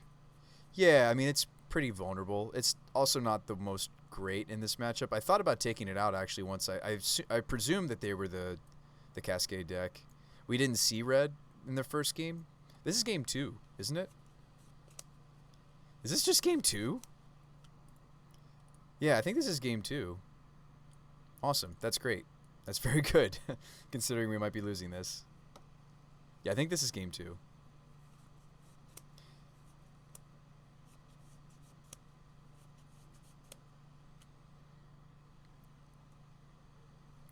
They're really thinking here. I'm going to go get some water.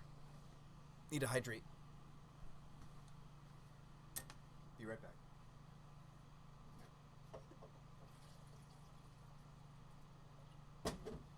Oh, hey, stream, I'm back. Thanks for waiting. Kitchen's right there. my new setup.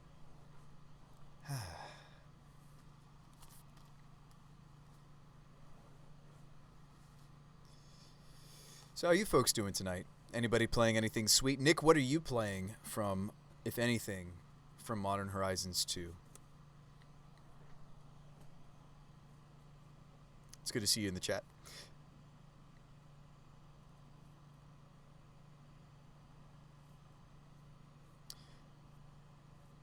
Opponent is thinking. Maybe we should be thinking about our sideboard while they are thinking.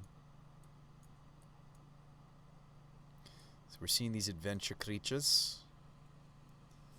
Their removal seems to be bounce or burn.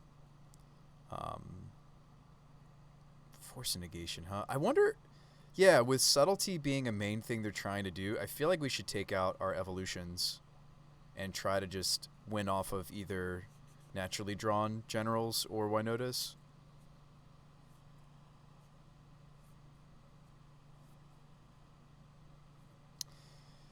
The new cards are pushing the deck away from why you liked it.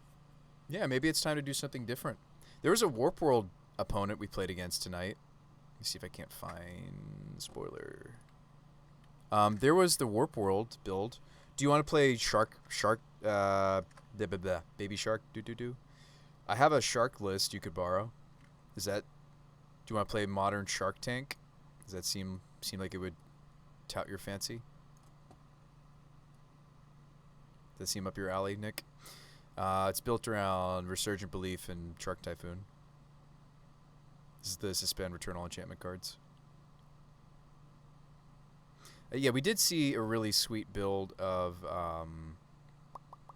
this card, Glimpse of Tomorrow. It was a really sweet Glimpse deck. They had like a really poor record. It doesn't mean like that you can't make this actually work. They had like Omnisciences and Emrakuls and everything. It was sweet. It's really cool. Yeah, they were playing like Ley Lines, Colony Heart Gardens and everything, just trying to like have more permanence. It's fascinating. Here, I'll show you guys that list though if you're interested. My take on modern Shark Tank.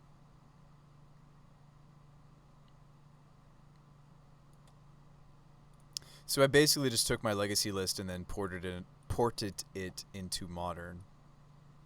You're gonna play the Evoke card? Oh yeah. Yeah, that might be sweet. This one was just trying to suspend the belief. Get it? Suspend the belief? Never mind. Yeah, I'm not sure. I may want more Asphodels. This was just like I slapped it together. Oh, they're waiting for us. They decided J-Storm. That's great for us, maybe. Draw step, Grief. Yeah, I've got a build of Grief as well somewhere. I think you already looked at it, though, Nick. This is my take on Grief. You use Painter Servant to make it so you could pitch lands. Yeah, Shark Tank. There's a sideboard for it, too. Sorry.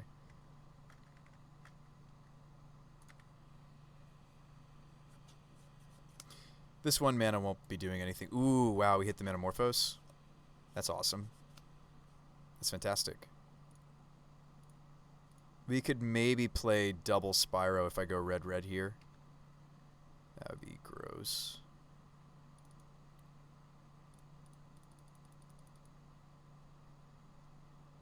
I have to hit a different land, but I think we try for it.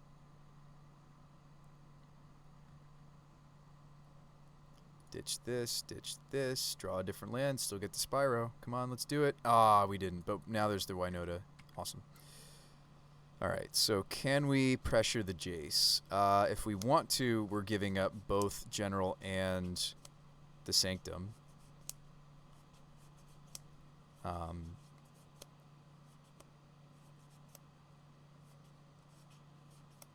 We're really well set up, though, for this Winota. I think we do want to go after the Jace, right? Well, I'm not getting it off the table, right? Because the way that they're going to block the Golem, so we do get 1 Rhino off.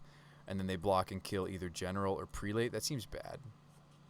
That seems bad. I think we let them have the Jace, and we go for this, right? Like, yes, they're drawing loads of cards a turn. Like, yes, that's terrifying. But we have this Prelate they got to deal with. Although they might just Jace bounce it, which is the reason why I was considering. Well, no. I don't think we throw the prelate away. Our hand's gas. We could draw a Cavern of Souls. Although Subtlety gets around that. They've shown us that they have 2 or more. I could go ahead and assume a 3 of or playset of this card, right? We should expect them to bounce prelate and maybe even have 4 rhinos, but we can beat that, can we? I mean, Winota might be able to beat that. The Winota is going to be making another golem. I mean, I think we just want to keep playing multicolored cards, right? Like, as good as Spyro is, I feel like when General is on the table, I almost just want to be playing my multicolored cards, like, you know, Manamorphose and stuff. I know that we've long said that Spyro is the best card in our deck, but I feel like when this guy's on the table, I wonder if that goes out the window a little bit. Just a little bit. Spyro's still pretty nuts, but I feel like when this card's doing its thing. All right, so he's going to kill the prelate. Going to cascade into some more rhinos. Yeah. I think we just take it. I think I just take this.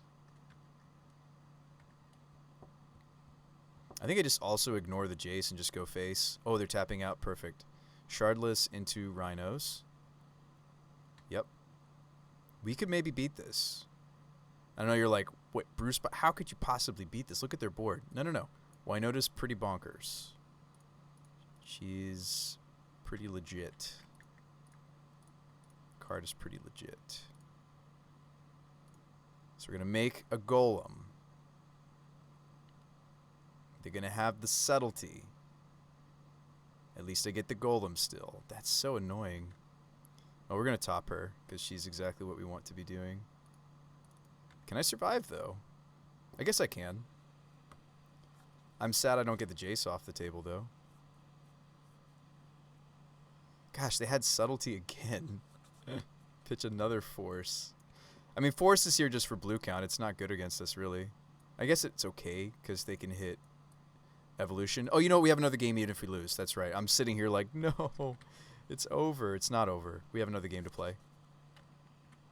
Oh, the Jace is what's enabling them to still have the... I mean, we need to play this out to the fullest because we want to see all that they've got going on. Deck looks like a blast, though, what they're doing. At least it's when cast. Am I just dead? I'm just dead. So now we have all the information. So let's board accordingly. Oh, no, never mind. I thought that was game 2. Shoot. Oh, we killed them too quickly. One of the earlier games to see what they were up to, and then game 3 was when we finally saw what they were actually fully up to. I thought so too. How strongly am I attached to it? It's the reason to be in Naya, for Naya. If we weren't, hang on, cancel. If we weren't, let me show you a list. How attached am I? It's the whole reason to be in Naya. If you're not doing Eldritch, you could be doing this. You could be doing like a Taxis build. And I do think that the Taxis build in some ways is better. There's somebody, by the way, who emulated, copycatted us, which is awesome. See this list? Dave? Spawn of Virtue, though, that's us. So they borrowed us card for card. And what's crazy is this Dave guy piloted my list to the same finish. So we got 3-1 in a mono prelim, but so did Dave. But this is May 26th. And then they did it June 1st. But yeah, Boros Winota is probably the better deck. I don't know if it's a I don't know if I like the Yorion builds because it makes your sideboard a lot weaker, just a lot less consistent. But probably some sort of like Taxis build that plays Spyro, plays Geist Honored Monk, I guess. That's the other thing though, is like you're much less likely to hit the Winota if you're playing Yorion. And Boros would also have the benefit of you could just play like you could do a build of this that's maybe just like changelings and uses what is it? Pyre of Heroes. There are other tutors that are outside of green. They're just not very good. Pyre of Heroes is one of them.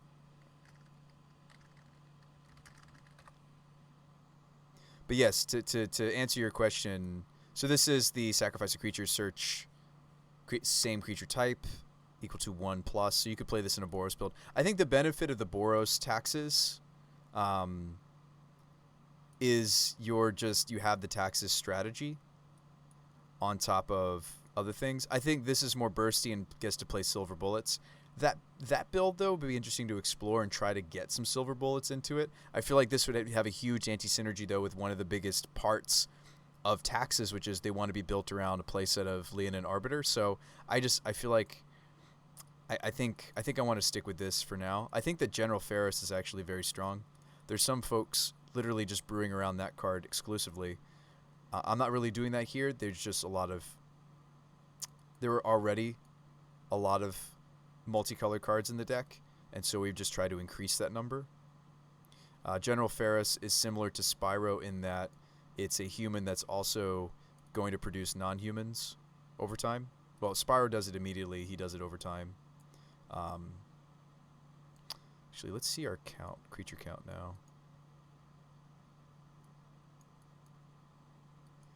Just doing this quick before we jump into another match.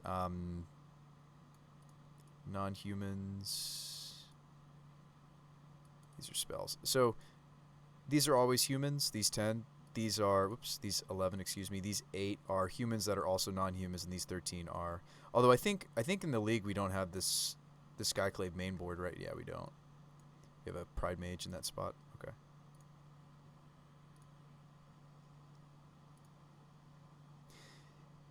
Still part of the build around. Oh, no, it is. It lets us consistently find this. It also finds silver bullets. So it lets us kind of run some singletons.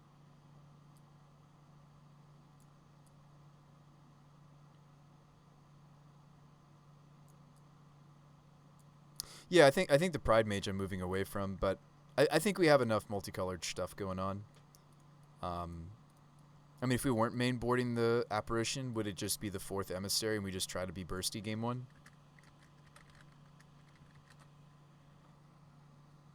I'm all for that. Maybe that's the better thing to be doing.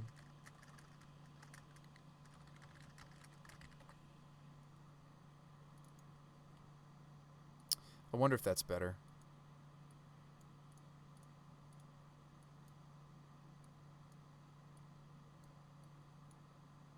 Like a BTE build has the benefit of just getting us onto the table.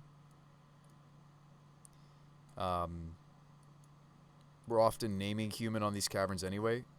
I guess the only other name that we're going to have in this build will, funny enough, be the occasional Kavu, the occasional Shaman, because these are both Shamans. I could see happening, maybe. Yeah, it might be good just to play 4-ofs for a bit and just see if we like it. Because very often the main board Silver Bullet is just Magus. If we're not getting Winota, I'm getting Magus of the Moon. That's pretty much it. Hey. Good luck and have fun. Sounds a little bit awkward. The Manamorphose will make it less so. We can maybe keep this.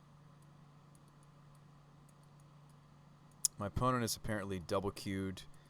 They're the Ad Nauseam player that we played a while ago, actually, maybe. Magus is great here, maybe. But they're on the play, so maybe I'm just dead.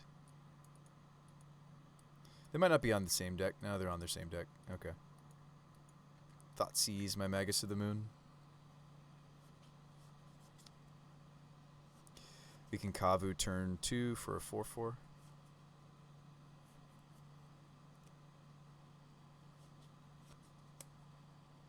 We could do that, but then I'm not playing my Spyro very easily, am I?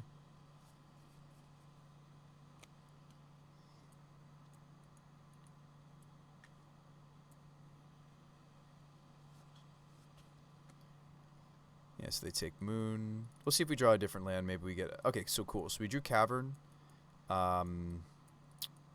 This gives us some options, maybe. Yeah, I don't think we should try to grow the Kavu at the expense of not Spyroing. Although they don't have permission, so maybe I could name Kavu on the Cavern. Hang on, maybe we could get away with this. Let's actually do it.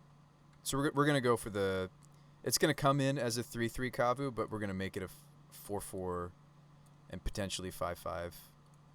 I'm going to use the Manamorphose to do the Spyro. I mean, we're just dead, right? They're just going to have it. General. It's fine. We lose this matchup pretty hard. We've played this matchup before. They're also having a rough league. They're 1-3 right now.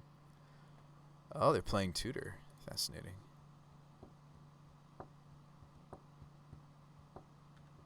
Oracle.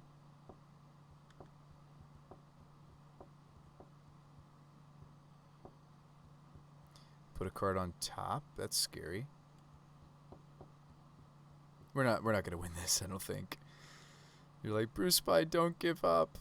It's pretty hard for us to win from this spot. Playing out the plains grows the Kavu, so we'll do that instead. Morphos for red. Oop, or Moto picked for me, like it does sometimes. I'm so frustrated by that sometimes.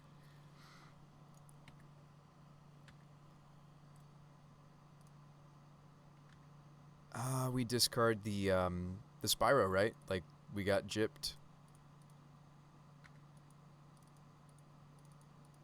Spyro would have set us up so well for this Winota. Yeah, gosh, and they might not even be killing us for 2 whole turns because of the Profane Tutor. I think we very easily could have won this, and we got gypped. It floated the wrong colors. I was clicking red, and it gave me green for some reason. I don't know why it does that sometimes. I have to get that figured out. It's very frustrating when it does that. Alright, so we still have to use the Morphos. I would like... Pay 1. I would like red. Thank you. I'm sure that would frustrate you too, wouldn't it, chat? If that happened. It's happened to me more than once. I don't even know if I should bother attacking with General because it just gets killed by the Thassa. It frustrated me. It did. Maybe I should go get another General. If I get Winota, though, I get to smack him for more damage. Giving up the General, I think, is fine, actually. Let's discard an Ignoble. So we're going to lose next turn because they get the tutor and go off. Cool.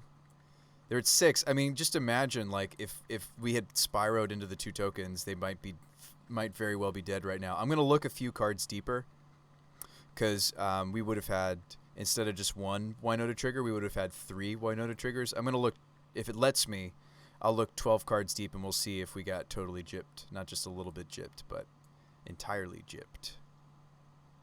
Also get to see the new spice they're playing, depending on what spell they play here. In response, show you my deck. Show me your deck. Just watch. Like, it's very possible it would have been like the double striker. Show us your deck. See what you're on lately. We've played against this player before.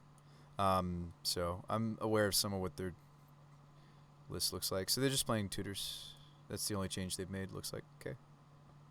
Alright, let's draw 12 cards. So we would have seen off the second trigger Blade Historian. Of course. 1, 2, 3, 4, 5, 6, of course. So that even that would have probably killed in 3, 4, 5, 6. And you're like, Bruce Spy, why are you doing this to yourself and an extra general? We would have given the general indestructible.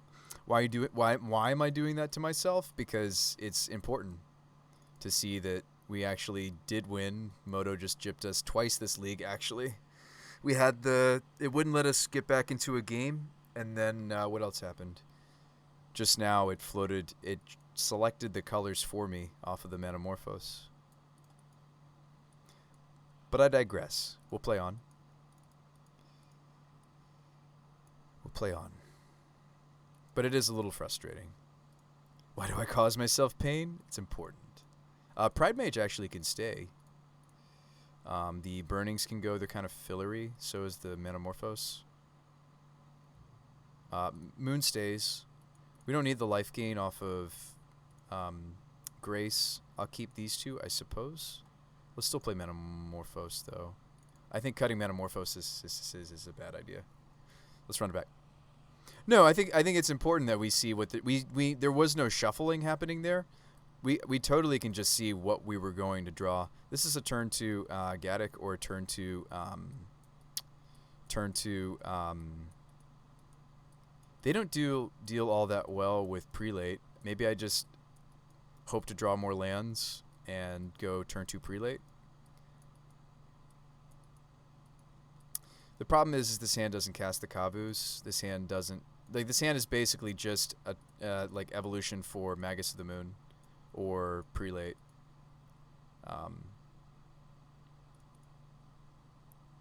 You'd risk it, but you're crazy. I'm gonna give it a try. We get 1 draw before I have to make the decision.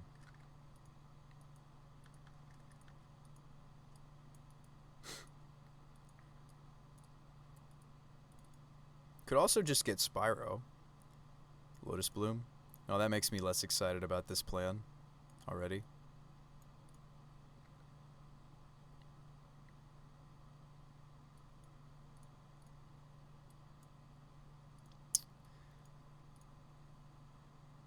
Oh, you know what? This doesn't even get us enough mana to do the Eldritch.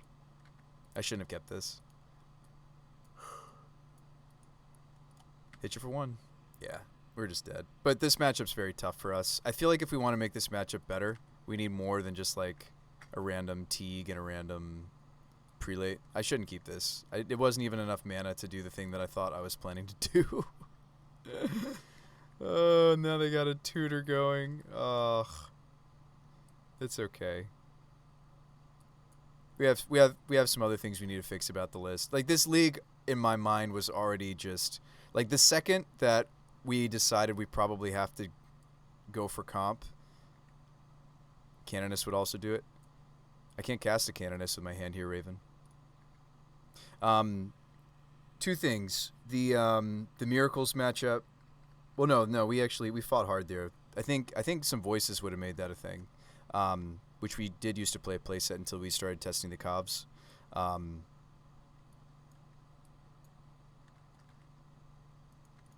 we have to hit a land here, or I'll just go ahead and scoop it up. Games. Yeah, I don't keep 1-landers with this deck, especially since we switched into the Metamorphosis. That's embarrassing, but sad. Or not embarrassing. Excuse me, I'm not embarrassed by it. I'm fine with it. We kept a greedy hand, but I'm a little sad. I'm allowed to be a little sad. We'll play this out, though. So changes happening to the deck. We're, I don't know. Like, since playing General, I almost just want to build a deck around this card. Somebody was telling me on the Discord earlier today that there's like a,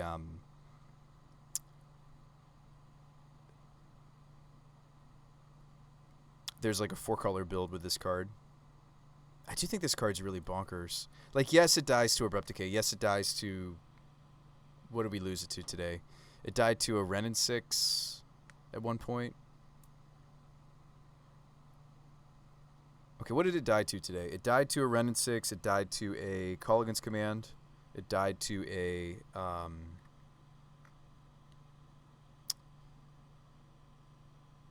Dreadbore? I think it got Dreadbored at one point, and it's also died to... Either I think I got Abrupt Decayed. Doesn't die to Lava Dart. Hexproof from Monocolored. Doesn't die to Dart Bolt. Let's see. Dart Bolt, Push, Dismember. Dart Bolt, Push, Dismember, Path. Yeah. There's quite a bit. Yeah, I got K commanded. So, Brian Gallen has Hexproof for Multicolored. I mean, from Monocolored, excuse me. Sorry, not Multicolored, Monocolored. We're very glad that it's Monocolored, not Multicolored. This card would be a lot worse. Yeah, I almost want to, like, just brew around this card since we've been trying it out. I think it's not General. I think it's Winota. And then it's like, okay, well, Bruce Spive, this is what you want to do, and you're saying that, like, Boros Taxes is where it's at. The problem is it's mostly monocolored cards. I mean, it's interesting to see what some of the other folks have been doing.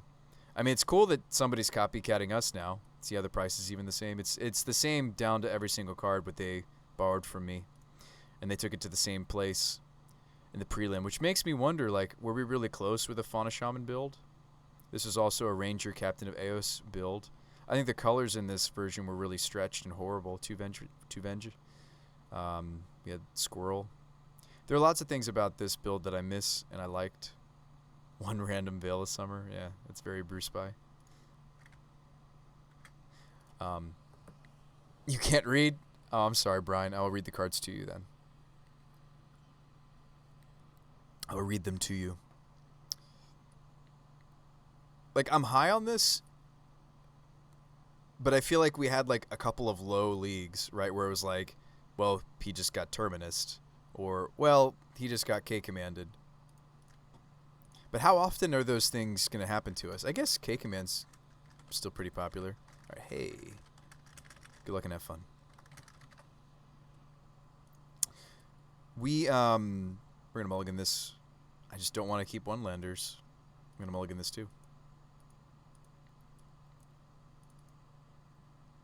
Maybe we should add the 21st because the Zagoth isn't really pulling the same weight as the land that was previously there. I just need to play maybe the 4th Foothills. I'm making a change on the fly here.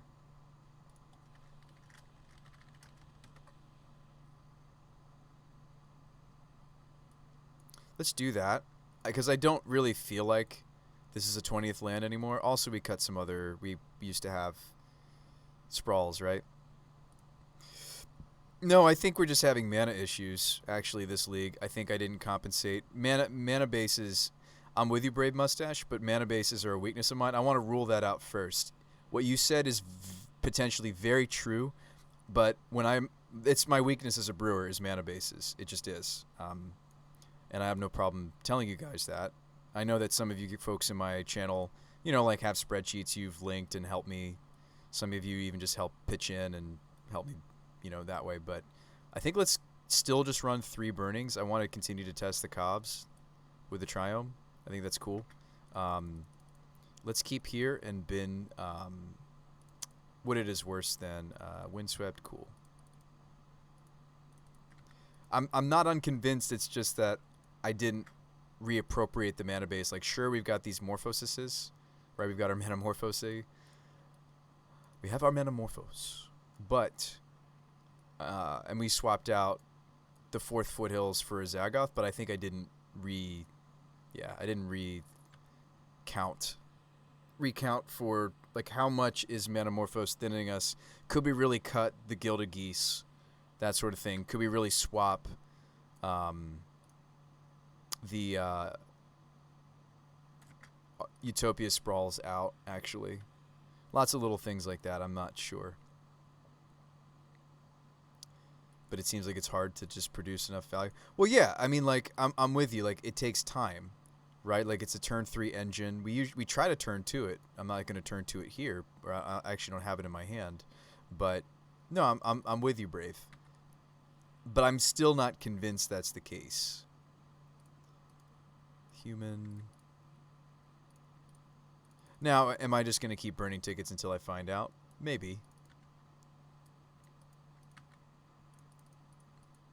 Land off the top. Any land off the top except for the Triome gives us these Spyros. Opponent is playing Emery's. Opponent is playing Urza's. This might just be 3-color Wurza. Playing Sagas now. That's terrifying. This card's bonkers. Land, please? Land, please? It's okay. Yeah, I think there have been too many games tonight where we haven't reappropriated the mana. I mean, it might still be happy as a 22 land deck. Would I be even willing to shave a Kavu or shave a Rokiric? I probably would still shave a Burning Tree because they're just filler. And play one more land. Let's see, Zagoth can't be gotten by Arid Mesa, which is awkward because this really wants Mesa. This deck also just wants maybe the Firelit Thicket again. There have been a few spots where I couldn't cast Spyro, and playing Firelit would do that for us. We could filter the everything but the basic planes. This would filter well with. This would filter the Temple Garden into Spyro. This would filter the forest and the Yavi into Spyro.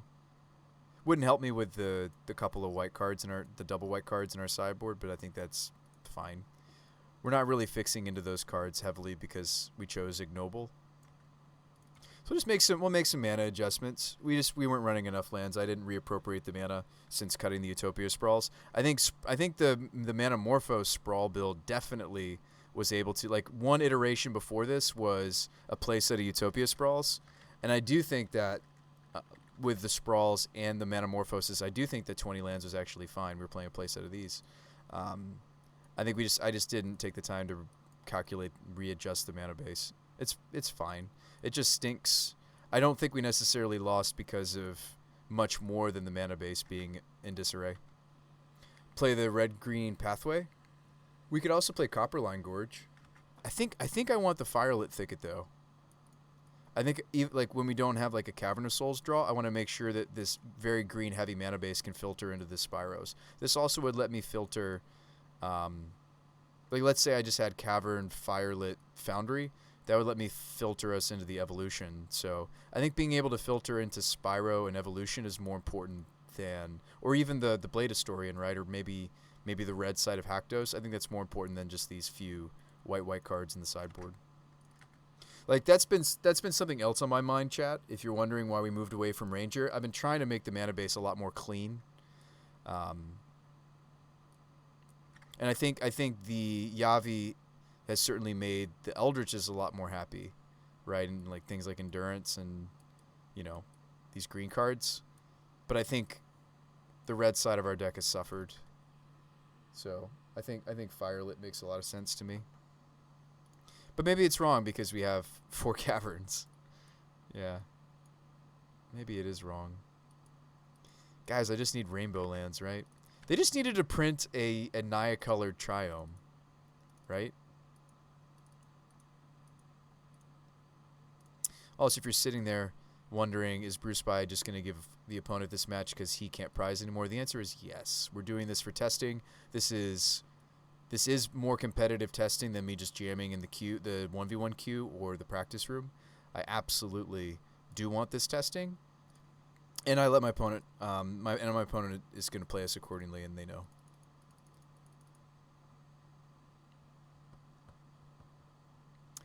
It's the key, Bruce By, the key. Oh, you're still pulling for Genesis? Gen Chambers? The Gen Chamber was something we were doing with the Brea's Apprentice build, which I still think is actually really sweet, by the way. That's actually where we started, and General Ferris was creating artifacts for us. We started as a Brea's Apprentice build. I do like that this more immediately gets us our non-human faster than General does and sets us up for this. But I feel like this is just almost like I've had matches where I never needed Winota, and I'm sure you're like, wait, what? Yeah, I've had matches just off of the back of General. We didn't get to see some tonight, so maybe that was a pipe dream, or maybe... But I've had some games that just resided on this part of the deck, this just multicolor plus General side of the deck.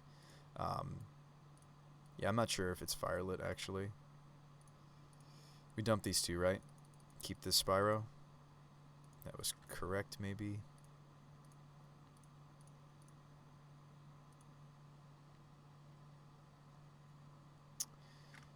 Yeah, I think there could be like a Brea's Apprentice, maybe even Gen Chamber build. I'm not sure. But I am telling you, like, we've had a few games. Not a ton. Like, yes, Winota is usually the way we win because I'm tutoring for her, too. I'm not usually tutoring for General. But I've had a few games where the General just won. A lot of the times when the General won, my opponents were scooping just to me making 2 golems, and they were like, I'm done. Because there's a lot of removal, like General doesn't die to Galblast. Bolt, Dismember. Well, Galblast is really rare, but Bolt, Dart, Blast, Push, Path, Dismember. What else? Path. I already said Path. I'm sure there's some other cards it doesn't die to that I just can't think of. Do we want to make 2 elements? Elemental? No, I'm going to play the Hierarch. Just thinking out loud, folks. Forgive me.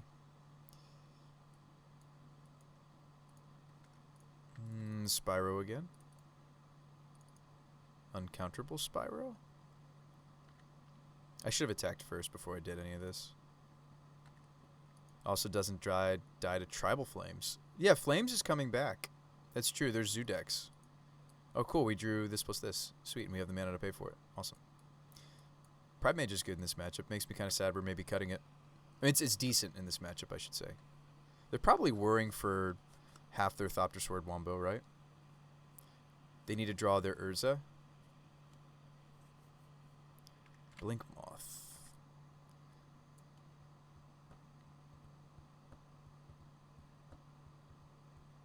Galblast. Okay.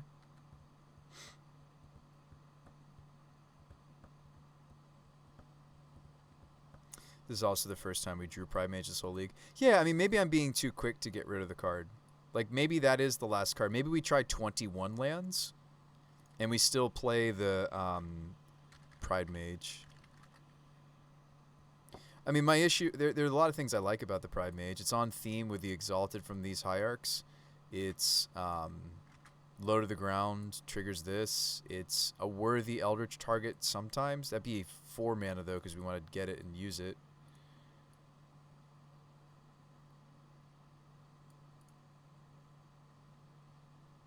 Triggers Winota. Yeah, it's a non-human.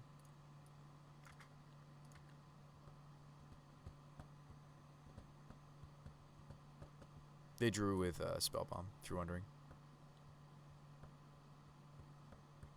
Yeah, maybe I shouldn't be so quick to throw out the Pride Mage.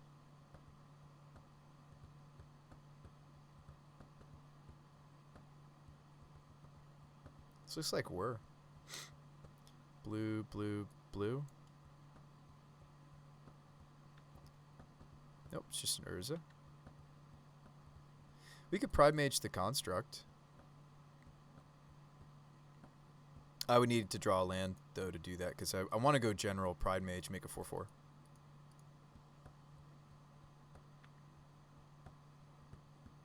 Gross. So they're going to cast this Thought Monitor.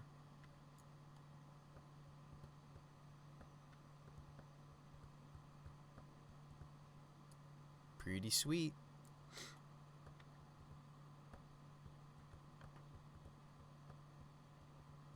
Of course, we'd much rather just draw our build around. Like, I'd rather Winota. But, like, I think the General Ferris does set us up nice. Like, I do think the deck is still... I mean, granted, like, maybe we should still be playing the other tutor we were doing. Okay, cool. So we did draw the land, so we can do all the things I was describing. Awesome. We have a basic plains to fetch out, so perfect. So General.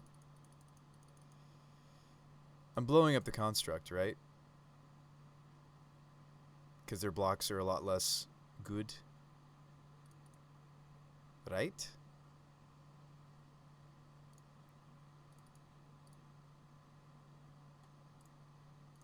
And I can swing first. Well, I don't think we're doing an Exalted swing. Are we? Is that what I should do? Just swing with a Spyro for 4? Or am I swing? I'm swinging the team, right? I'm swinging wide. I think we're swinging wide.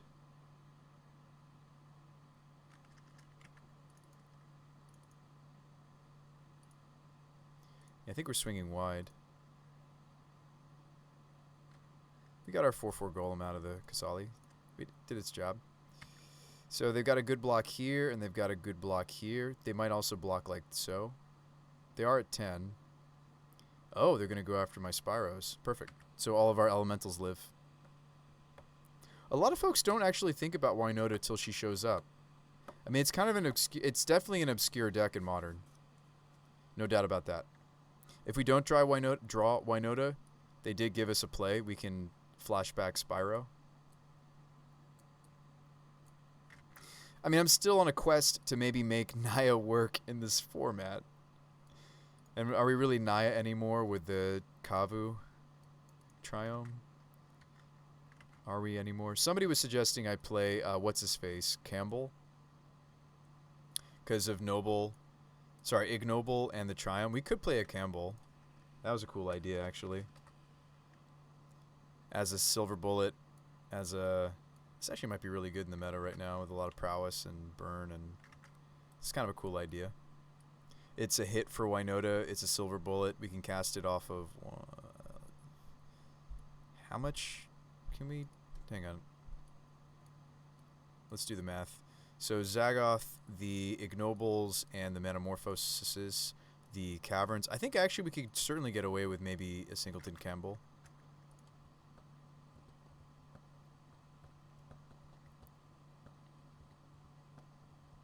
Yeah, she's sneaky. People wouldn't think to consider it. I'm terrified. My opponent has 7 cards. Oh, they just play another Urza? That's not so terrifying. How do they not have Thopter Sword yet?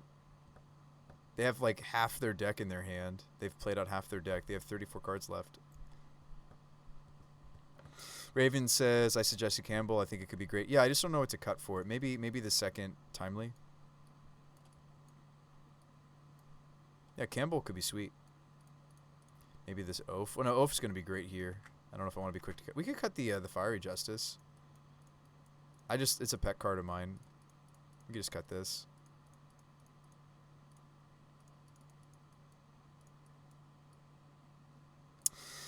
Brian says it doesn't fit the deck. We're purposely not a prison deck.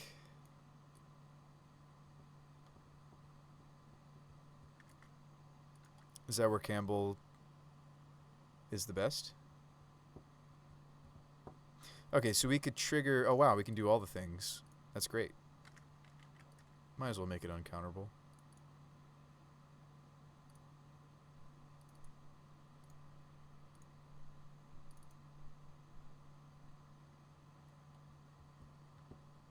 Maybe the Linvala, we haven't seen it really being brought in. Well, I also haven't played against Heliod a lot. Did Heliod just, like, disappear overnight? I have no idea. Does anybody know?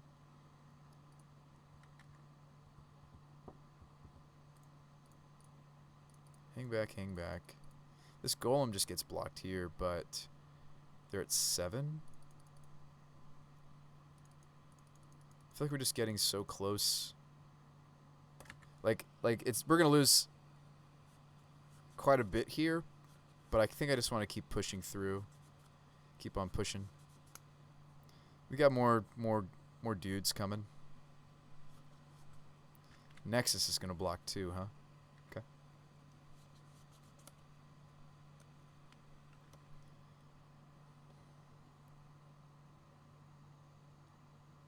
They are killing my Spyro. This doesn't feel great. I'm only getting the 1 elemental through here. Like, their Nexus looks like it might be dying. Oh no, they're gonna pump their Blink Moth. Oh no, they're not.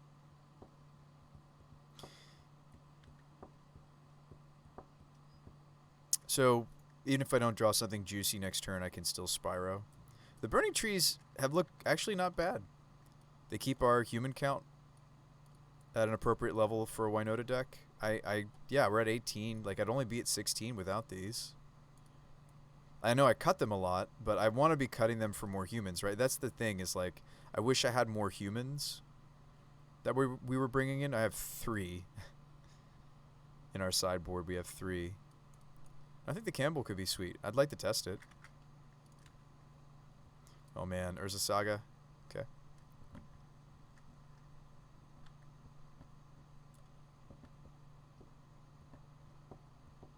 Yep, draw more cards. Very surprised they don't have Thopter Sword yet. Very sad that we haven't had a Winota or our tutor yet. And that's the thing, it's like I almost wonder if we should just be doing the still playing some number of that tutor. How many legends am I playing? So I'll show you guys a couple different engines for getting the Winota more consistently. We've tried Pyre. In addition to evolutions, we've tried splashing into blue for Neoform. We've tried Pyre of Heroes. I think I had the fancy Pyres, yeah. We've tried as many as 2 Pyres. I think more than that's too many. I've also recently been trying a god that looks at legendaries. It looks 6 deep. Yeah, we've tried Aladamri's Call. What else have we tried? I'll show you guys all the different engines. Like, I do feel like the deck wants more than just the 4 tutors. It's very important that we have the Winota. I thought I had a couple of this card. Quantity 2. This card was kind of cool, but we need to have way more legendaries than I have right now. I only have the 9. It was this card, Kolvori. She has an ability to look at the top 6. She can reveal legendary creatures from them. If I have 3 or more legendary, she's a 6/6. She's also a turn 2 ramp for creature of a chosen type and always legendary. So I could just name, I guess I could name Kavu in this deck, but I'd probably still name human, but maybe not. Because it's green mana, but yeah, I mean, it would pay for the colorless side of Spyro if I name human. So that's another engine. Yes, we've played Eladamri's Calls. We've tried. We've tried Chord. We've tried, we've tried a lot of different tutors in this slot. Just a couple. I just want a couple more tutors, really. Chord of Calling. Because, like, we end up in these board states where it's like, man, like, if we just had it, we'd win.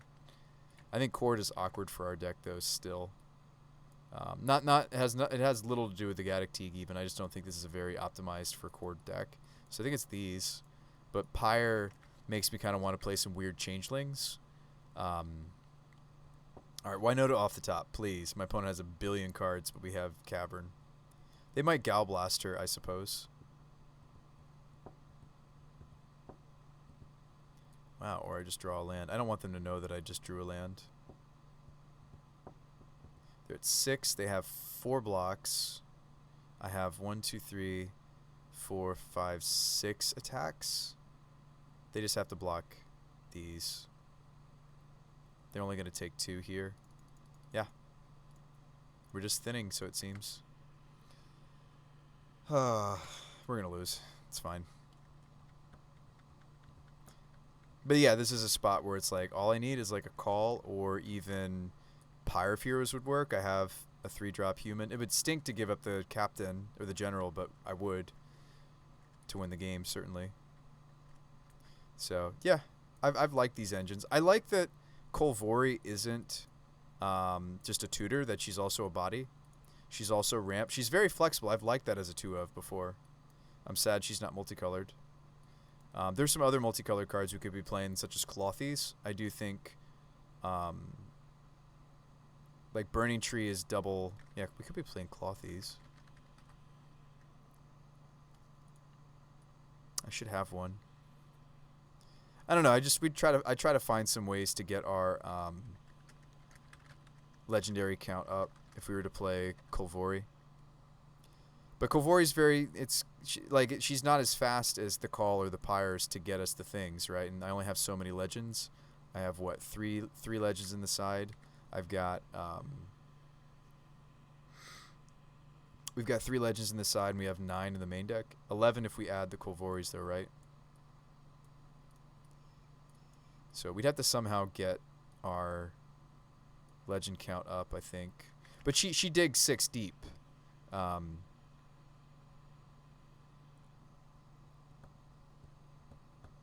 mean, that's the thing, is like the burnings have been fun to test, but I feel like they're not as good as the Metamorphoses are. Metamorphoses.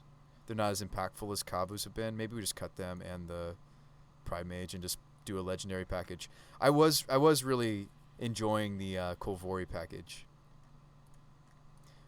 I only did it for 1 league, but I wonder if I should give it another chance, because it's ramp.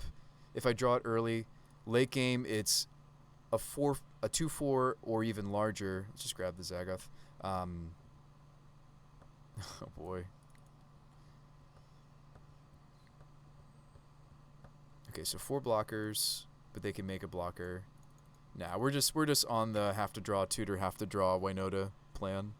So we're just hoping they don't piece together their are they not even running Thopter Sword?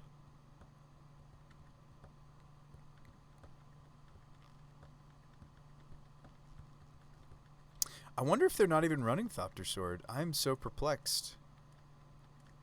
Maybe they don't run it anymore. Maybe they're just drawing cards and making constructs now.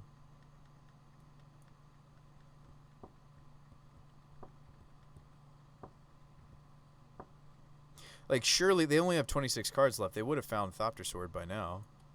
Maybe they're just playing a singleton of each. It seems like a sweet engine. The Thought Monitors and Emery drawing cards, doing the things. How am I still alive? They have 25 cards left and I'm not dead. What is your deck doing? Why am I living? There you go. Put a Shadow Spear on it. There you go. All right. Yeah. It looks like they're not doing Thopter Sword. Oh. Maybe this is just better now because of Urza Saga. Urza Sagas and Thought Monitors. Does anybody know? They're playing a Silver Bluff Bridge. So I have to throw a bunch under the construct here. That sucks. You're pretty weak.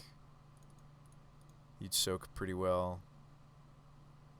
So I'm going to take 8, 9, 10, 11, 12.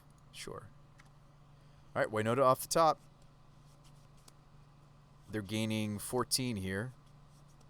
They're going to go up to 20. Got to deal 20 damage. They have 3 blockers. Oh, they have Gal Blast. Never mind. I need to block a little bit more. We are just playing this for testing purposes, folks. Wow, I don't think they have Whir. Oath is obviously great. Turns off their deck. They also run artifact lands now, which is great. Mark stops Gal Blast, but I'd rather use Skites to do that. Well, maybe I wouldn't because I'm bringing in the Oath and I'm trying to find it. Magus of the Moon, they had a lot of basics, right? Prelate. What are we stopping? Zeros? Because of Emery? Zeros and ones? They were using their graveyard. Let's cut the Heron's Grace. I don't think we'll need it. I'm moving away from the Burning Trees in the future, right? Why don't we test that right now and see if the Rokiric still works without that card? So I'm not just cutting this because I've been cutting them pretty much every... I think it's not impactful enough. It was cool. It was fun to test. Let's move away from it and let's try this legendary package maybe.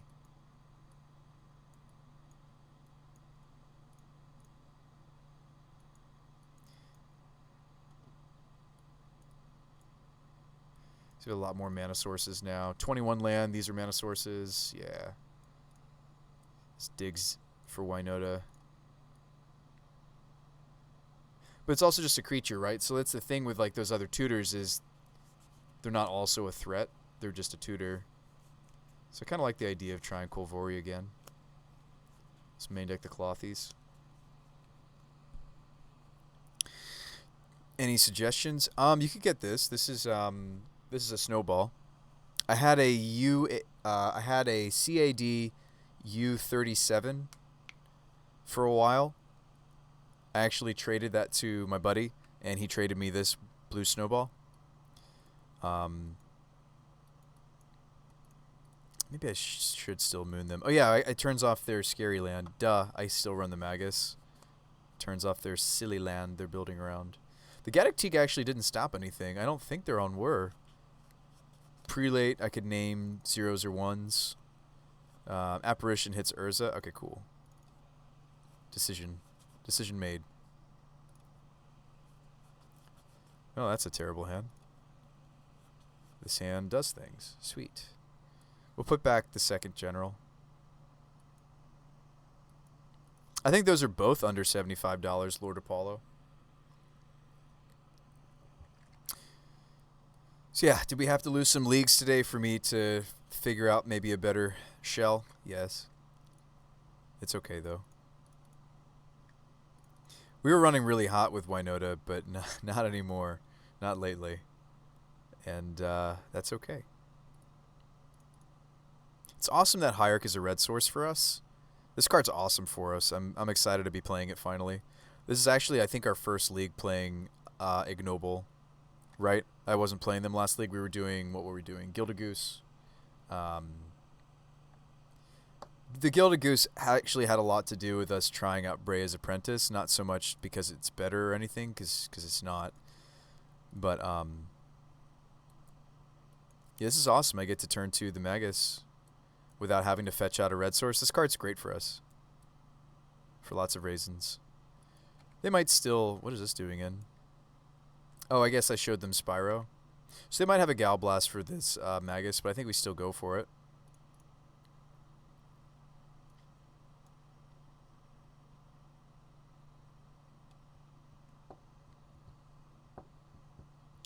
I hope I gave you a couple of good ideas, Lord Paul. Do you want me to type them in chat for you? It's the... I'll do that for you. So, Blue Snowball. Or the... Is it the UCAD 37?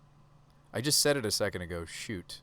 UCAD, something like 3747. Let me look it up.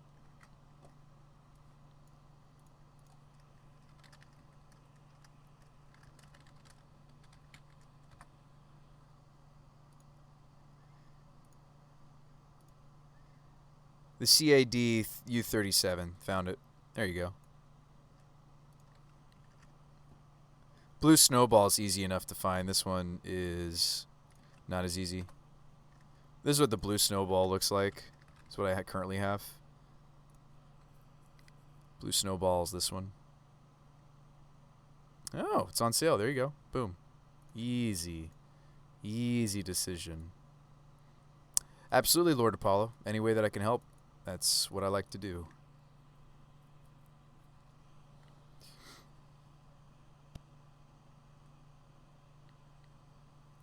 What are you going to be recording, Lord Apollo? Now I'm curious.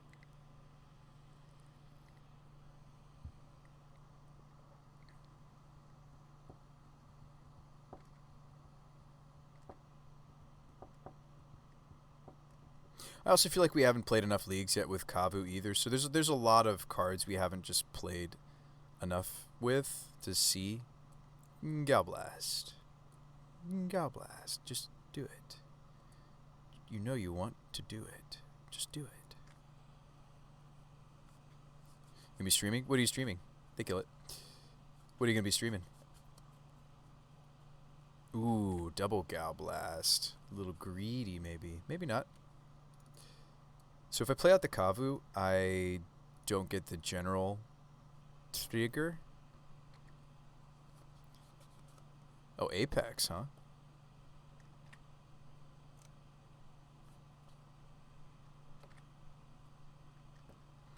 It's scary that this deck maybe just doesn't need Thopter Sword anymore. It's just, yeah, this is just stronger.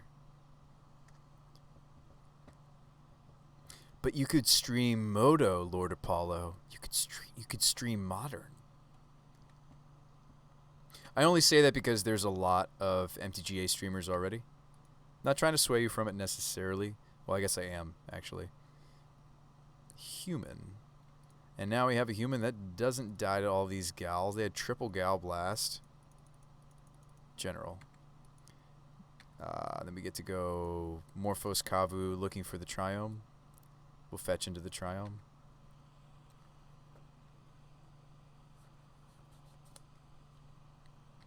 Pyrite Spellbomb.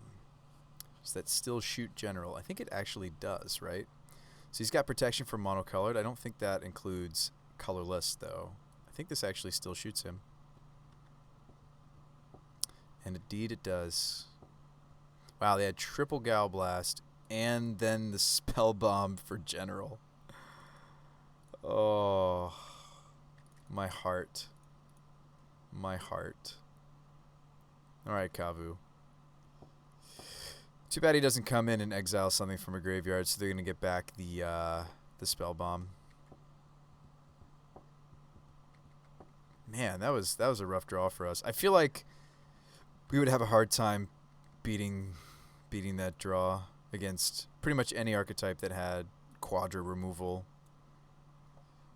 Like, just the icing on the cake was that they had a removal that specifically gets General after playing several removals on everything else I had. Whew. Must feel nice. Must be nice.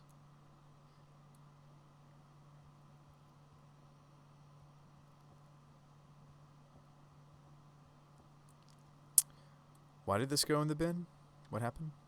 Why did they sacrifice their saga? I'm confused. Oh, the third chapter finished. Is that why? Yes.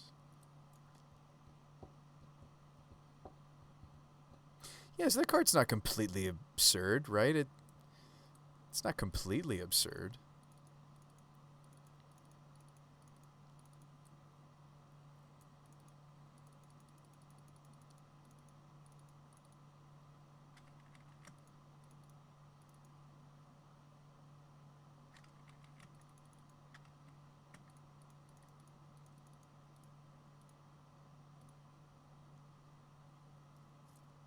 I'm thinking I'm just going to turn this Kavu into a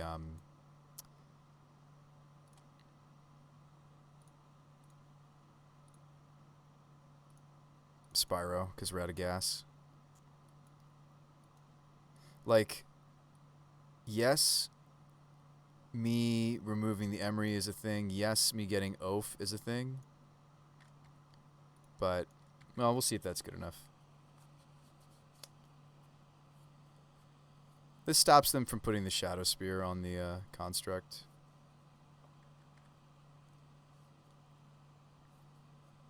I probably just die to this 7-7. It's about to be 7-7.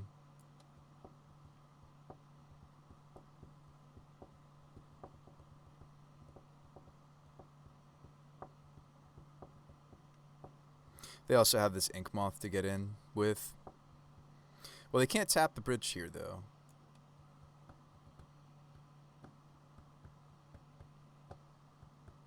Oaf is great in this matchup. I'm taking 7, though. Let's draw some cards, please. Awesome. Fantastic. Fantastic.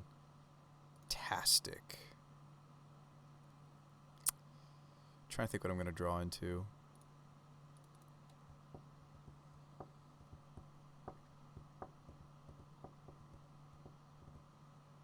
You're half right. Hiya. They animate this. Yeah, they can't. Okay, we're good. Smooth sailing. Maybe they have a 4th Gal Blast to draw to. I can cast the Blade Historian. I may want to block with Arbor Elf this turn. And then with Blade Historian next turn. To not die to Gal... we're dead to Gal Blast anyway, though. But taking 7 is maybe still ill-advised. Because they have flyers. I probably have to chump that construct for a while. Ooh, I get 2 again. Sweet. Oh, hang on. Let me talk to my opponent. Hold up. My record is sorry. No, we're 0-4, right? Let me see. Yes, we're 0-4, right? 0-3? 0-4? We're just playtesting at this point, right? We can't prize anymore. Let me just double check that. Yeah. All right, so my record is 0-4. By the way, I meant to tell you earlier. I want to just test here rather than the tourney practice.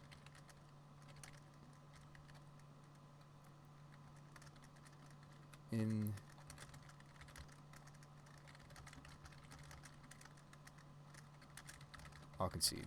I'm just letting them know, because I think their record was not as bad as mine, right? Let me see.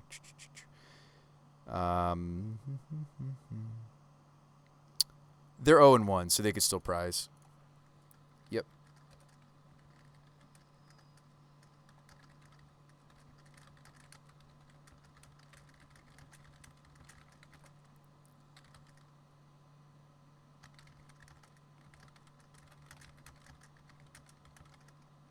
I'm just telling him I don't want to keep you from prizing when I no longer can. All right, cool. That's not me saying, ooh, I felt like there's a non-zero chance that he... Sometimes I have players that even consider scooping to this card, which is silly because it's not that strong. But I was just like, I just wanted to be clear with my opponent that I can't prize anymore, but they still could. So we'll swing like this. Ooh, they have Gust. Gross. Top it.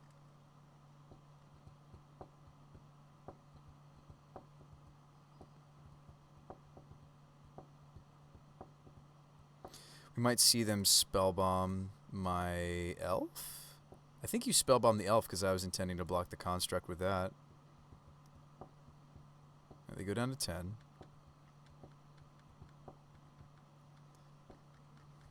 Oh, they draw a card instead. Oh, they've got me. They can slap the Shadow Spear on this guy, and I'm just dead.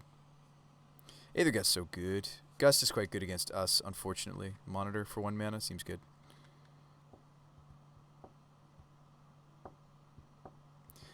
Yeah, we still end up losing. It's all good. Just wanted to make sure in the off chance that we did manage to win that off of the Collector Oath that, man, 3 blasts, spell bomb, and a gust. That's tough. It is tough. They decide not to equip the Shadow Sphere? That seems weird to me.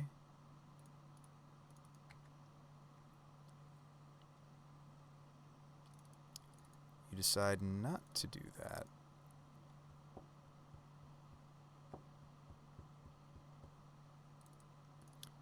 So if we did this attack, but then I have to block with the Oath.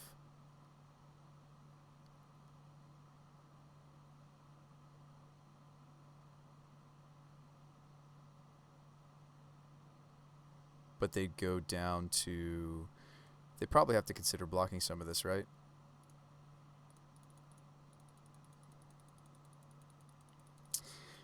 They can't double block this dead, whereas they could double block this dead. Maybe this is the better swing and hang back on the Spyro. I think we're losing this, though.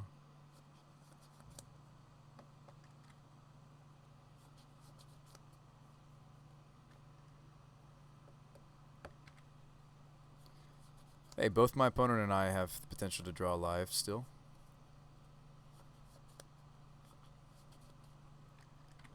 Yep, and they're getting to see a lot more cards because of the thought monitors.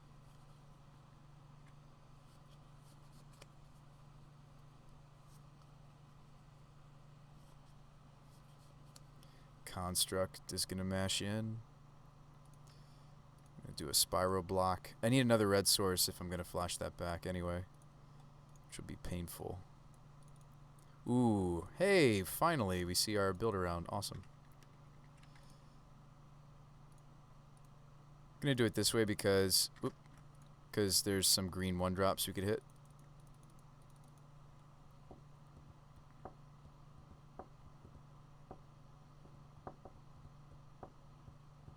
Gross. Alright, top.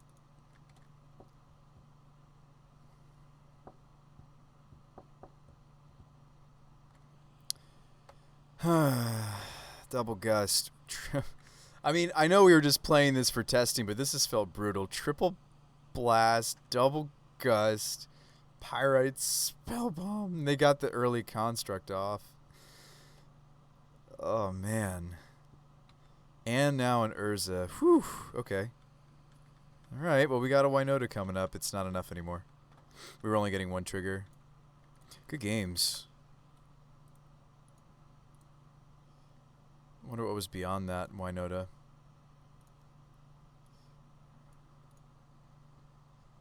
All right. Yo, Sean, how are you enjoying the legacy cards injected into Modern? So far, so good. You're happy to see Enchantress? Yeah, that's been pretty sweet. I have played against it myself. Winota deck being too fair? Yeah, I think so too. I mean, it's interesting. It's fun. I think so too, though. I think that's been true for like every stage of this deck, right? We haven't found something like busted yet. I've had some people like accuse the deck of being kind of broken, but I don't agree.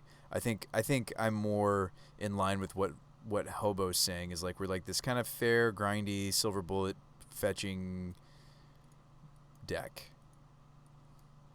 Like I wish there was like some other free spells besides Morphos, besides even the BTEs that we liked with Ferris, but then again, like if I get Ferris out and this is what we're trying to do, it's almost like I need like a Phyrexian spell or something in addition to this.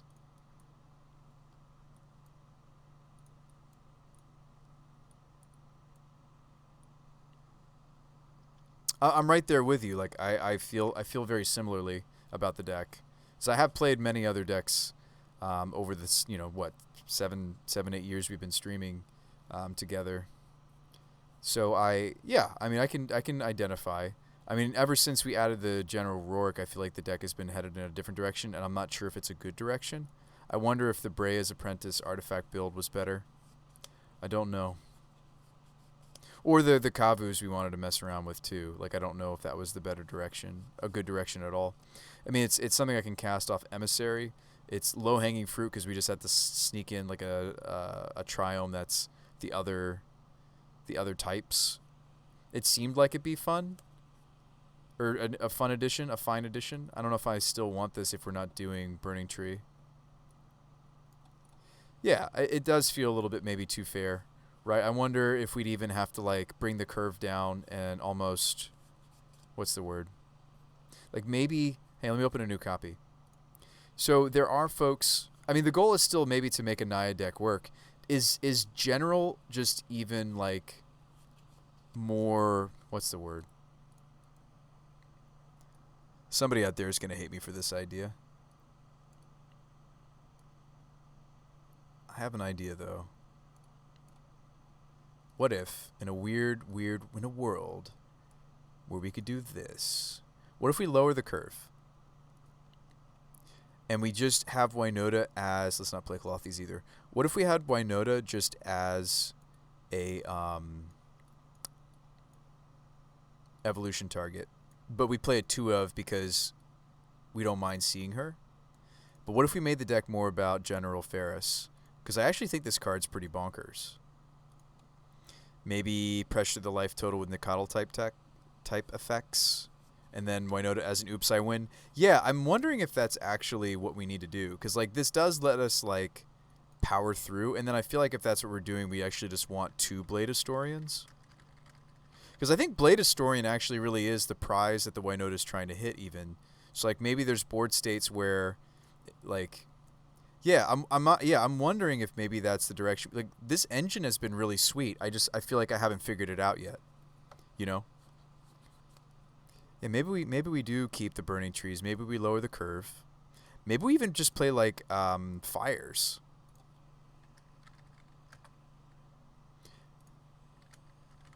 What if we just play a couple of fires?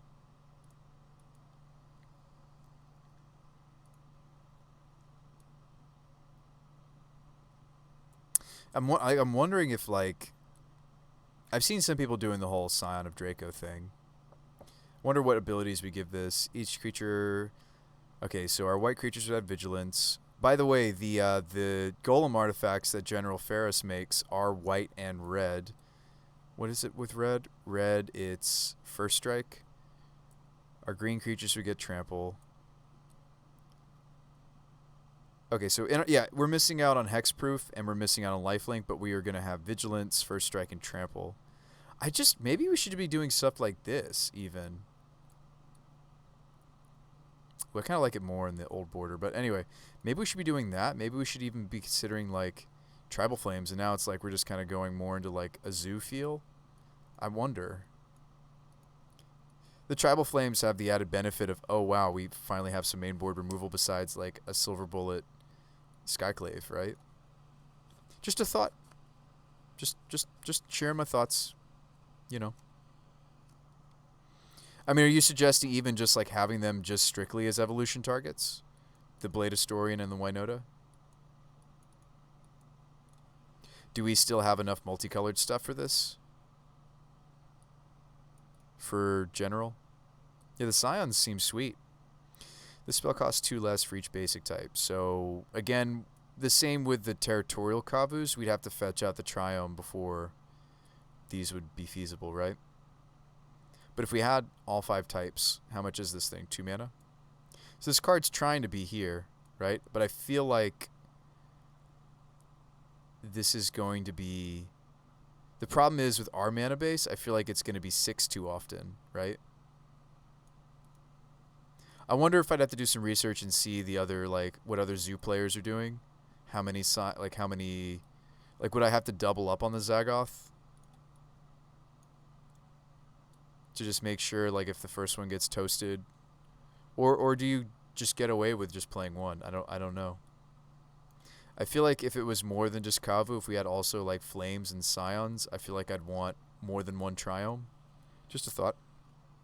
I do think that Zagoth is the one that complements like the fetches I've chosen, which are all green fetch. The fact that we're Naya. Just a thought. But like, what's the human count now for the Winota, right, if we cut all this? I am interested to lower the curve, though. I'm interested.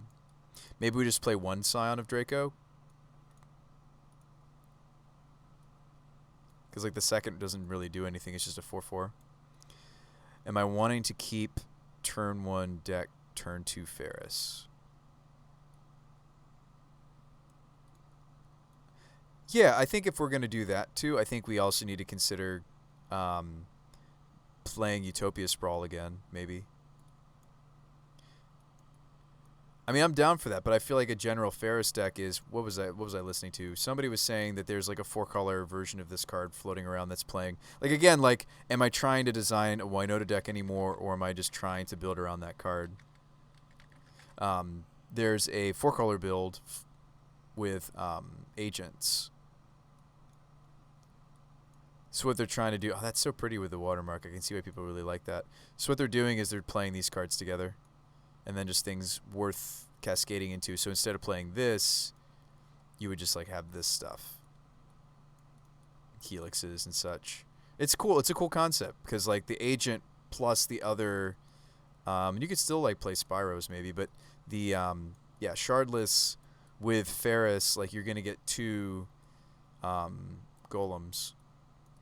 So yeah, I'm wondering if that's just better, and if so, like I'm willing to pivot us in this direction. Like the general Ferris is interesting enough to me. I've really liked this engine, and the fact that I started winning games without even finding Winota sometimes was really interesting to me.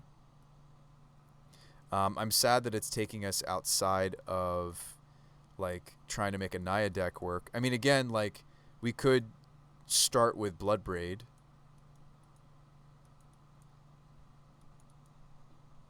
That's another way to achieve this, maybe still in a Naya shell and not be 4-color. We could still be 3-color. Yeah, I'm curious. I'm really wondering if like a more like Naya Zoo Ferris deck would actually be a happier spot for this. I do wonder if the caverns, like the mana, let's just, I did already open a new copy, right? Yeah, perfect. I wonder if the caverns break down at some point then if we're doing this. The fact that we don't have 1s anymore worries me. I wonder if there's like a split card we could do. Yeah, this is fascinating.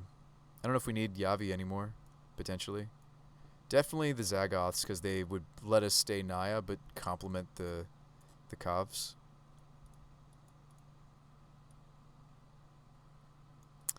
Are there any like weird, obscure, like multicolored 1-drops? Any decent 1-drops? I mean, like, the whole deck doesn't have to be... I'm fine playing, like, good cards like, you know, Bolts. I feel like this deck would rather be on Bolts than...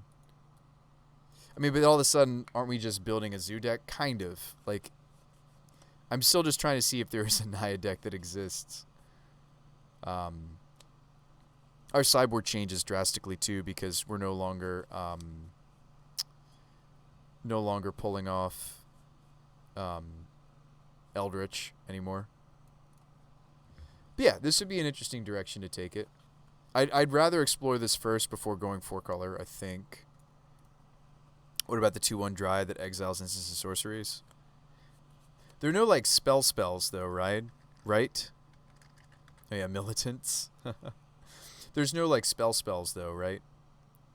I should explain that. There are no like removal spells that are multicolored, right? Is there like a way to easily scryfall that? Just like all the different hybrid 1-drops that have ever existed? Yeah, there's Militant. What else is out there? Oh, it might even be better than that card. Oh, think, Bruce Spy, think. It's the Kithkin Spirit. That's a blast from the past. Figure of Destiny. It's a real blast. Mega blast from the past, this card is. None of these have watermarks, do they? Wait, this one did. No. They all look the same, pretty much. Figure of Destiny?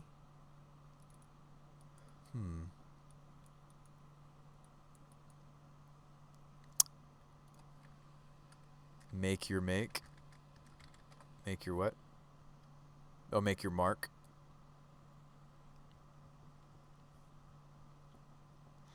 That's a multicolored combat trick that ends us with a token. Very good. Oh man, this is a total meme.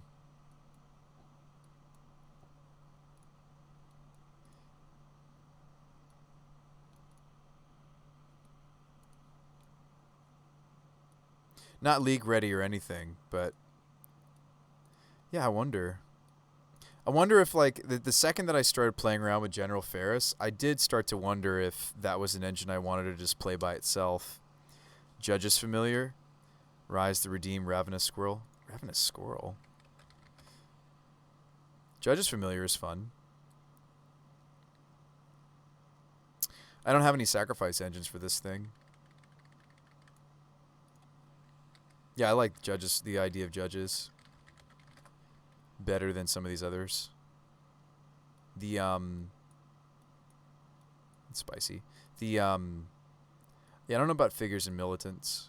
We already have, like, Kavu doing the graveyard thing. I think the first Militant's fine, though. I mean, how many Destinies would you even play? It's 5 mana before it's a 4/4. Wow, Cantor's okay. Cantor kind of just gets spent and ramps you. I'm less interested in figure. I mean, we could like fool around with one, but I actually like the familiars and the finds more. Relevant combat trick. That if we use it properly, we end up with a 3/2.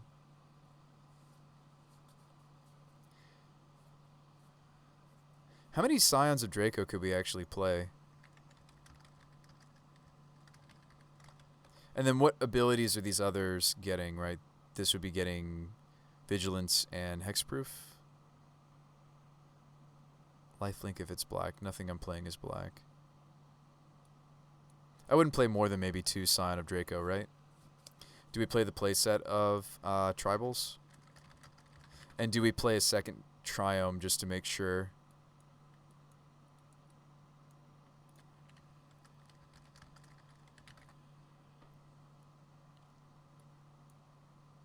This is fascinating looking. What about like Boros Charm? I'm trying to figure out what other like 4-drops we want. Charm protects Ferris from everything that kills him in the format. Most everything. I mean, I don't think there's any exile effects that are multicolored besides what, Assassin's Trophy? No, Assassin's Trophy is Destroy. It says Watermark. These are interesting. These full art ones are pretty too. I feel like that would be a spicy card to play. It's a slightly weaker Tribal Flames, and it can't hit creatures, but if this is our build around, don't we want to do this? Also, you can hit it off of Bloodbraid and we don't mind. Like, even if I hit Make Your Mark off of Bloodbraid, it's still doing something. Could protect you from a Wrath. Yeah. This card's sweet.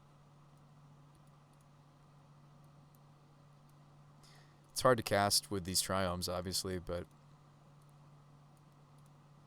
a lot of our cards are hard to cast with Triome. Seems like a fun little greedy pile. And maybe we still would play like Ignoble Hierarch, by the way. I'm not throwing that card out. It is a very good card. Might still play them just because I can't trigger the... Like, not everything in the deck is triggering General, right? Like, Tribal Flames doesn't. This doesn't trigger General. Maybe we don't play these at all. And then maybe we don't play a playset of Make. Maybe we just play a 2 of.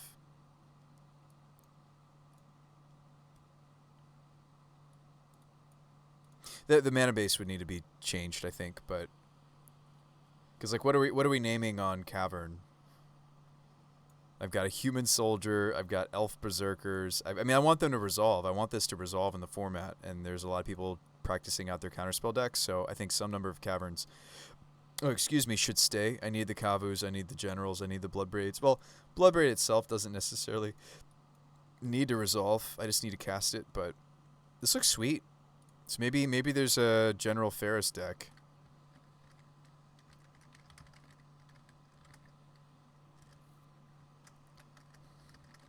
Some sort of domain, General Ferris, that deck.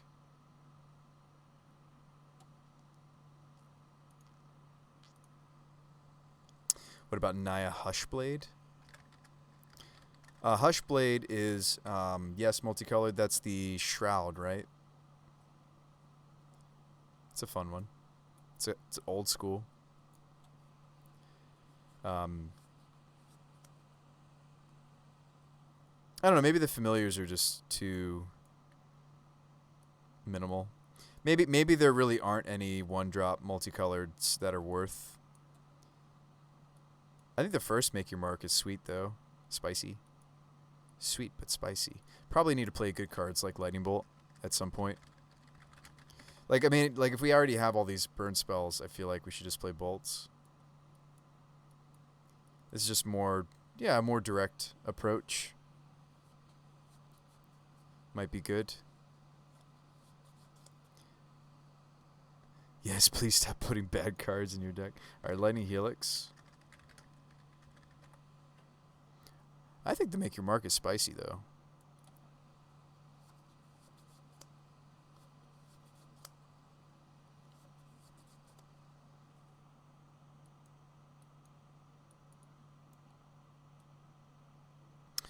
Well, this is trying to be 2 mana, though, right? At least 6. We'll put it there. At least trying to be as cheap as 6.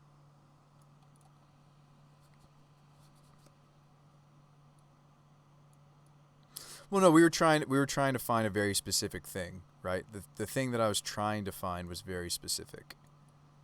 We were looking for multicolored cards that did something off of Bloodbraid, but I think there aren't really many, if any, one-drops that serve that function. And that's fine. So we do need to change up the sideboard to accommodate the changes. I do think that Skites and these enchants are kind of nice lately. I do think that the Selfless Spirit could stay, the Oath could stay, T could stay, Timeless could stay. I do like Prelate. I'd like to continue testing it. Maybe the Apparition might go. Or we double up on some of these cards, basically, is where I'm at in my mind. Veil of Summer is also just a solid card.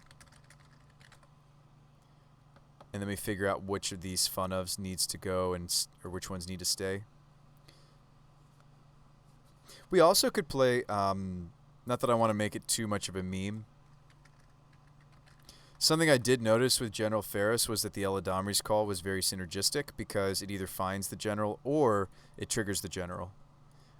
So I don't hate like using this as extra blood braids, as extra generals. That was something that I was wondering with the Winota deck, even if this was an engine I should re-explore because it also gives General Ferris value.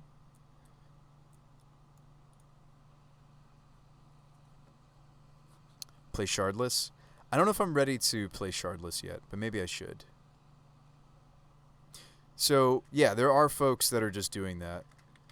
They're playing, they're splashing blue pretty much just to play Shardless, right? Their deck looks like this, kind of.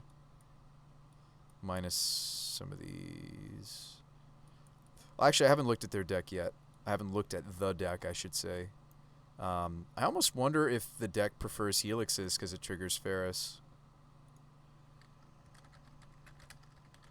No joke. I wonder if the deck prefers Flames and Helixes.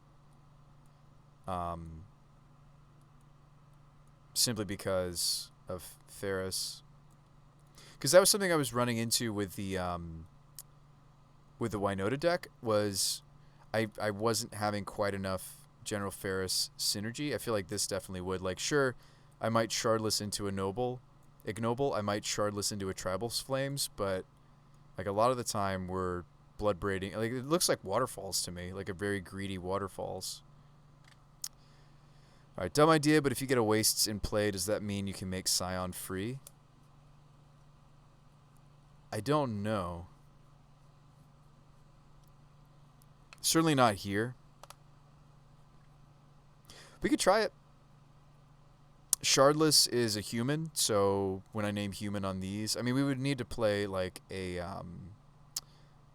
I would need to add, well, we probably wouldn't need Yavi anymore because I don't have green requirements, except for maybe like in the sideboard.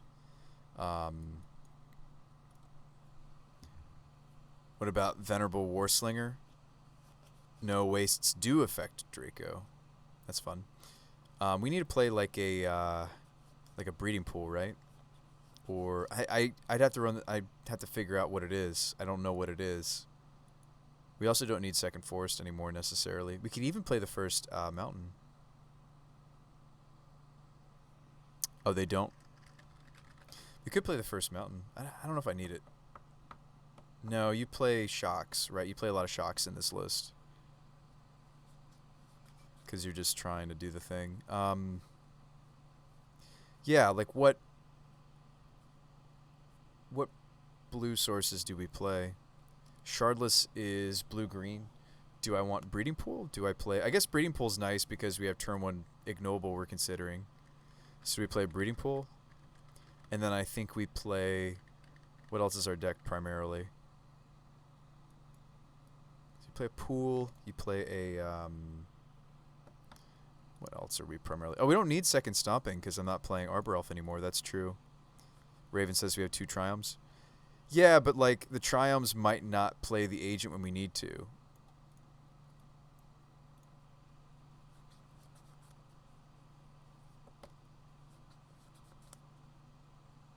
Is 2 Triome wrong even? Hold up, I didn't think about that. No, we do want, because like somebody might quarter or field it. More likely we'll get fielded. We probably want the second, right? I think the first Breeding Pool is probably smart. Like, yes, we have Cavern as well, but like, Ignoble's not going to give me blue for this. Could we play some, would we play? No, well, maybe. I'm wondering if this deck would also play Horizon Lands, and if so, which ones would it be? Would we try out, Canopy and Sunbaked? We could also just play 2 regular nobles. Well, I don't know if 20 lands plus 6 Hierarch is correct. I do own nobles, but I don't know if... That's true, we don't need them to be... I mean, maybe we just play all of them, but I don't know. That's going to what? That's going to reduce our it's going to reduce our power level with the Shardless and the Blood Braids. Like everything I do here reduces their strength. I mean, we could do other weird ways to ramp that don't interfere with these guys. I mean, there's that suspend spell. There's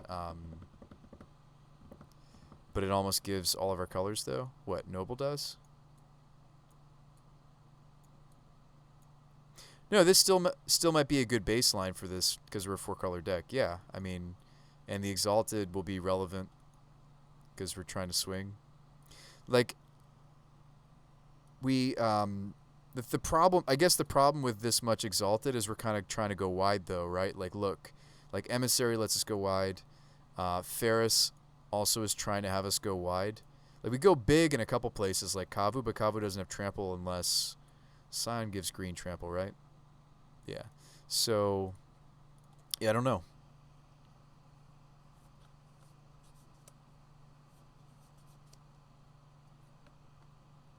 I think for 20 lands we would want 8 dorks, right? So I got to cut somewhere.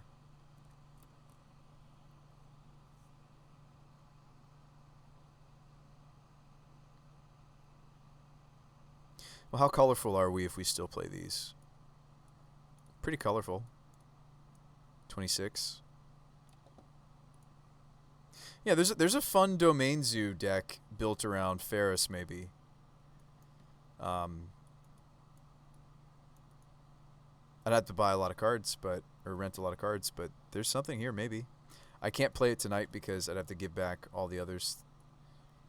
It might not take me that long to get in and out of decks, though. This does look spicy. I almost wonder if I'd still like the spicy Boros charm. Or maybe I even load up and then we just have, like, let our sideboard give us that life gain. Because the Boros Charms really do protect us from pretty much anything that could possibly kill General off the top for our opponents. I don't know. Just a thought.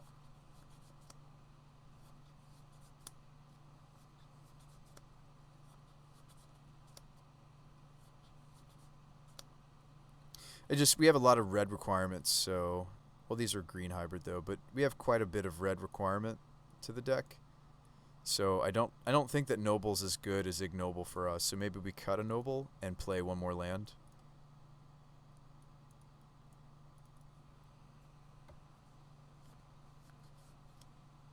Maybe just another green fetch. I have some other green fetches we could play. I have a pretty Catacombs that was donated to us at some point. There we go. Maybe we start there. It just needs to be a green fetch, right, at this point. Hits everything but the Sacred. It's fine.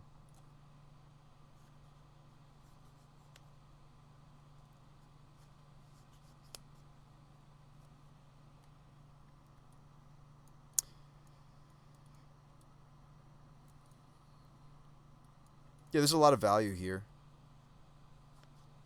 And again, I'm sure you're like, but Bruce Spy, shouldn't you be playing the suspend? We could.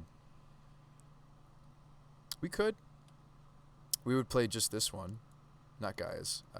The other one that came out before, the one that makes Kritas, if I can find it.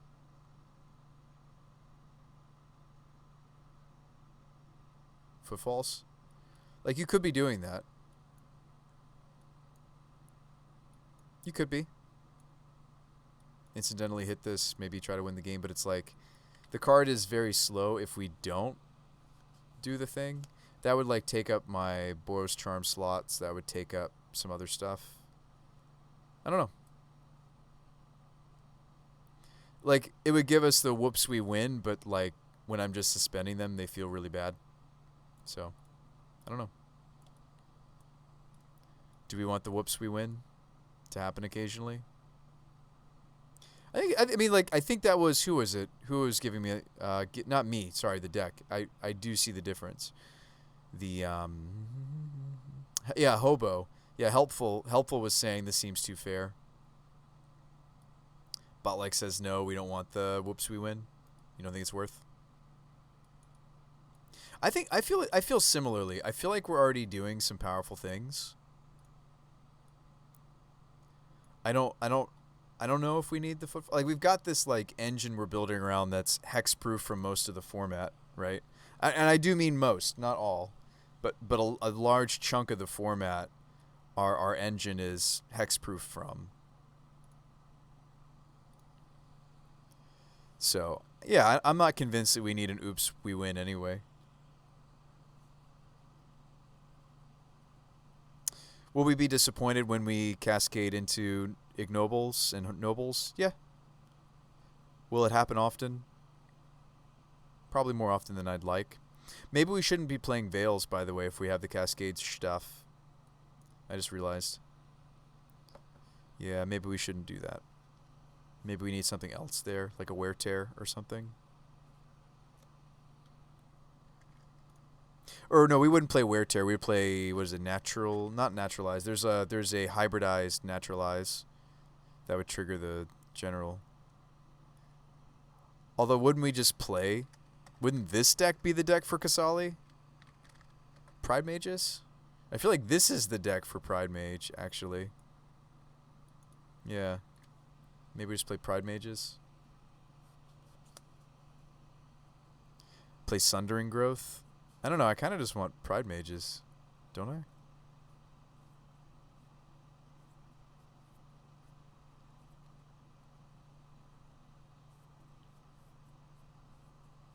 Sundering Growth because it'll make an extra 4/4.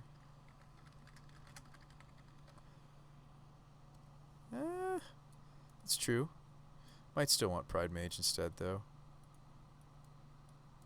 I might be wrong about that, though, Raven.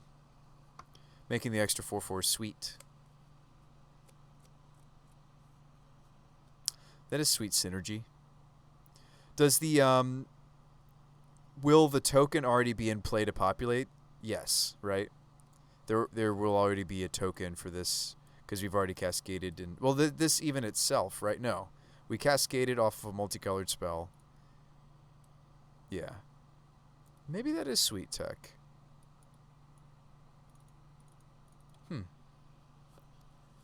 Populate.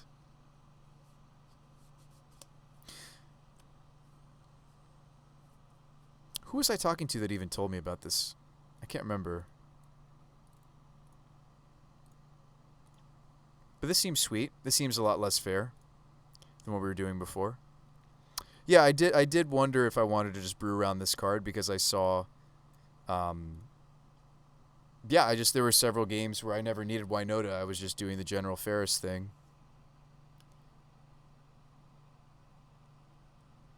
And these are just strong things to be doing in a counterspell legal format.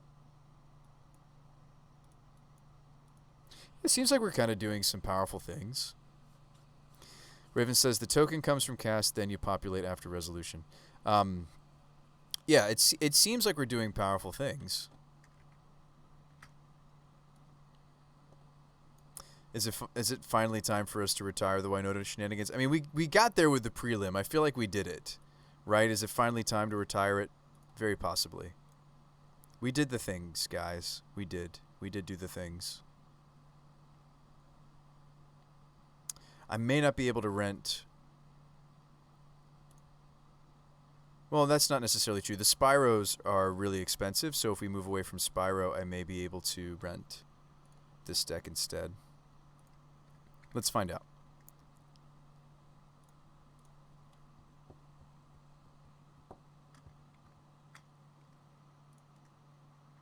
Lots of little things still to figure out about the deck, of course.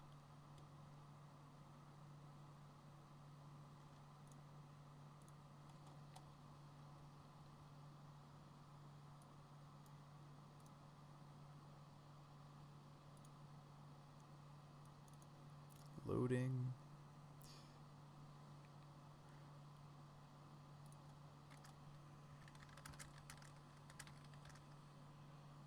Oh, Sign of Draco is a little pricey. You can get some. Maybe.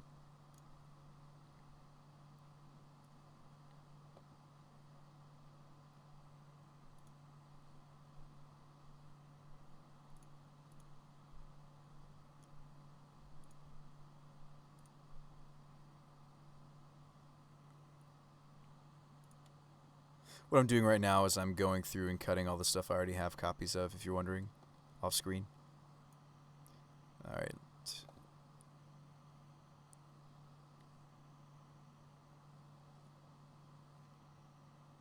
That's what I need from here. These three.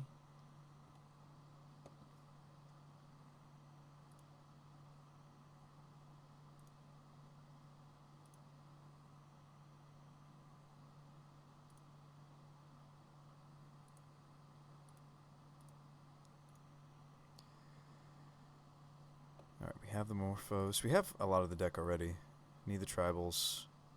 Boroses. Need a Breeding Pool. Have the rest of the mana base except for the Triome.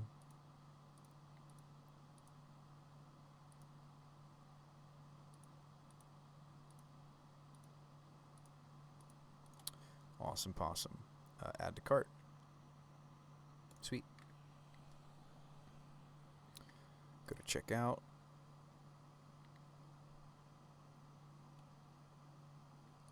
We do have enough.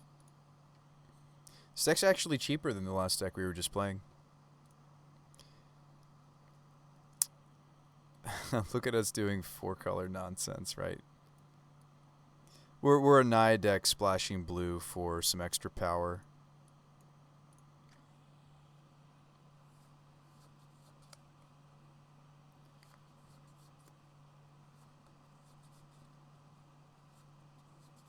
We have 10 domain cards in this list.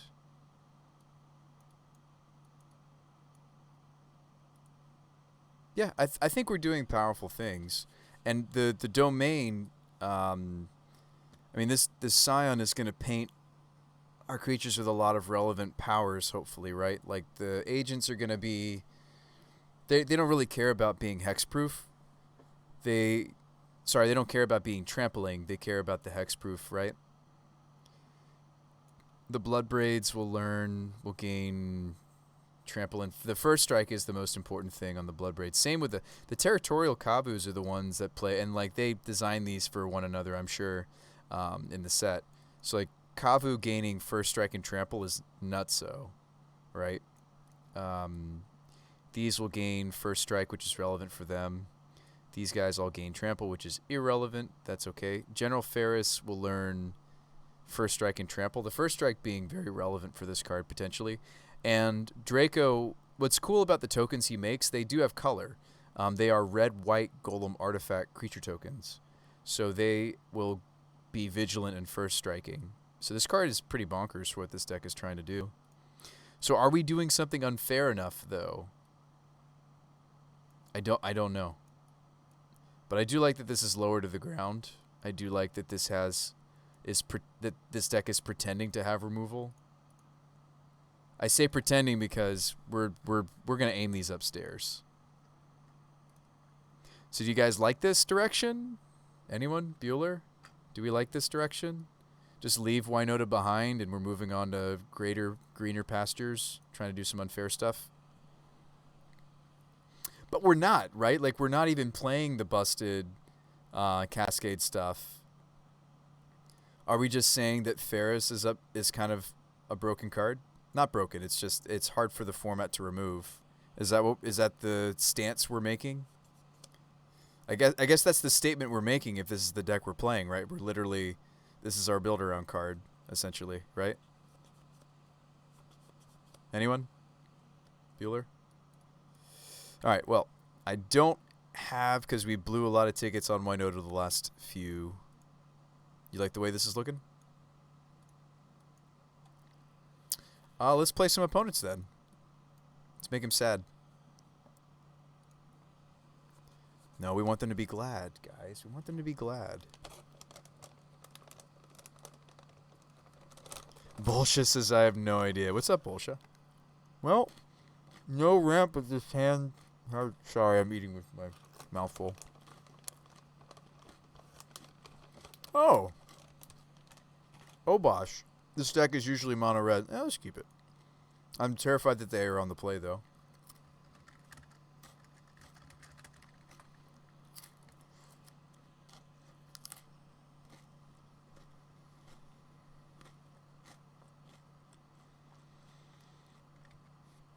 Might be too fair. Go mid-range, play only good cards. Only the best. Only the best cards. Yeah, maybe you're right. Well, we're going to get to name humans, so sweet. We'll have our blue source. Awesome.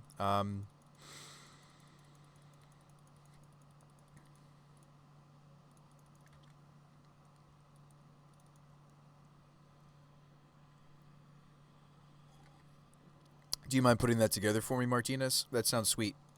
Like Ren and 6 and Oms. That sounds good. I'm into that. Obosh, and yet they're green. Oh, they're just playing Ponza. Oh, they didn't give me anything to Flames. Okay.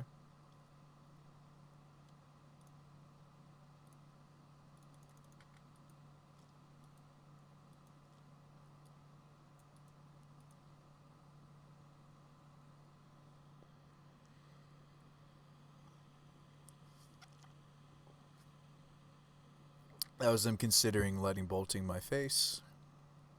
Because they're playing Obosh. Oh gosh, Obosh. Or stomping. Maybe they were considering stomping. They shouldn't have a way to remove this card. So we should just run away with it. Blood Moon? Nope, that pretty well wrecks me. We didn't have any fetches this game, so I couldn't have fetched different. Thankfully, this is the practice room. Sweet. Yay, Blood Moon. All hail the Blood Moon. Yay, Blood Moon. Yay, Blood Moon. Cut some of this. All hail the Blood Moon. Prelate you can name one, although they do have stomps. Their removal's going to be red base. Let's play that. Let's play these.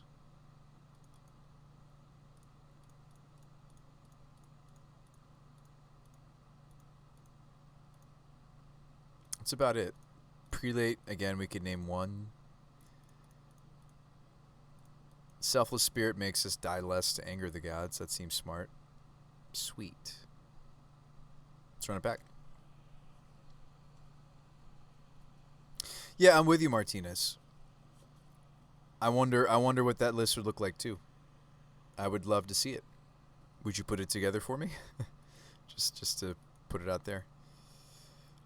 I have no problem using other people's lists. I mean, I'd rather brew it from scratch or brew it with you guys in the chat. But if you put something together, Martinez, let me know. This is the best place to submit. Wow, I was trying to put those two words together. The best place to submit sweet lists. We work together. Excuse me. We work together on our lists here, as you can see. Mortal Kill Zone is working on some sort of rogues list with Shardless. So yeah, if you have a list, you want to share it, this is a good place. Let's run this. It's got access to a basic. That's good. Keep. It's got a sideboard card.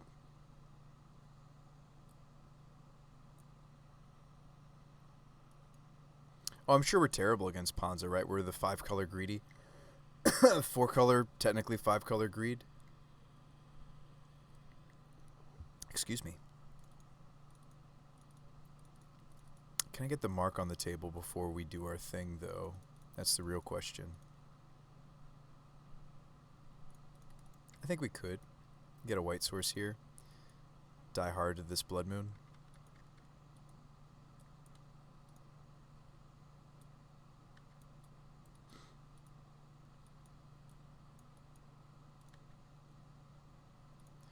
Sprawl for red.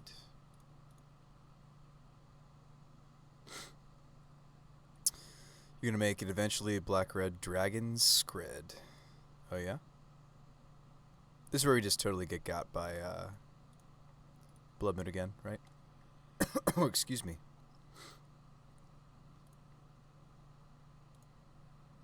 I don't mind in the slightest, especially since it's the practice room.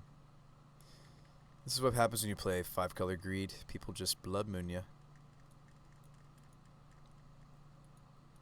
We were giving people the Blood Moon earlier today.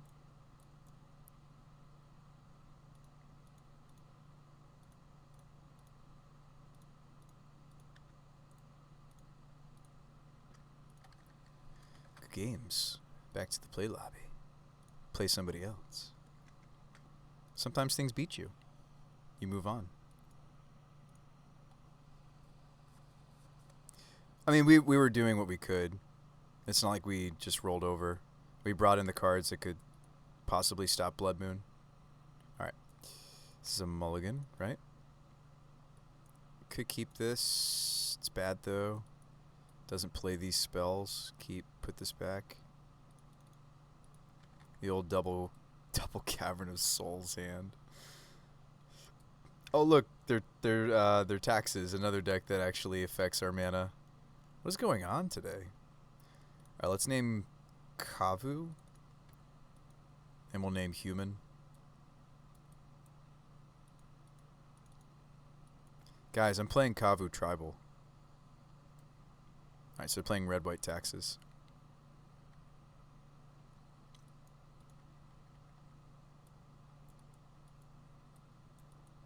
My Kavu's going to be a 0/0. I can't actually cast it, can I?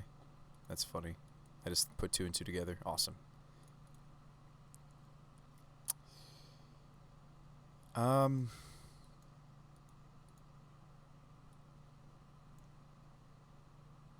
We're base red-green, right? So we still want to lead stomping. It'll be a 2/2. 2/2 Kavu.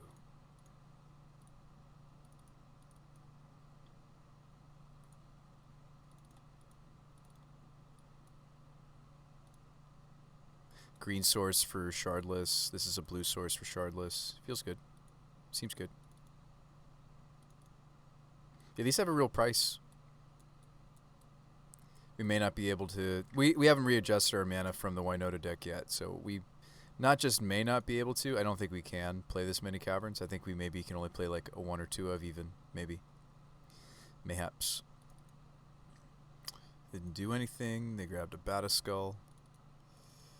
Batiskull.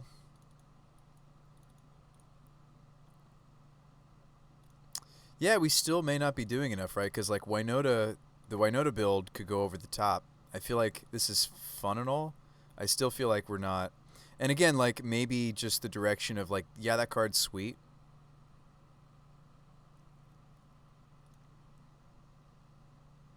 Actually, hang on, cancel. If I double strike the Kavu, I can get the loot off. They won't put the Batiskull in front of it, would they? I guess they still would, right? Now we're in trouble. This Batiskull is going to come down and probably beat us. Because we're kind of like a glorified zoo deck, right? No, I'm glad we're testing this out. I mean, like, this is another idea that probably needs to go back to the woodshed. I mean, not woodshed. The woodshed means it's dying. Needs to go back to the drawing board. There we go. Drawing board is a good thing. Woodshed means we're killing the deck. Means it's being, yeah, ended.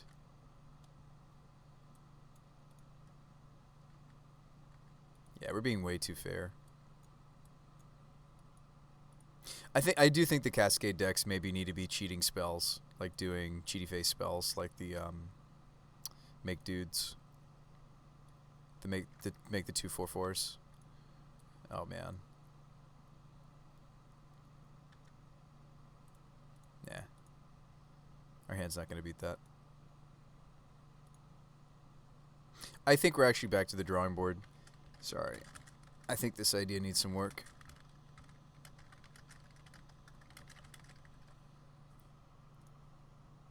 Alright. So we tried it. I'm not all that into it. I do think this is a really cool engine, though. Hang on. I think that we would need to somehow incorporate some of the cheaty face, not cheaty face, but like be cascading into some powerful stuff. Let's start over one more time. Another shell that I like. I mean, like one of the first modern decks I ever bought into was Jeskai Control. I'm not saying it has to be Jeskai. It could be Mardu. I mean, like Mardu might be the perfect shell for this card too. Kaya's Guile. So hang on, let's look into it. So there's maybe a Mardu shell here, like Giles and Kaya herself. The 3-drop Kaya. These. So maybe there's a Mardu shell. Mardu also gives us Vindicate. That's true. Because that's the problem with like Jeskai Control. The problem with Jeskai Control is that, like, yes, like, there's Prismari Command. But again, this runs into the same issue as, okay, well, if you run too much rainbow stuff, well, no, we just run Hand Disruption. Like, the Mardu build would run Hand Disruption as what's monocolored. And maybe you consider some number of bolts and pushes too. These would be in the sideboard. Hang on, let me cut the green. Could still play Sundering Growth. This has cool synergy. That was a cool suggestion. At least cutting the green. Mardu would get to play Campbell. Yeah, I do think this is a cool engine. So hang on, let's not give up completely. Probably just one, right? Maybe two. Yeah, maybe Mardu would be sweet, actually. And we wouldn't need Cavern necessarily. We could still play like a fun of, but yeah, we could play like a reasonable mana base. Yeah. I do like Mardu. I mean, don't get me wrong, like I do enjoy, you know, these would be in the sideboard. I do enjoy Jeskai. That is another place my mind goes. But I wonder if just like, you know, take their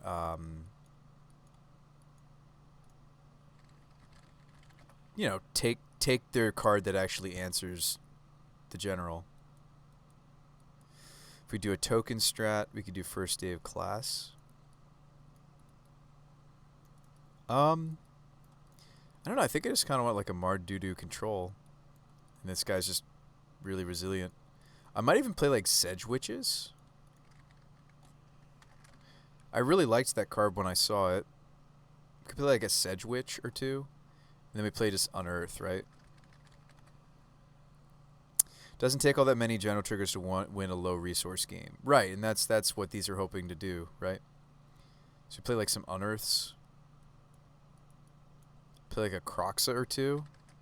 Croxa's multicolored. Yeah, I'm really liking this direction maybe. This seems legit. Sedgwich is great. Yeah, we at least play one, right? Vindicate probably can't play that many copies, right? If we're gonna play like more like Mardu, we probably play like I'll play Helix before I play Bolt, but I'll play Fatal Push in the full playset first, right? We play all our pushes. We play. This actually looks really sweet. What about Dreadbore? Yeah, we get to play Dreadbore. Move these over. I'm liking the. I don't mind this one. This one's kind of like what's happening. Timelies could still be here. These. I don't know about these as much.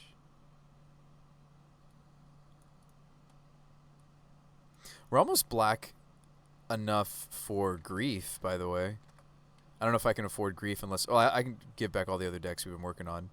So then it's like, wait, is this the Ephemerate? No, there's not enough synergy. Never mind. Well, maybe we still play Grief. Just posted a Mardu deck I've been working on. Discord kind of does some stuff. We would want to have the Ephemerate thing going on, right? And like then we're kind of not really doing the general Ferris thing anymore. Yeah, I don't know about that. Griefs. I was just observing that we had enough black to maybe make Grief work. But I don't know.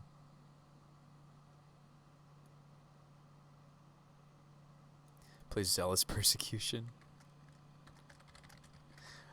Yeah, Persecution's kind of sweet. That's a good call. Play some Persecutions. I own a couple. There's people jamming elves, right? That's a thing. Everybody's trying to play Monkey right now. Well, Monkey's pretty insane. Ragavan, if you're wondering what I meant by Monkey. Bloodstained. We want early game black, so we're going to go with black fetches. Marsh Flats. Marsh Flats and Bloodstained Mire first. We'll start there.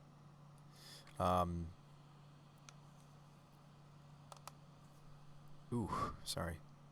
Give me a basic plains. Give me a basic swamp, obviously, since all my fetches are black.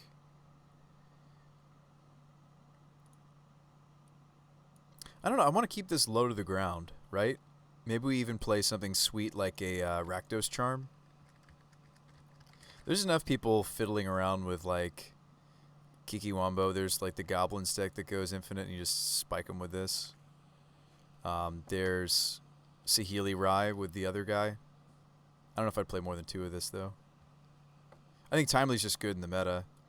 Spellskite would protect General from Renin 6. But we could also just kill a Renin 6, right, if we play more Dreadbores. Maybe Dreadbore's like really sweet.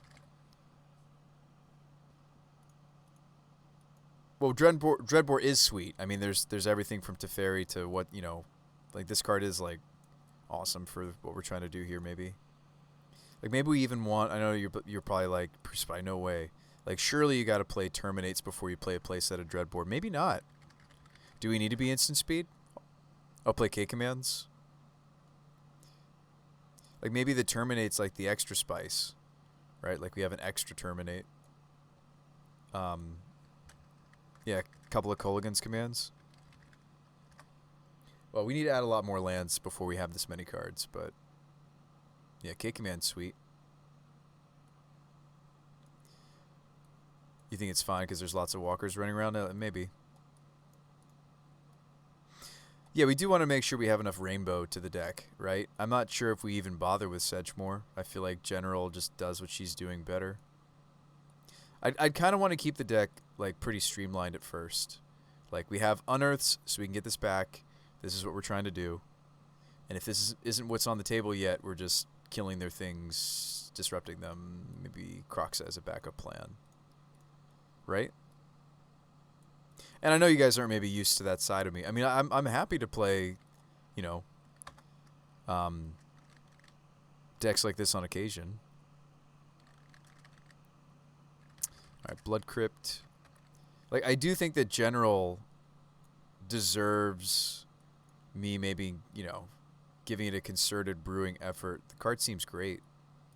So maybe 2 Blood Crypt since we're a Croxa deck, and then you start to play like the Godless Shrine, a single, let's see, Sacred Foundry. Oh, I already have one over here. Sweet. I think the hand disruption is another way around some of the permission in the format. So, counter magic in the format.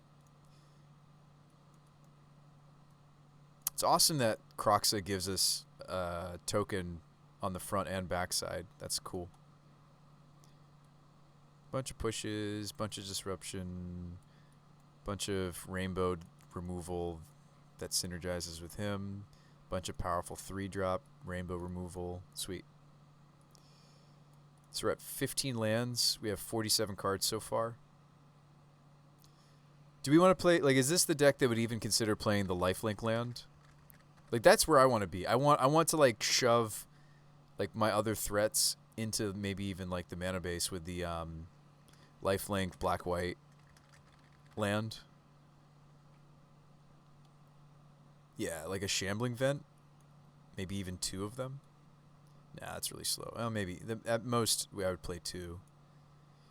I don't know if that's enough basics. What about Rakdos Headliner? Isn't that the really good enabler for Madness? I don't know about this guy. I kind of want to just play more like a controlling match deck. Wow. I want to play a more controlling game plan. I wish I had like a one-sided sweeper. You know? I don't think it exists in Mardu, but I might be wrong. What, Mizium Mortars? No. Let's see. Come on, brain. There's got to be something I can do. Yeah, Fiery Justice is the one-sided sweeper we don't have anymore. There is one. What about from Kaldheim? Oh, yeah. It's like creature type.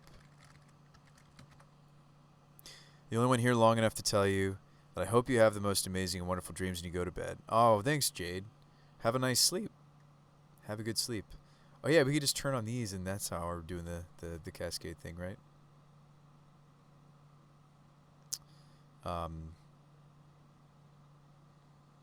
What is the name of that sweeper? It's very specific. It strikes me as a sideboard card. Crippling Fear? No.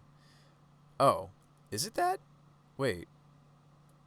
No, I thought there was a 3-mana one. So, yeah, you name human or soldier. Yeah. This is the one you're thinking of? I mean, but it doesn't... This is a sideboard card, then. If that... Yeah, you name... Yeah, I would name soldier. And it doesn't even kill our golems unless they have damage marked on them. That's cool. That's sweet. There's so much of the format this doesn't kill, though. So we might still just want to play Damnations and rebuild with, like, an Unearth. It's too bad. Oh, wait, Hexproof from... Oh, it's Hexproof. I was going to say it's too bad we can't do something weird like Whip Flare. Like, Whip Flare wouldn't affect our... Well, neither does Anger the Gods. Anger doesn't affect our golems. Just something to think about. We're trying to make 4/4s. We could play, like, Burn Sweepers. There is a one... There is one... I mean, there's the one that's based off of...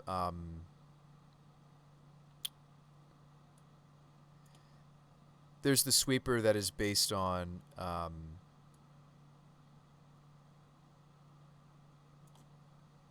Settle the Wreckage. Yeah, there's Settle the Wreckage, but it's white. Yeah, I do like Settle. It's not like neither Settle or something like Fear or the other card I'm thinking of that I just can't find. There's a 3-mana sweeper that you name a creature type and it kills everything from a certain size. Oh, there you go. Scriptures. This card's terrible, right? It's actually not for us, maybe.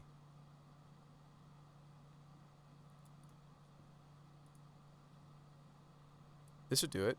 Takes 2 turns though, but this is the one side of Damnation we want. We put a counter on General Ferris, and then we destroy everything. What is Witch's Vengeance? Yeah, Witch's Vengeance was what I was thinking of. Thank you.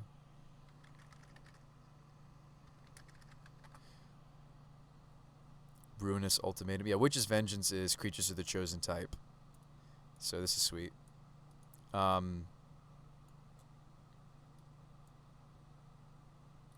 The problem with Witch's Vengeance is it's just very, very specific.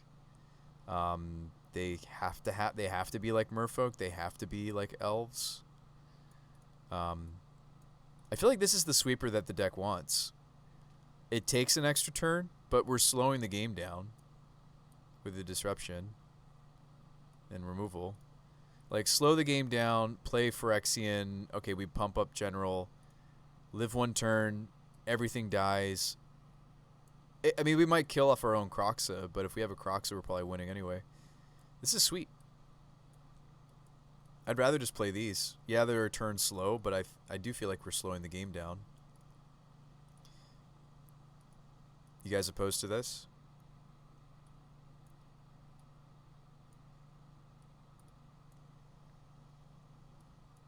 Let me cut all this. I don't think we're playing any of this, actually. Ooh. This does protect him from Ren and 6. Well, no, so does Spellskite, but Spellskite's easier to interact with. I don't know. Keep my pet cards for a second here. No, I like it. Do you? I wish that the 3rd mode did something more impactful for us. It's basically just another Kaya's Guile effect. I'm sure I'm going to be sitting there in a game against Dredge where I'm like, wow, I never realized that the 3rd mode on this weird card selection of ours was going to be so awesome. Non-artifact is kind of a real downside, though, in a post-Saga world. That's very true, Hobo. We'll have to accommodate. We'll have to have enough artifact hate to accommodate. Couldn't I just play Stony Silences? I could just play Stony Silences. We'll compensate somehow. I'll find a way for us to compensate for that. That's very true. Maybe play some Stony Silence. Need to finish this mana base, folks. What are we playing? Blackcleave Cliffs? So much of our early game is black-red, and then we switch over into white later. Anyone know what our switch... Well, these Shambling Vents I've added are sending us more into the white. So yeah, let's play Blackcleave. No, I appreciate that, Helpful Hobo. I think you're spot on. Our curve ends at 3, kinda. I think we can get away with these. So 2 white source. These are all black-red source. We have black going on turn 1 very clearly. What about Inspiring Vantages? And then how many lands does this deck really want? I don't know if I want that many fast lands. I also would want like some Concealed Courtyard maybe. Or not Concealed Courtyard, Silent Clearing.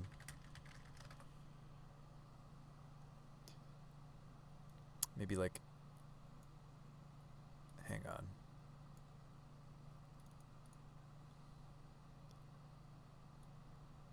Okay, so we have room for a little bit more stuff. Play like 3 fast lands total? Really? Oh yeah, we're already playing double Blood Crypt.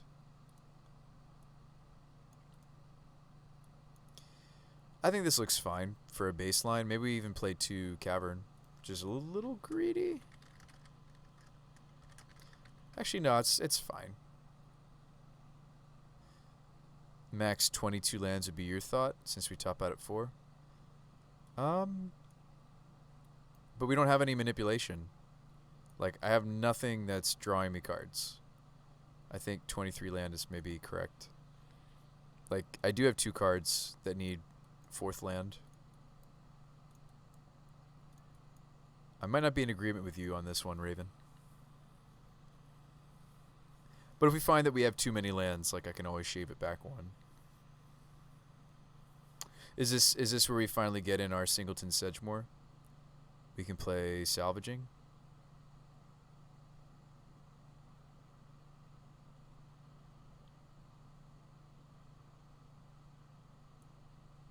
I think the first Sedgemoor's fine. It's kind of on theme.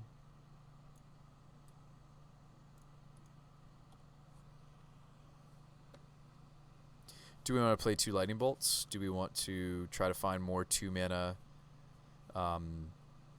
synergy spells? We could also just be playing Metamorphose, by the way. I feel like the synergy that it has for the general is really important. Maybe that's where we should start. And then maybe we do a 1-1 split on the Scriptures, if we're going to play it at all. Yeah, Morphos seems kind of like an important baseline, and then maybe we cut a Dread? No. Yes? Helix?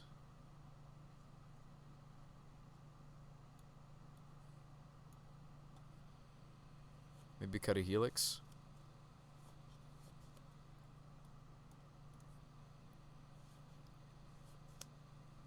We do lose the spirit tokens to this.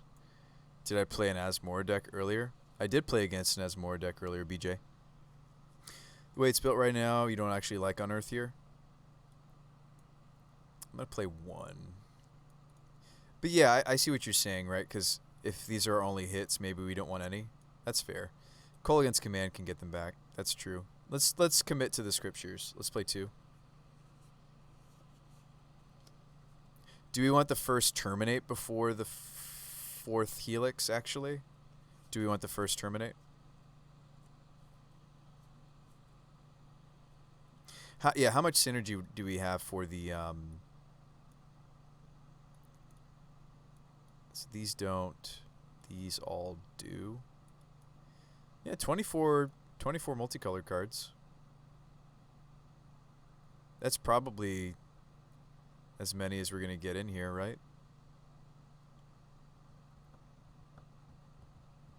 I don't know if I like the random Sedgemoor.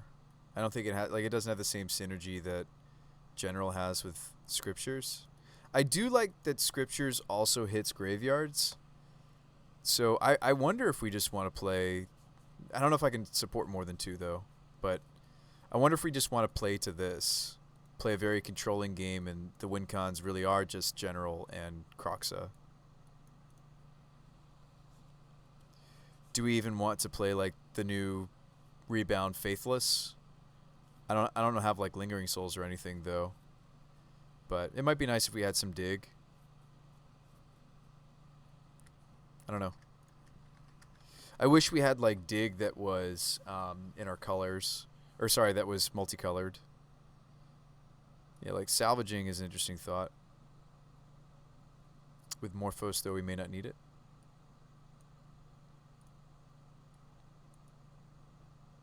That's true. Maybe I shouldn't be playing this many lands. Well, we ran into that earlier where even with Morphos, I still should have had more lands in my deck. Well, maybe we just play the 4th Helix for now until we figure out what it is. Or 3rd Vindicate. I mean, Vindicate's Vindicate. Vindicate is Vindicate. Thrilling Discovery would be meh.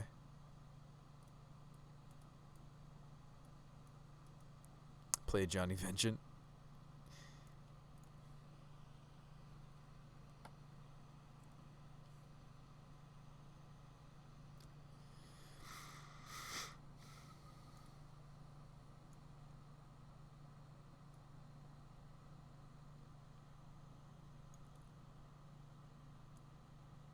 Trying to figure out what the sideboard will need ahead of time. I really don't know. It's a fun of. I think.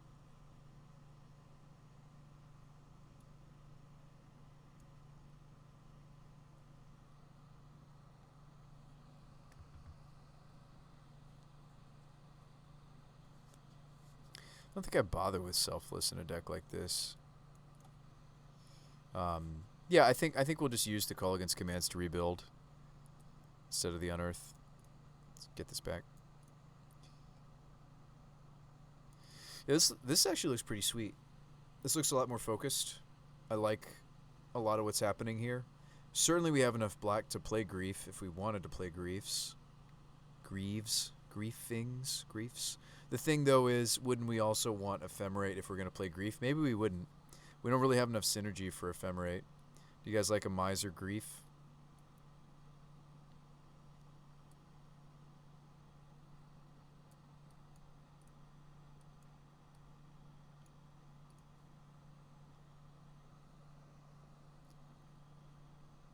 Or two?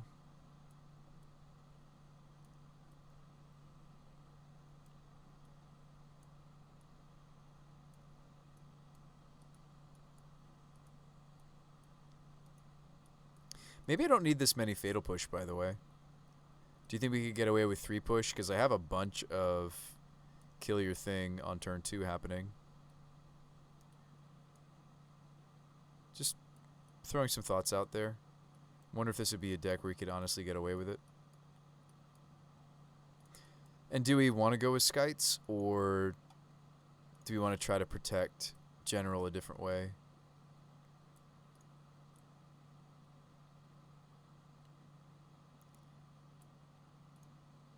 Probably want to go with Skites, right?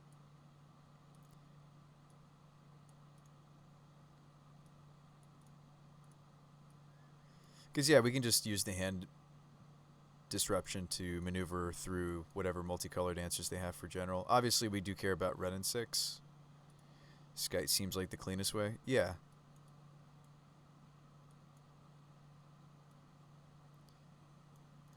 I like the Sundering Growth synergy. That's really sweet. Obviously, they're a non-bow for the Stonies, but I don't think we care. There are other, like, sweet Mardu cards that I'm just, like, excuse me, that I am forgetting about. Dalthy.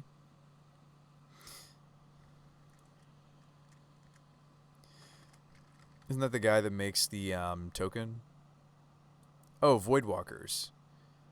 Oh yeah, I don't have a lot of graveyard hate yet, right? I have Kaya's. Yeah, Voidwalkers could be sweet. I think we're black enough in our mana base to pull them off too.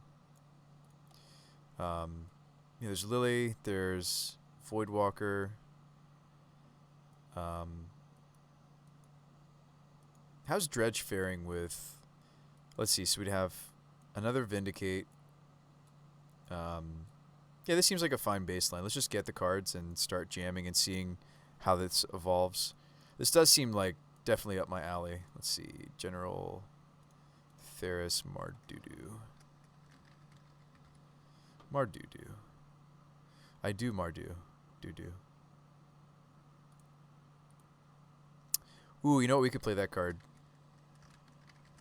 Although I've had a lot of folks like have a lot of pushback on... I feel like we have plenty of graveyard hate. Let's not run that much charm. Give me a Rampage. Let's play a Rampage. Or 2.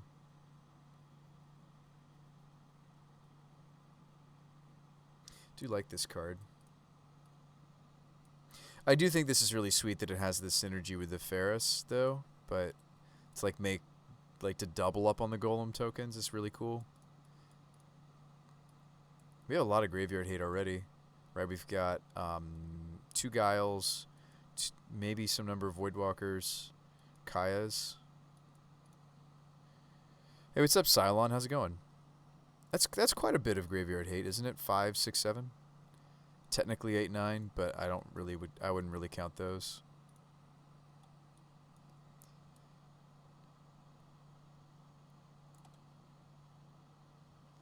I appreciate you, Cylon. We're brewing around General Ferris for a moment. Not sure if I like it yet.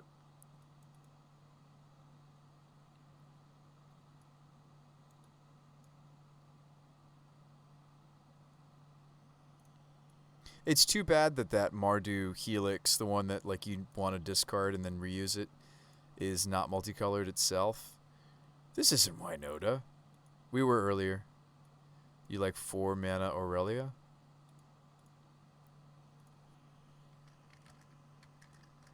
What about just playing like yeah, this one.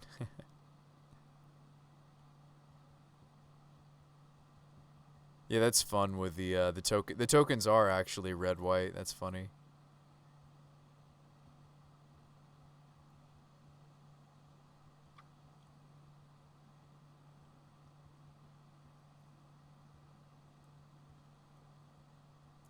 Hmm.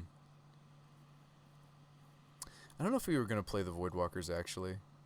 I think we're actually already pretty good for Graveyard Hate. Yeah, famous last words. I know, but 1, 2, 3, 4, 5.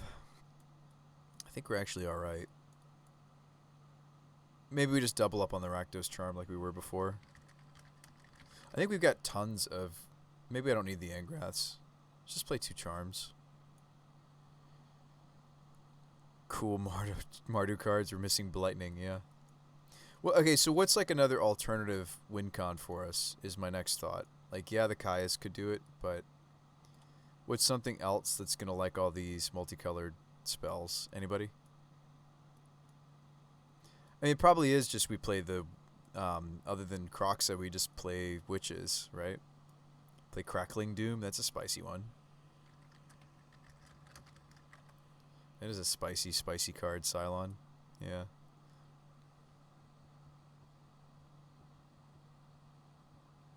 Edict with that extra bolt attached to it. It's fun. Yeah, we'll put that in the fun pile, in the maybe pile. The Mabes pile.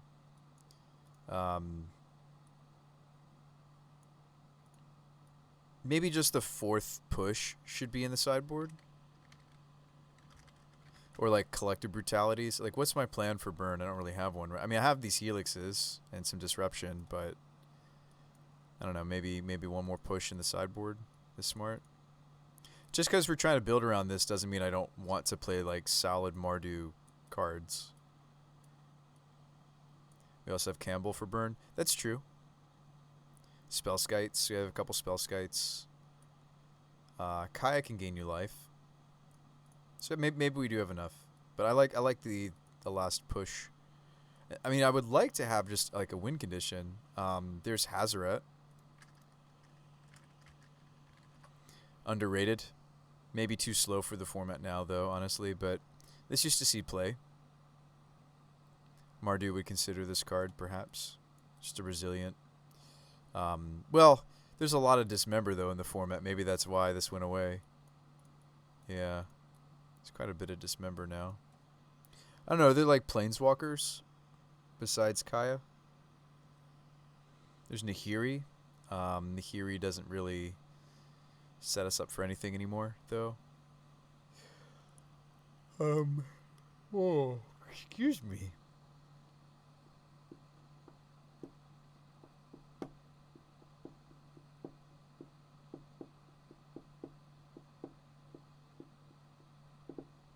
Which is a human, right?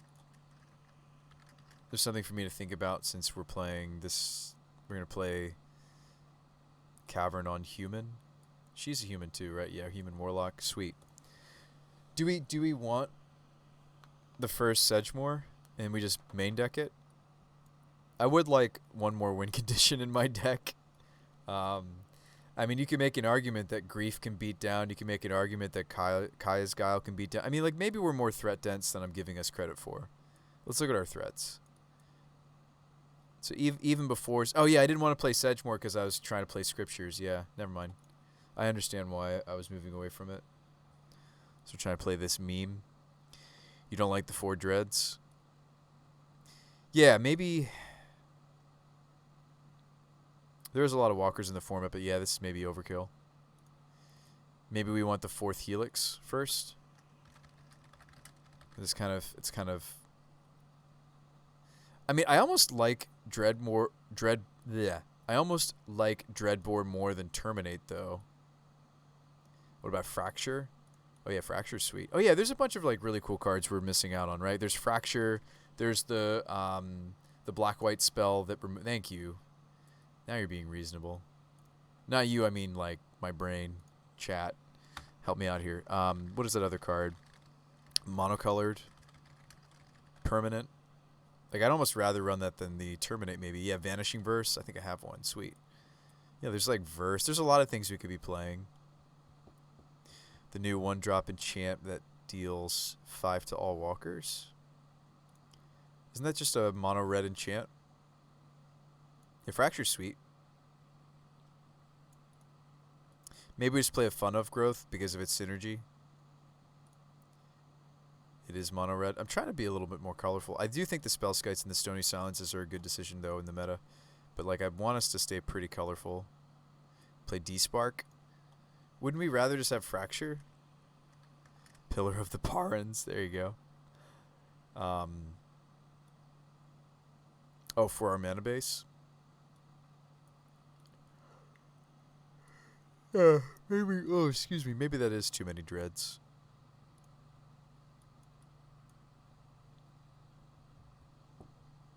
D-Spark exiles, though? It does. That's true.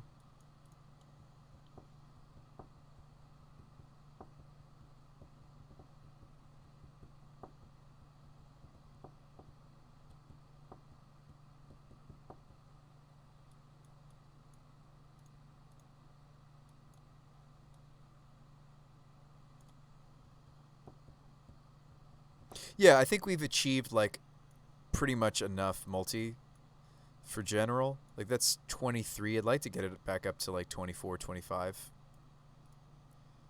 We're trying to have mostly black. Not really. I'm not sure if we're really a grief deck anymore. Let's do the black count. Oh, maybe we are. 24. Alright, interesting take on the general. I like it. Tidehollow Sculler could be an interesting one. Yeah, we could play, like, our last two cards could just be a couple of Scullers. Like, we could play a 1-1 split of Sculler and just jam.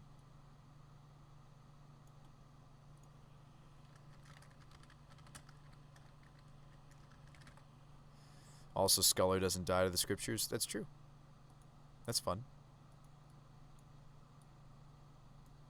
Going to 9 fetches could be worth it for Crocs. Okay, I do have Arid Mesas. Maybe we don't play 2 Shambling. Maybe we just play the Fun of. It's a slow land.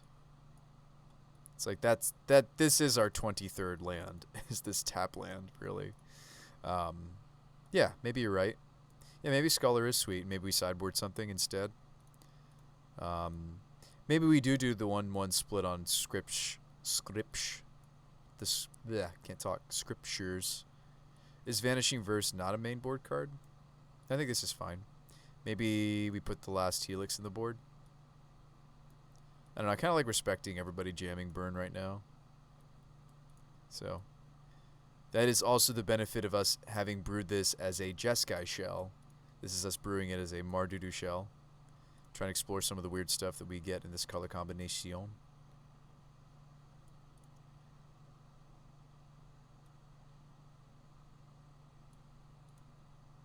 Yeah, I like the playset of Manamorphose alongside General. It seems good. We gotta cut something from here, I think. Or, I mean, not cut, but just move it to the board and I'll get the cards and we can start jamming. It is late, though. It is almost 4 a.m. my time. So how about this? Guys, thank you so much for helping me brew this list. We are going to pause button this for next stream. I'll figure out I'll just move this Helix over for now. So I'll screenshot this, give you guys the clip, the snip, so to speak. Gonna send you guys off to another stream. There's a lot of great Magic the Gathering streamers. Amazing to see that there is still some folks jamming.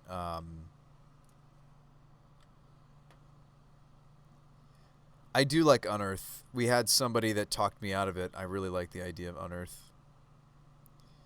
You know who you are. I do think the first Unearth is like a freebie because you cycle it. It cycles.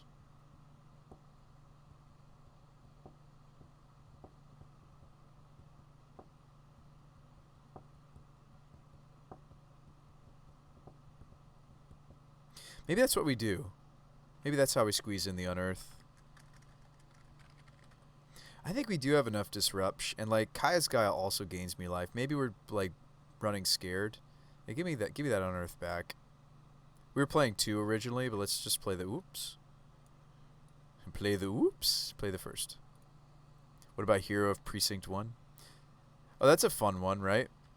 That's the one that wants us to play multicolored spells. Yeah, I remember this card. A Hero of Precinct 1. Let me look it up, though. It's not coming up. Hero of... There it is. Yeah, this is a fun card. Yeah, when we cast multicolored spells, we make tokens. That's fun. I think one of the big draws to this card is the fact that he's hexproof. I'm not even all that in love with the Scullers. I'd really, really like our creatures to be fairly resilient. Like Grief, I'm getting the effect out of it. I kind of would rather these are just in the sideboard. Like, I like Sculler a lot. I like Sculler a lot more when it doesn't get bolted. I'm going to make that decision for us. And then, let's see. I'm fine with Kroxa perhaps getting pushed. We can escape it again. But Hero gives you value when it dies. Does it? Hero needs to die to... Well, what do you mean Hero gives value when it dies? I don't see... So if I play out a Hero of Precinct 1 and then my opponent bolts it, what value are you talking about? No, it doesn't have Afterlife. You're thinking of that other card. You're thinking of Tithe Taker. Can you mainboard Fracture? No. Can I mainboard this Vindicate? Yes. Sweet.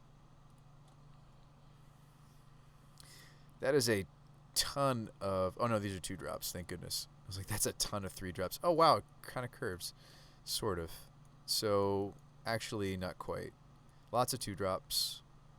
That's a tap land, so we'll put that on our 1s. That's what I like to do with my tap lands. We have a couple of 0s, right? These Griefs are trying to be 0s.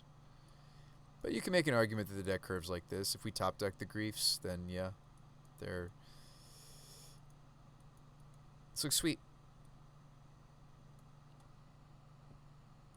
Thank you, guys. Thank you, folks. Definitely hit that follow if you haven't already, and I'll see you guys next stream. Let me go ahead and raid us over to another streamer. There's lots of great Magic the Gathering content happening on Twitch.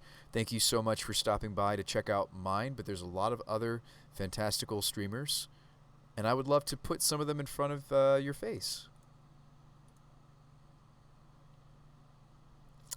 If you'd let me. It's got to be somebody playing. Yes, we've got Urza Saga happening. Modern Rhinos. Awesome. Awesome. What else is interesting?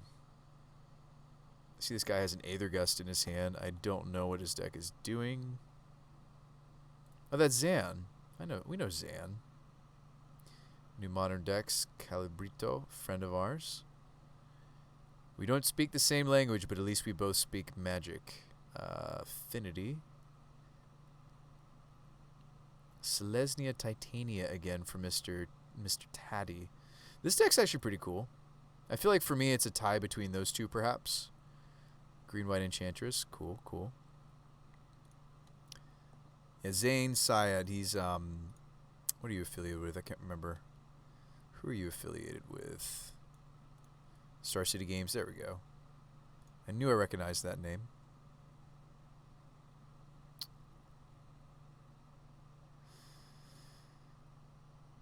Oh yeah, and Mr. Taddy is with the European circuit. That's fun. Whoa, Threads of Disloyalty. Whoa.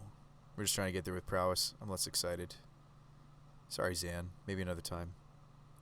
We have been seeing the... Alright, so what are we doing here? So yeah, so he's trying to set up Titania. I think you guys might enjoy this a little bit more if you enjoy my content, because this is a little bit more off the wall. But yeah, maybe we'll work on... Looks like we're making a shift here, folks, from Winota to maybe working on General Ferris. I'm excited about it. Here's the deck list. He's playing prowess. You have his stream up as well.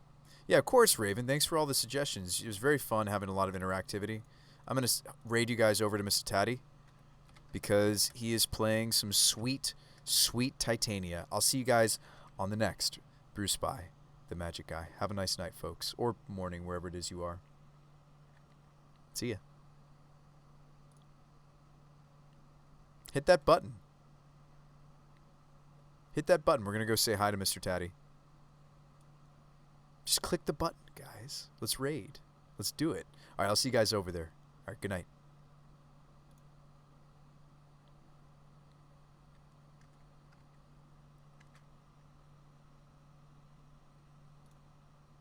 Reclaimer and Dryad, because it basically makes it into a 4-drop.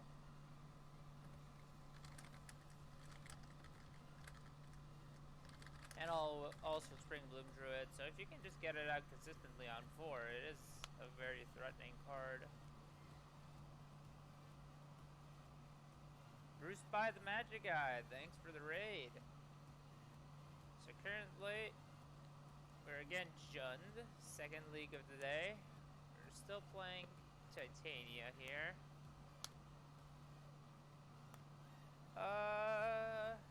Currently, am I 1-1? 1-1. First league 1-1.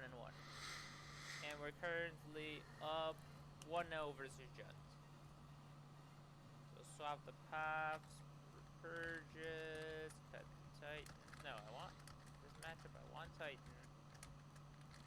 Cut explores. Usually Ramen up excavator. How was your stream?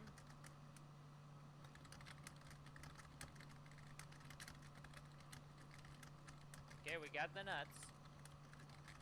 Of course, this is Jund, so we're not gonna be keeping the nuts. Oh, no Thoughtseize.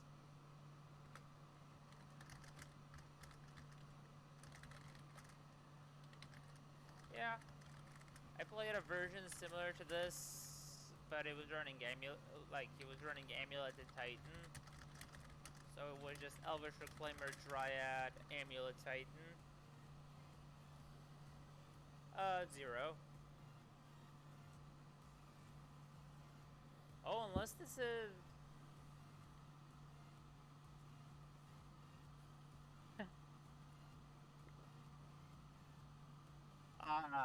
opponent just mistapped for a abrupt decay. I was already